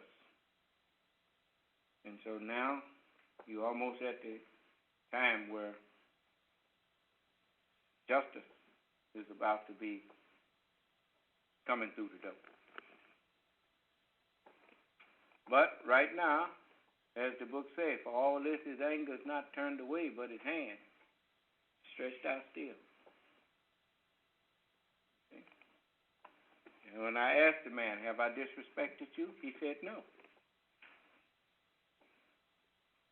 Huh? You know, I'm not like them. No, you're not going to say that I was disrespectful to you. No, I'm not disrespectful to you. And you're going to admit that I wasn't disrespectful to you, like you did me. So, when they had the greater knowledge and we had lesser, they didn't let us even attempt to present our side of it.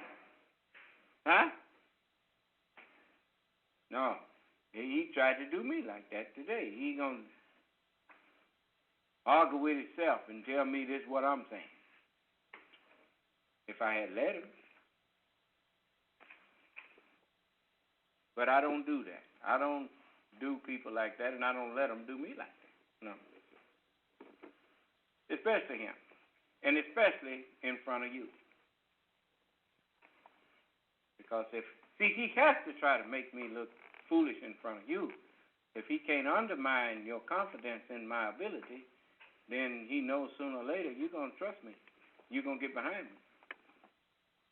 So it ain't like Brother Jamal have to beg them. They actually don't have no choice. They set something in motion, because of circumstances. As I told you when I was dealing with all of those so-called Negroes. Sooner or later, the one who's been teaching him going to have to come out. Because I'm setting all his students down. So the only thing left is for him to come out and handle this himself. As he said, never send a boy. Is that right? And then when he come out here and find out that, it ain't like, I ain't Mormon, but I'm more man than he ever thought he was going to go run into. You see? So, he keeps coming, and he going to keep on trying. He got to. It's either that or say, I give up, and he ain't going to give up. So he got to keep trying. So,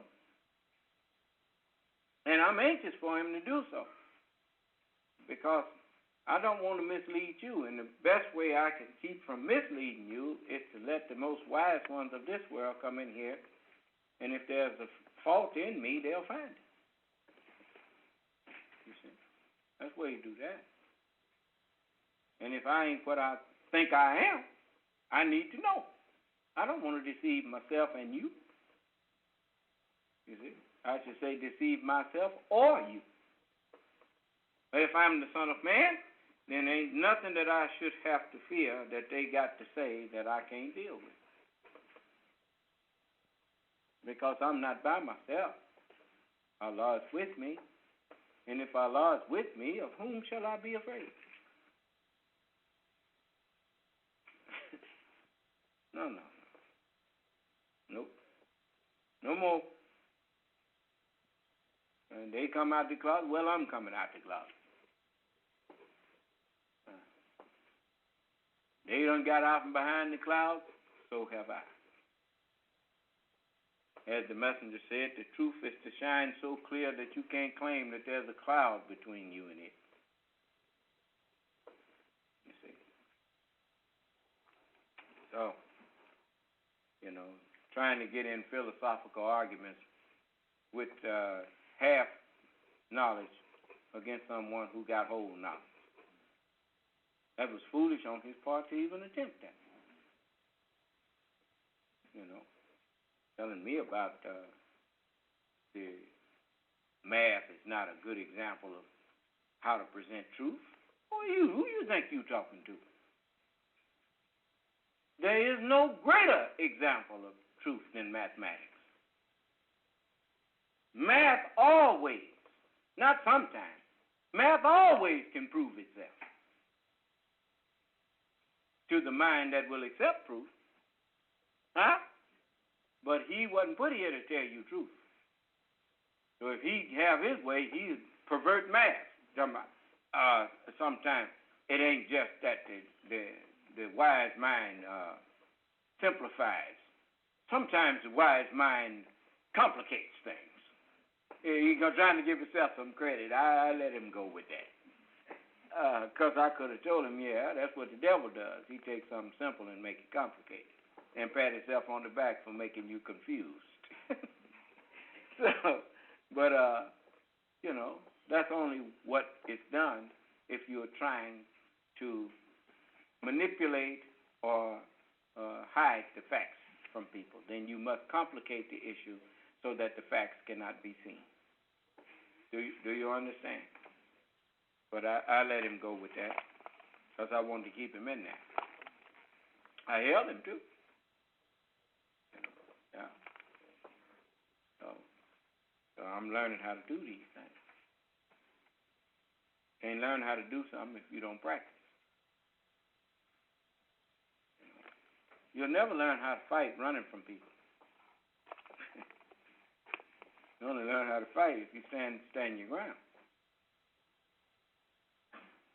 And if you're scared to take a whipping, you'll never learn how to get one.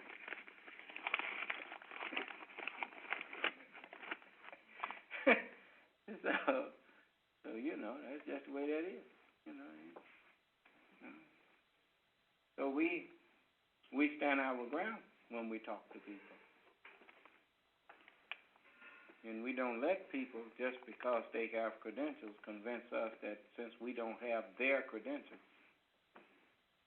that we don't know nothing. I mean, I could give myself a PhD. He gave himself one. What is that about? He got that from himself. Well, I don't have to have all of that to be nothing. I mean, I know what I know, regardless of what kind of letters I stick behind my name or in front of it. Son of Man is sufficient. I don't need no greater letters than that.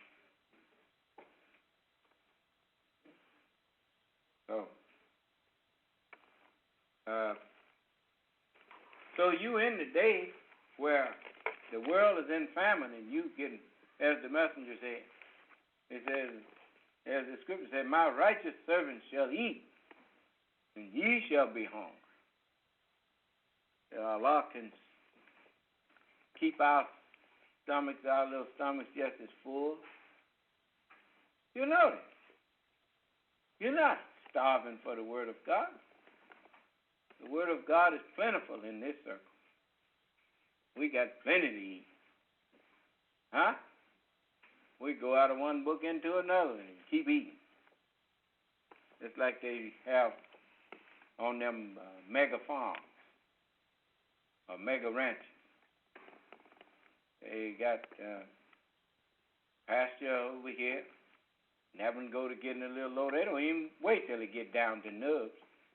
They just go out there and open the gate and the cattle go to another fresh grown field and keep eating.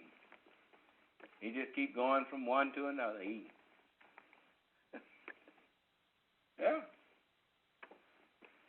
People ask you, well, what book do you believe in? I believe in the Word of God. That ain't enough if that ain't answering your question. Because to me, it's all one. It's just one word. It's the Word of God. All Scripture is good for doctrine. All Scripture. Well, how you know which ones? Because the Scriptures themselves done told you. You just didn't understand what you was reading. Ain't no lost books of the Bible. Otherwise, it wouldn't have said 600, 6. I know what that means. So you can't trick me into thinking that you got something that wasn't added to it that need to be added. No. Allah foresaw what they was going to do with the Scriptures. He told his messenger. He said the Bible is as poisonous as a rattlesnake in the hands of the unlearned, of people who read it and don't understand.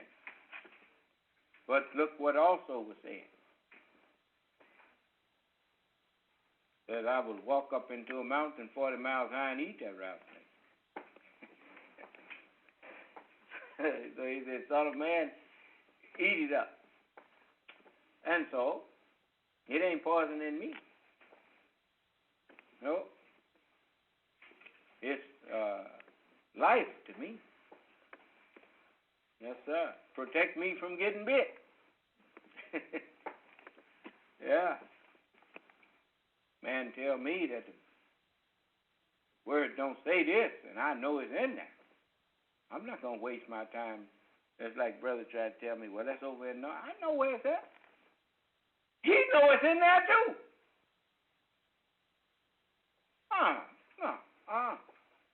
No. He already know it's in there. And he know I know it's in there.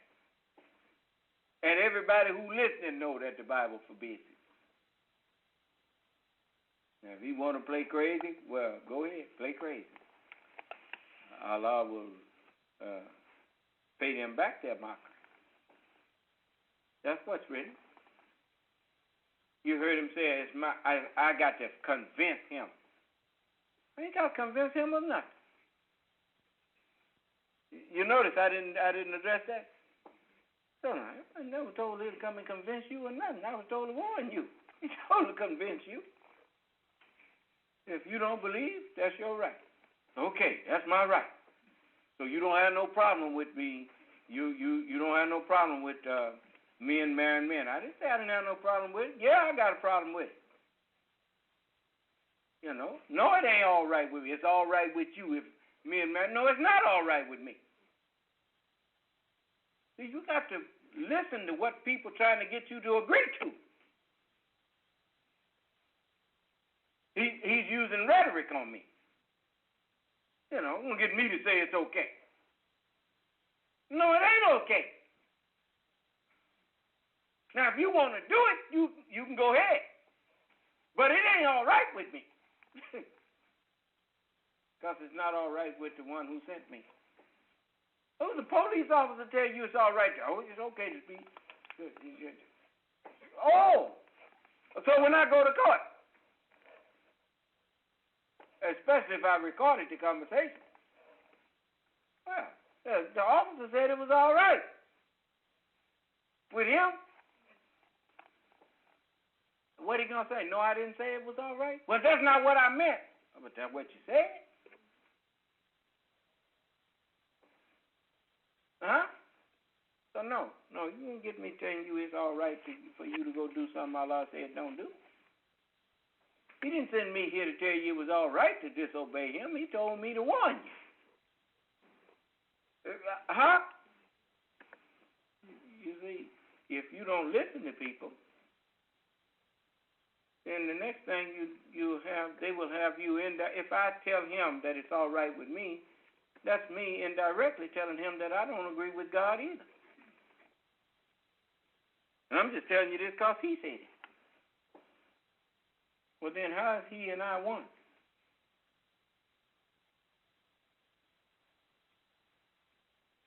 No, it ain't never all right with me for you to go and do something Allah said you ain't got no business doing. When Jesus was told that woman should be stoned, he didn't say don't stone her. He told them, okay, who among you without sin, you cast the first stone. Go ahead.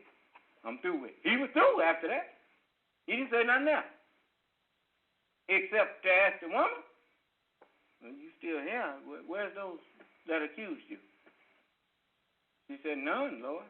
He said, well, then neither do I. Go on your way and don't do that no more. Huh?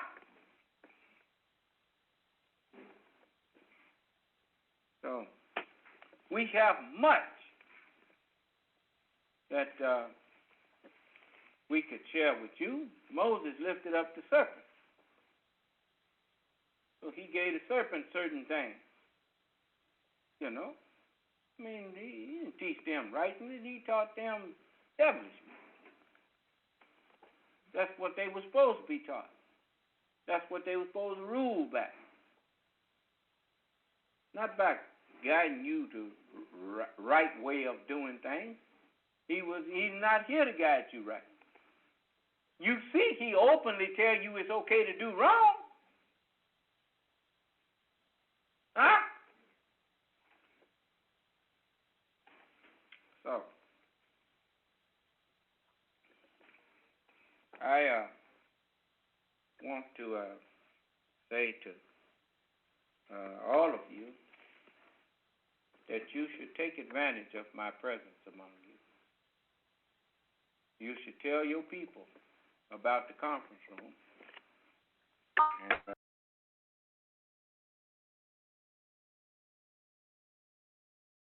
And you should tell them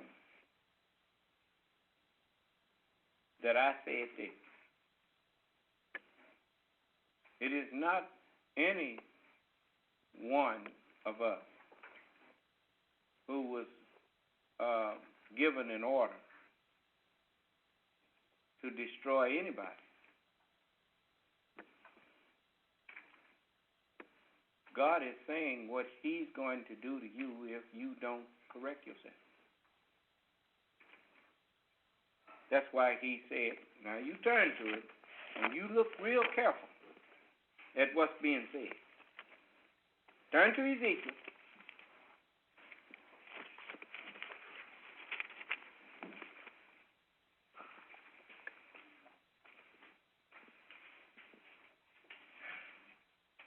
The 3rd chapter. Now, listen to the way this is said. And then you tell me if I'm wrong about what I'm saying. I'm teaching you how to hear and understand what's being said, and then you think about what it would be if it was your words.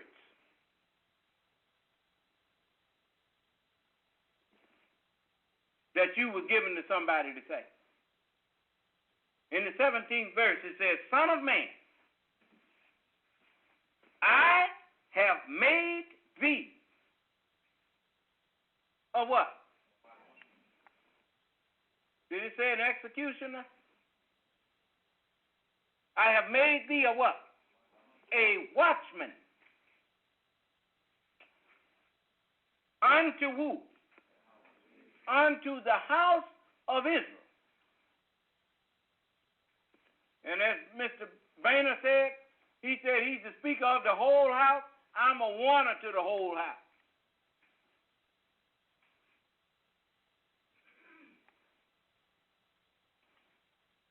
So I know you know what it means.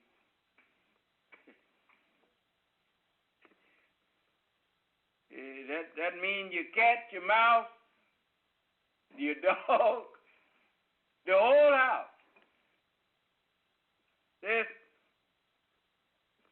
Well, they call each other dogs and cats, don't they? All right. Therefore, hear the word at my mouth. To hear mean to what? Understand, don't it? Hear the word at my mouth. What is the mouth for?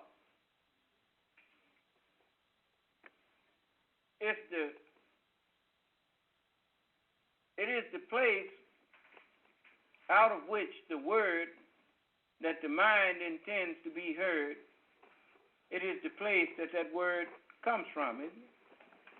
That sound comes from the mouth, right? Well then, Jesus, Moses, David, Solomon was the mouth of God. Huh? Okay. Hear the word at my mouth. And do what? Give them warning from yourself. It didn't say from yourself or what you going to do to them. Now, did it? It said give them warning from who?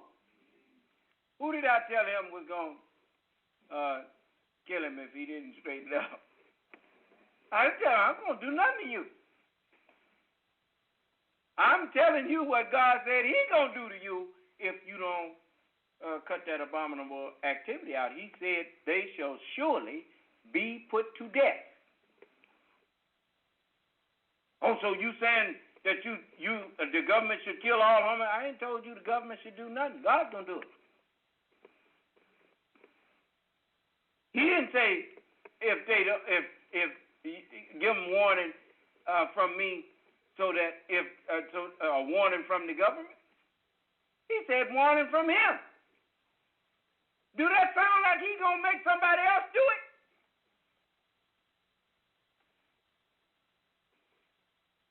Give them warning from me. When I say unto the wicked, thou shalt surely die. What did he say? Let's see if he said it to the wicked. If a man lieth with mankind, where's that, brother?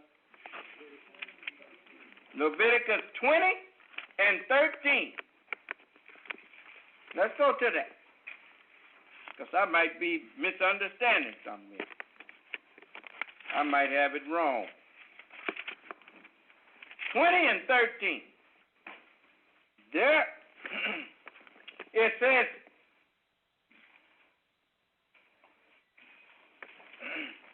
in the 20th chapter of Leviticus and the 13th verse, it says, if.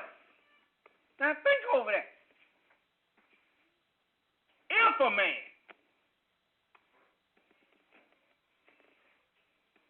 lie, if a man also lie with mankind,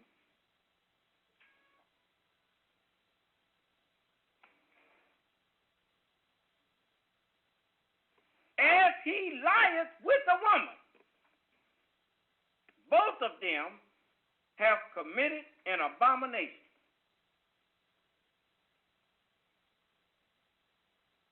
What did it say? They shall what?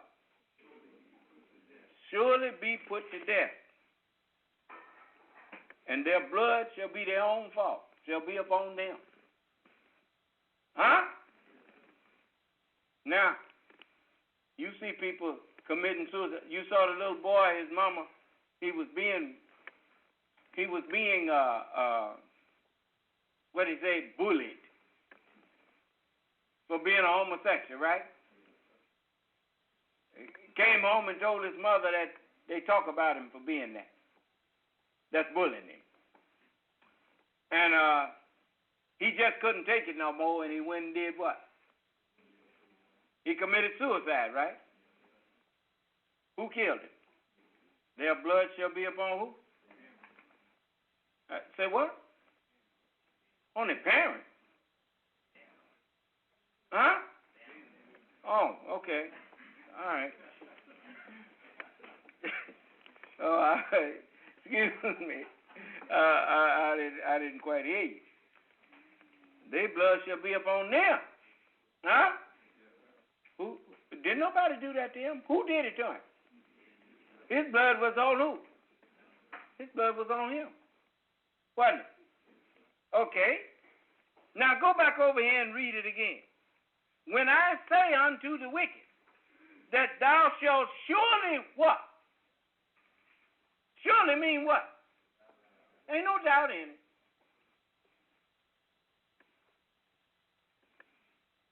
Okay.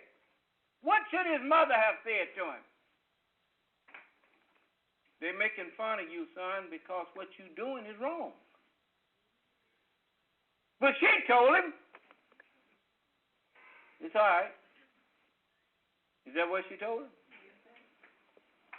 She obviously told him, don't worry about it, baby. It's okay. Then when he committed suicide, how you suppose she feel now? Now she still ain't placed the blame where it belongs. The word of God already told you what was going to happen.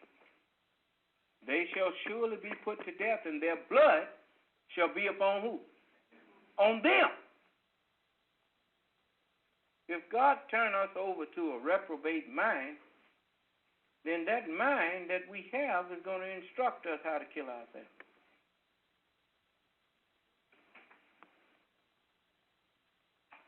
The word of God tendeth unto life. the word of Satan tendeth unto death.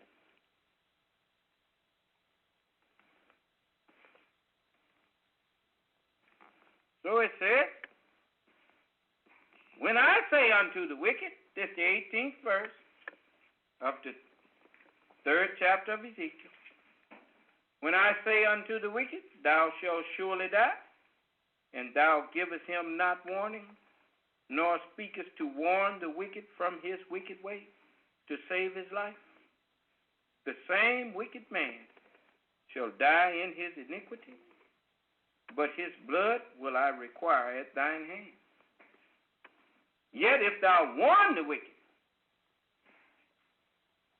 that's why, see, he going to trick me into saying it's all right with me.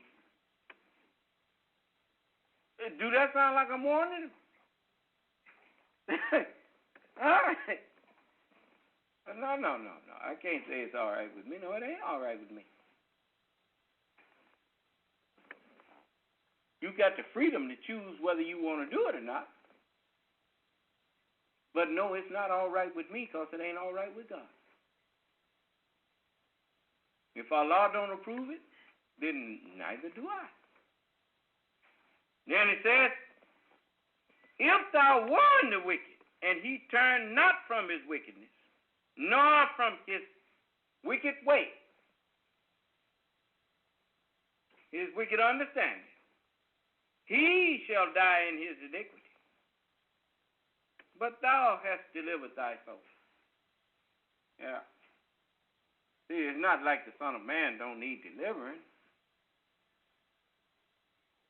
You know. Why? Because it says there ain't none righteous, no, not one. Abraham's faithfulness and trusting God was accounted to him for righteousness. Do you understand? Just like my trusting in Allah and obeying him, that's accounted to me for righteousness.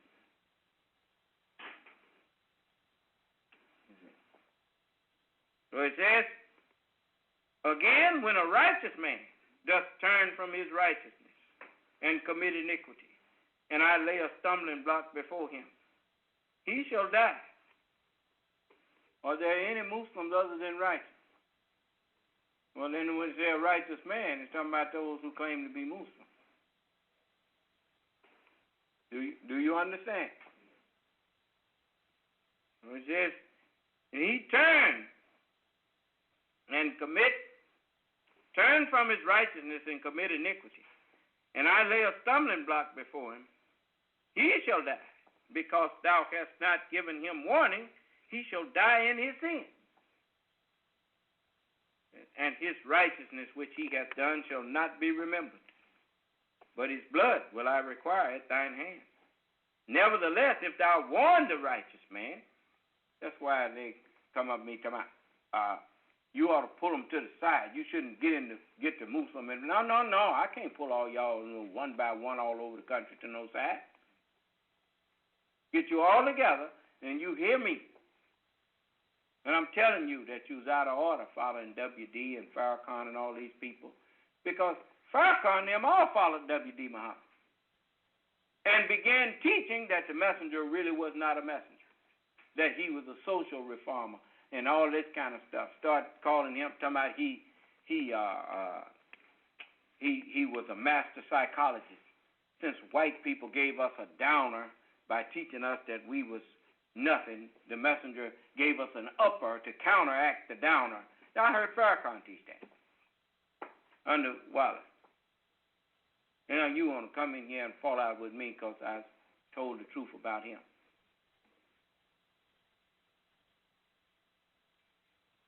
These are the people that tried to kill me. You going to kill my mind after the messenger gave me life?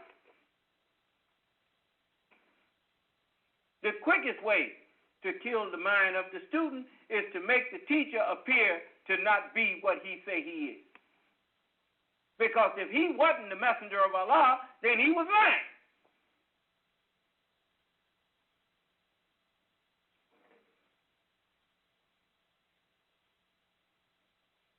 The messenger said, if any part of it is a lie, the whole thing is a lie. That's what the messenger said.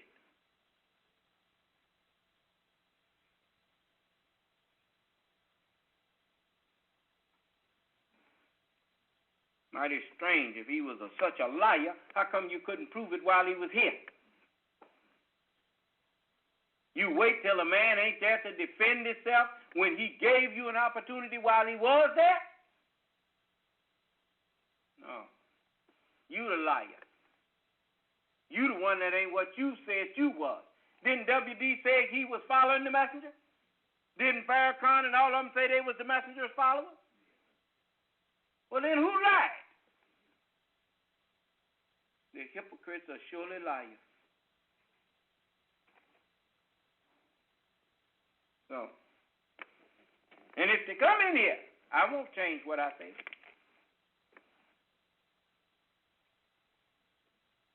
The history of all of them bear me witness.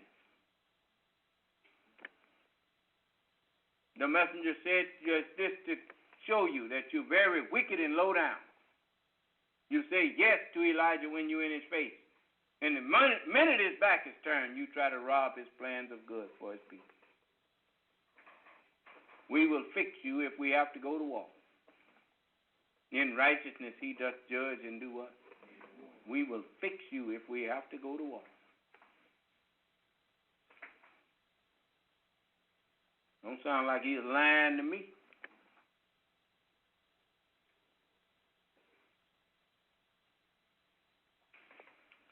So, nevertheless, if thou warn the righteous man that the righteous sin not, you don't transgress God's commandments.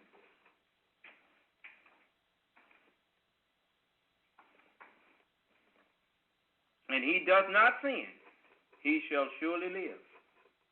And because he is warned, also thou hast delivered thy soul. You see? Well, that's the truth. Allah put me here amongst righteous and wicked people. So I have some of both in me. And that ain't good. But it's necessary. Because that's where I'm in. So everybody, whether righteous or wicked, they can identify with me.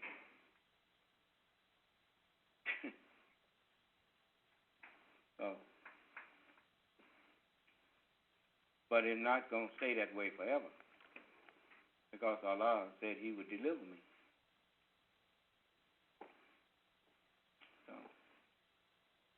So I'm waiting on my change too. Again. I've already experienced it once. So.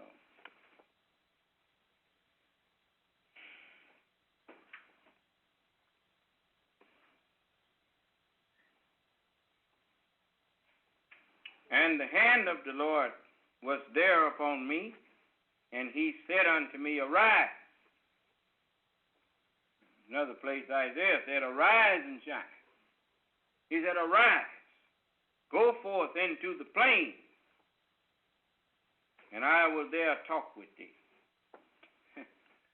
Yeah, into the plain truth. That's right. That's what the scriptures is to me now, plain truth. And there he talks with me. That's right. The messenger told me, he said, if you want to talk to Allah, read the Quran, read the scripture. But that's the plain truth. And as I go there, I discover that he's talking to me. You can't talk to God if he won't talk to you. And you talking about you going to go have a little talk with God. You know, oh, yeah?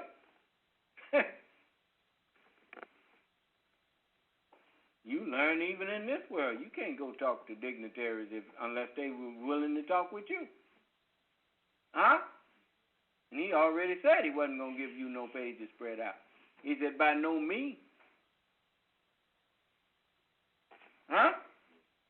I'm trying to make you into one people. I can't do that. Don't nobody talk to the Even you got sense enough not to be grabbing somebody's hand and putting it up in your face, talking about you talking to the hand. I know you might have looked at the Terminator, but you can't talk to a hand. You got to talk to a head.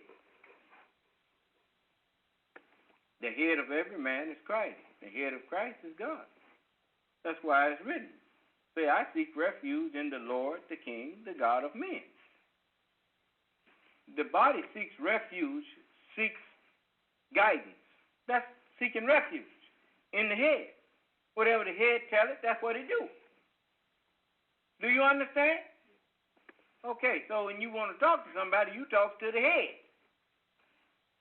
So the scriptures are addressed to the head of men, to the head of Christ.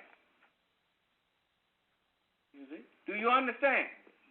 All right. Oh. Well, it's been 5 hours. And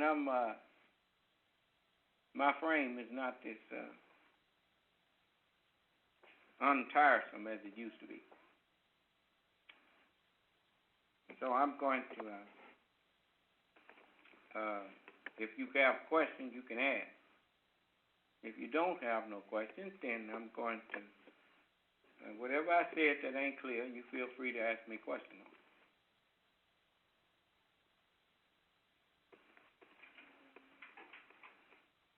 Then if there are no questions, may Allah continue to bless us and keep us all safe and in our right mind, and help us to make it through this next 24 hours without offending Him or wronging our own souls.